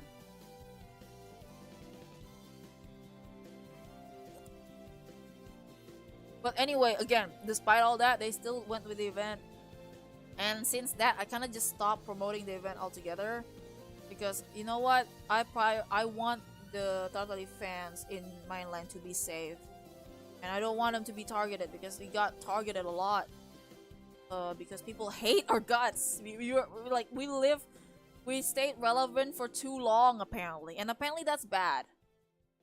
Because why would we stay for long? Because like clearly the company doesn't approve the ship, because they never promoted the ship since its debut ever. Meanwhile, they did it with other ships, and yet they still persevere. That perseverance inspired me. Like, despite everything, despite being like literally harassed and like cornered like that, like peer pressure to drop the ship, and some artists and some writers left the fandom because of it, and I don't blame them at all. But despite all that, the ship is still there. There's still fan art every day. There's still fan art every week. And that inspired me a lot. Clearly, I have not used my free will enough. Clearly, I am not passionate enough. I need to be as passionate as they are. And that's that in a way affects how I approach flings. I'm not gonna create a huge event. I don't have the money, but maybe I can like form a feeling like that. Like as in we can create like small drawing events or fan work events. I can coin like some terms, like you know how in this issue things kiss for the first time in issue 53. let's like coin a term for it. Let's call it the Flakes Kiss month for May specifically. Like that is something that Totally fans did, and I want to do that with Flings too. I can't guarantee it's gonna be as huge as theirs, but I can at least guarantee like I will share the same level of passion as I do with them.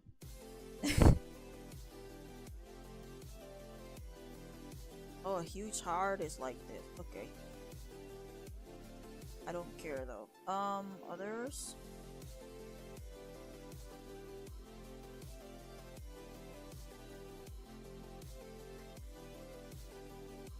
But yeah, that's among many things that motivates me. Other than rage, it's also like deep passion. And my passion is I want the people to know they exist and they're actually kind of interesting and funny. People just doesn't explore them enough to showcase that, you know? Literally the two characters with the most unpredictable powers get together. Is that not the funniest thing? We know how Robin work, we know how Starfire work, Raven at some point at certain levels we know. As well as Beast Boy and Cyborg. We don't know what the scope of like Jinx's powers like because it's so vague. And certainly not Flash as well because they kind of the whole Speed Force things they change a lot. So like we got two of the most unpredictable two young heroes with unpredictable powers on the opposite side of the spectrum is together. Is that not the funniest, coolest thing yet? Like one side is in the magic and the other one is completely a different thing, but they're both equally unpredictable and have lots of like to explore around that aspect. Now, if people stop thinking of like all Teen Titans girls as some Gunnar material, that would be great. Because, you know, they're more than that.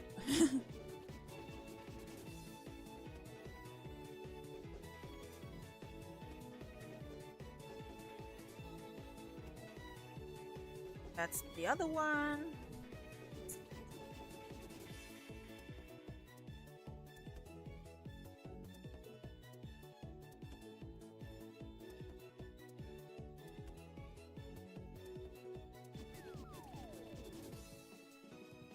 I could cheat and make this like a this is like a fourth Flames Kiss art because it's like an direct kiss because they share a spoon. But I'm not gonna do that.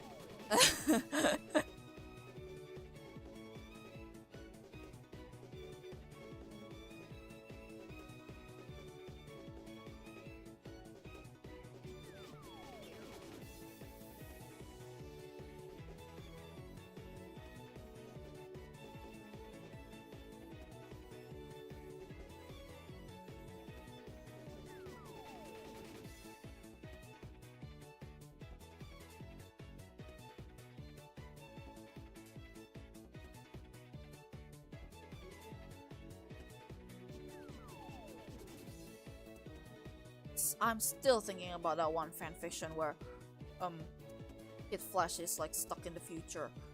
I'm still thinking about that one fanfiction. Oh my god. So good. That one fanfiction where the beginning started out very happy, very wholesome, and then immediately turns into the scariest drama ever. Not really scary, but like the most tension heavy drama ever. And then it ended on a cliffhanger and I'm Yep, that's exactly the case, yes.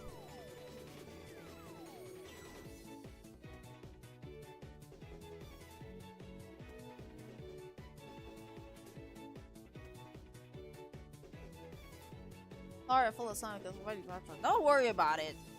Don't worry about it. I like talking to myself. Don't worry about it. Played it. I think. Okay.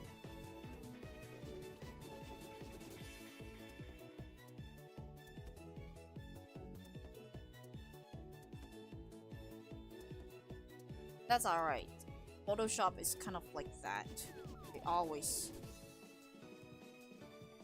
I don't know, they always pick a fight for something. But they always try to pick a fight with your CPU.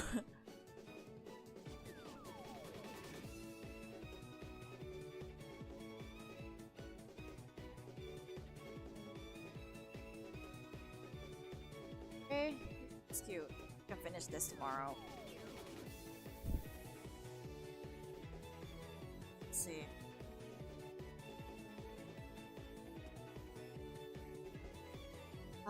What else? I swear there's like one more art in my head other than the keychain or standee art. Other one. No, no. Just delete this one.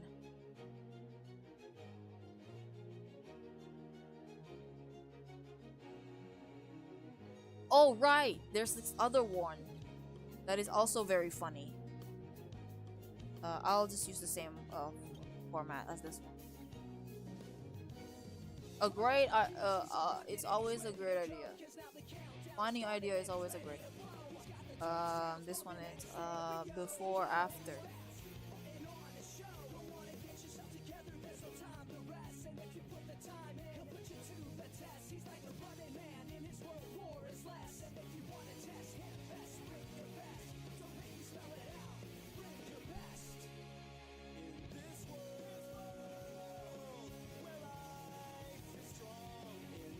Ah man, people just do not use their full potential, I swear. It can be so funny and interesting, dude. Oh my god.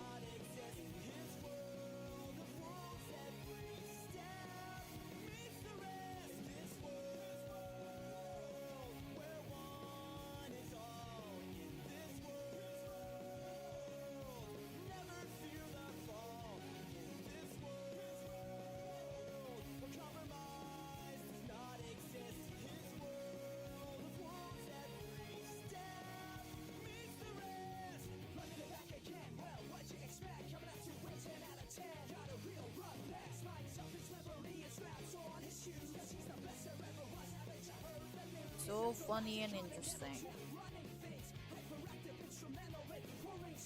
They're not friends to lovers, they're not like whatever. Dude, that is literally some guy that is like the guy that is related to the Flash family. And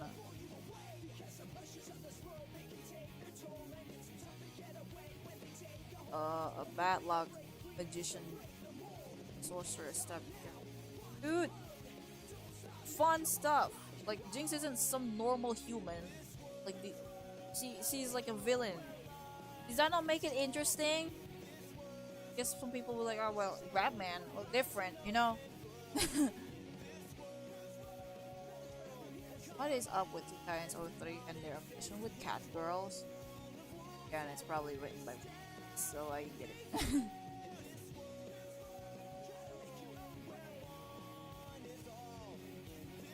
Not like a fun thing to have like a much more family friendly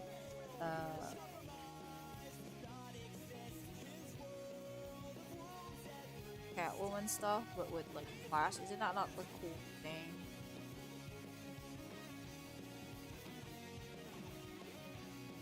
Oh shit, it kind of looks good here. What the heck? I kind of cook with this one.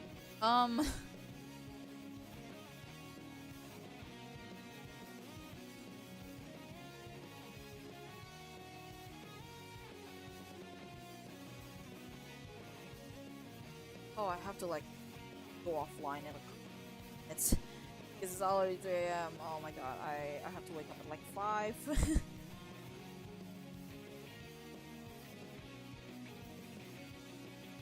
Oh.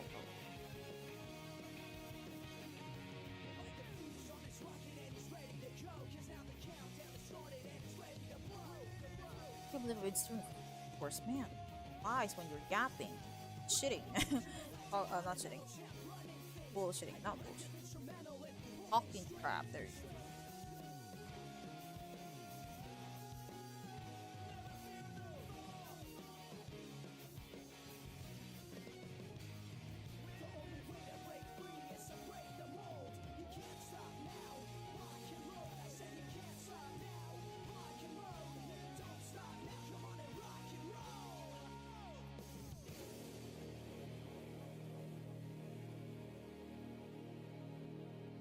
Yeah.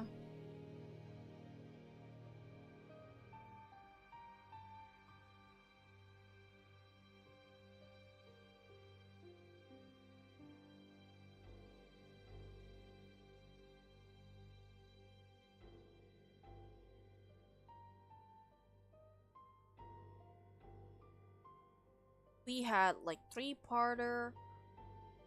Would have had probably a longer enemies to lovers stuff going. Oh, if only.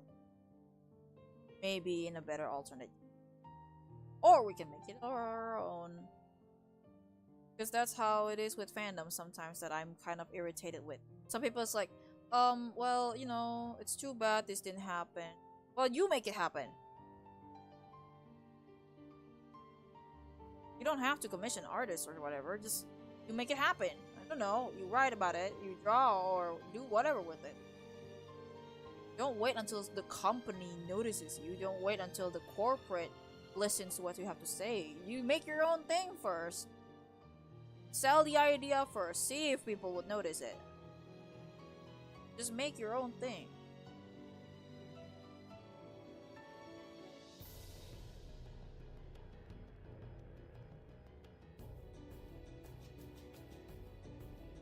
I have the same principle in most of my fandoms as well. Like, you want to see this shit happen? Then you make it happen. It doesn't have to be canon. It doesn't make it any less valid.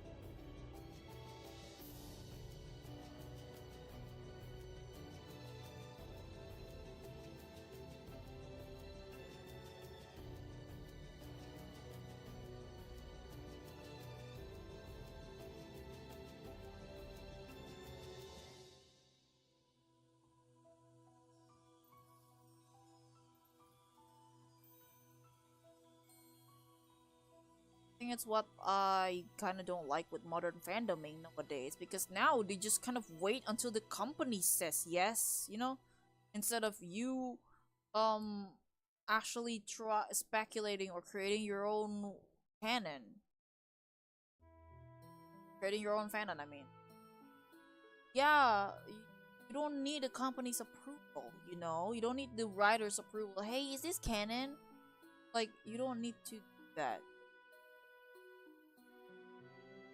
That's why I really don't like it when, like, yeah, I think I had canon this, and then some chud is like, oh yeah, well, immediately mentions the creator and asks, is this real? Like, know some boundaries, dude. Also, like, think for yourself. Why would you want to, like, wait until the creator said something about it?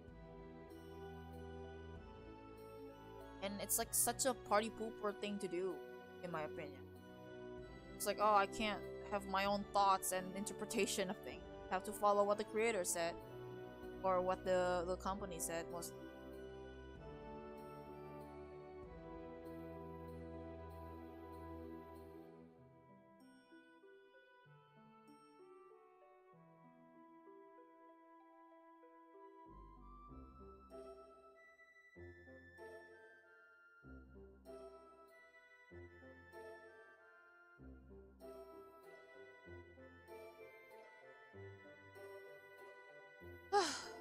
anyway, it's been kind of late. I have to, like, at least take a little, like, at least 2 3 hours sleep where I can function the entire day tomorrow, because there's like a meeting or whatever. Actually, I just wanted to stream for an hour, but I got carried away with the yapping and the ranting, because I love ranting. And yeah, I'll try to finish at least one of these tomorrow. I think I'm gonna finish this one because it's like much more cute. I'll do this one and finish it after that, and maybe schedule it for either next week or um the week after, because I really want to, like, end this May with this weekend with the Flings Kiss month, the last art, which is just the compilation of doing a kiss meme, and that's it.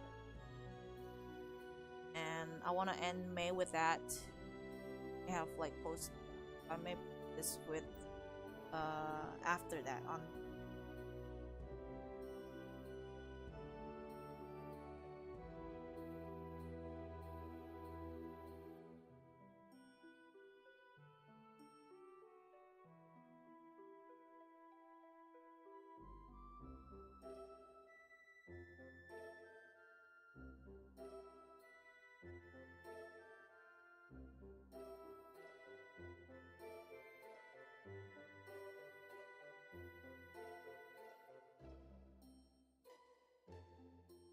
Wait, wrong slaves.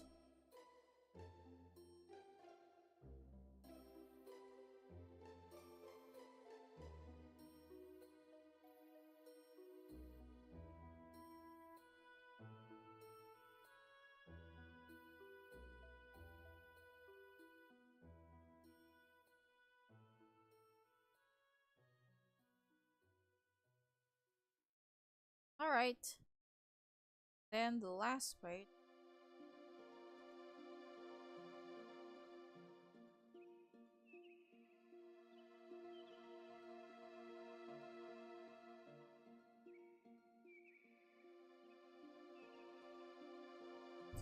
This second artwork is actually like a gag, like it's in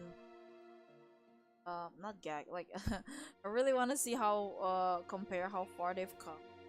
You know, like in the first page, it's gonna be like them bantering and like it'll be heroes versus villain kind of deal.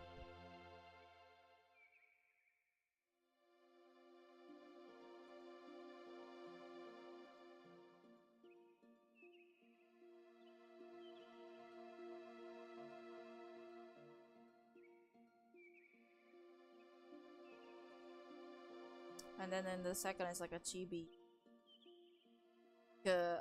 basically parodying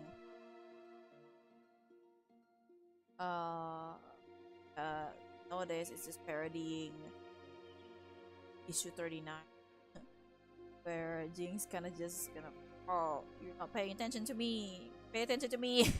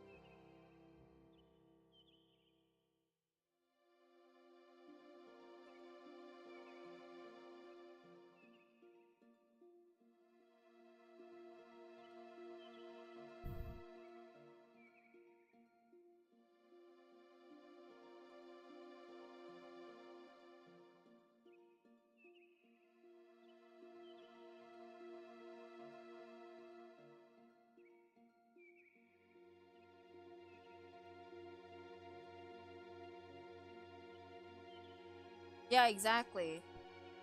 Like, you don't have to wait for like some writer's approval to make things, dude. It's like so annoying. Like, why do we have to make? Why does everything need to happen?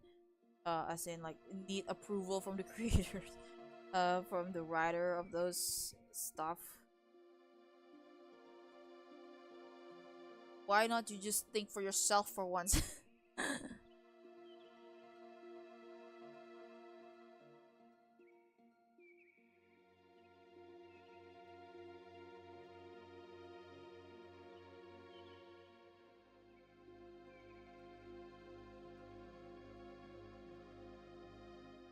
Exactly. Like, I mean, like it's a thing with like lots of shippers, shippers as well, but not always. But sometimes there's like a bunch of like power scalers that are pissed off and all. But they always like this. There's like they always want everything to be canon. I don't. Most of my ships aren't canon. Most of my ships like got synced and whatever. I still ship them the same. So my ships doesn't never even met. They just kind of like two different franchises that I mixed together. Do I wait until fucking Disney or DreamWorks make them happen? No, I made it happen myself. I draw. Like, you don't have to be draw good or write good.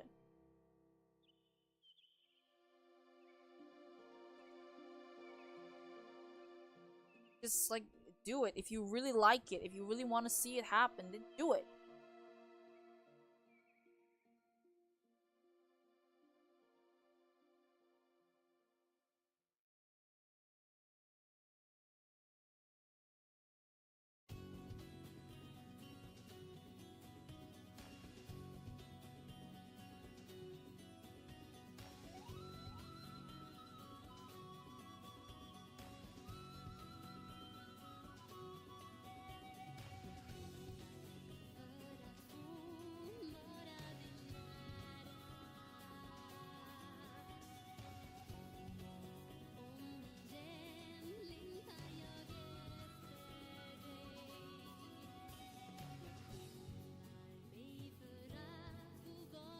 That's my motto for everything, honestly. Like, since no one is doing it, then I will. If Canon doesn't want to do it, then I will.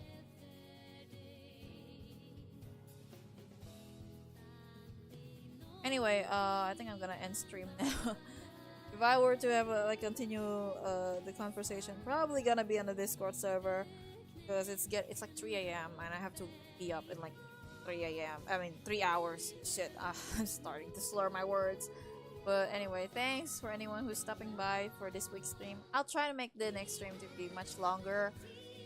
Maybe I'll stream off the schedule, perhaps. Maybe, you know, maybe I'll stream on a Thursday or something. Who knows? Because it's now it's religious holiday. Maybe I can stream 24/7. I like yapping nonstop. My favorite thing to do. But anyway, yeah, that's the stream for this week. Thank you for stopping by, and you know, any other more conversation and such, I'll continue Discord, text in general or whatever. But yeah, you can you now know and what I'm gonna post for the next like 2 weeks or so.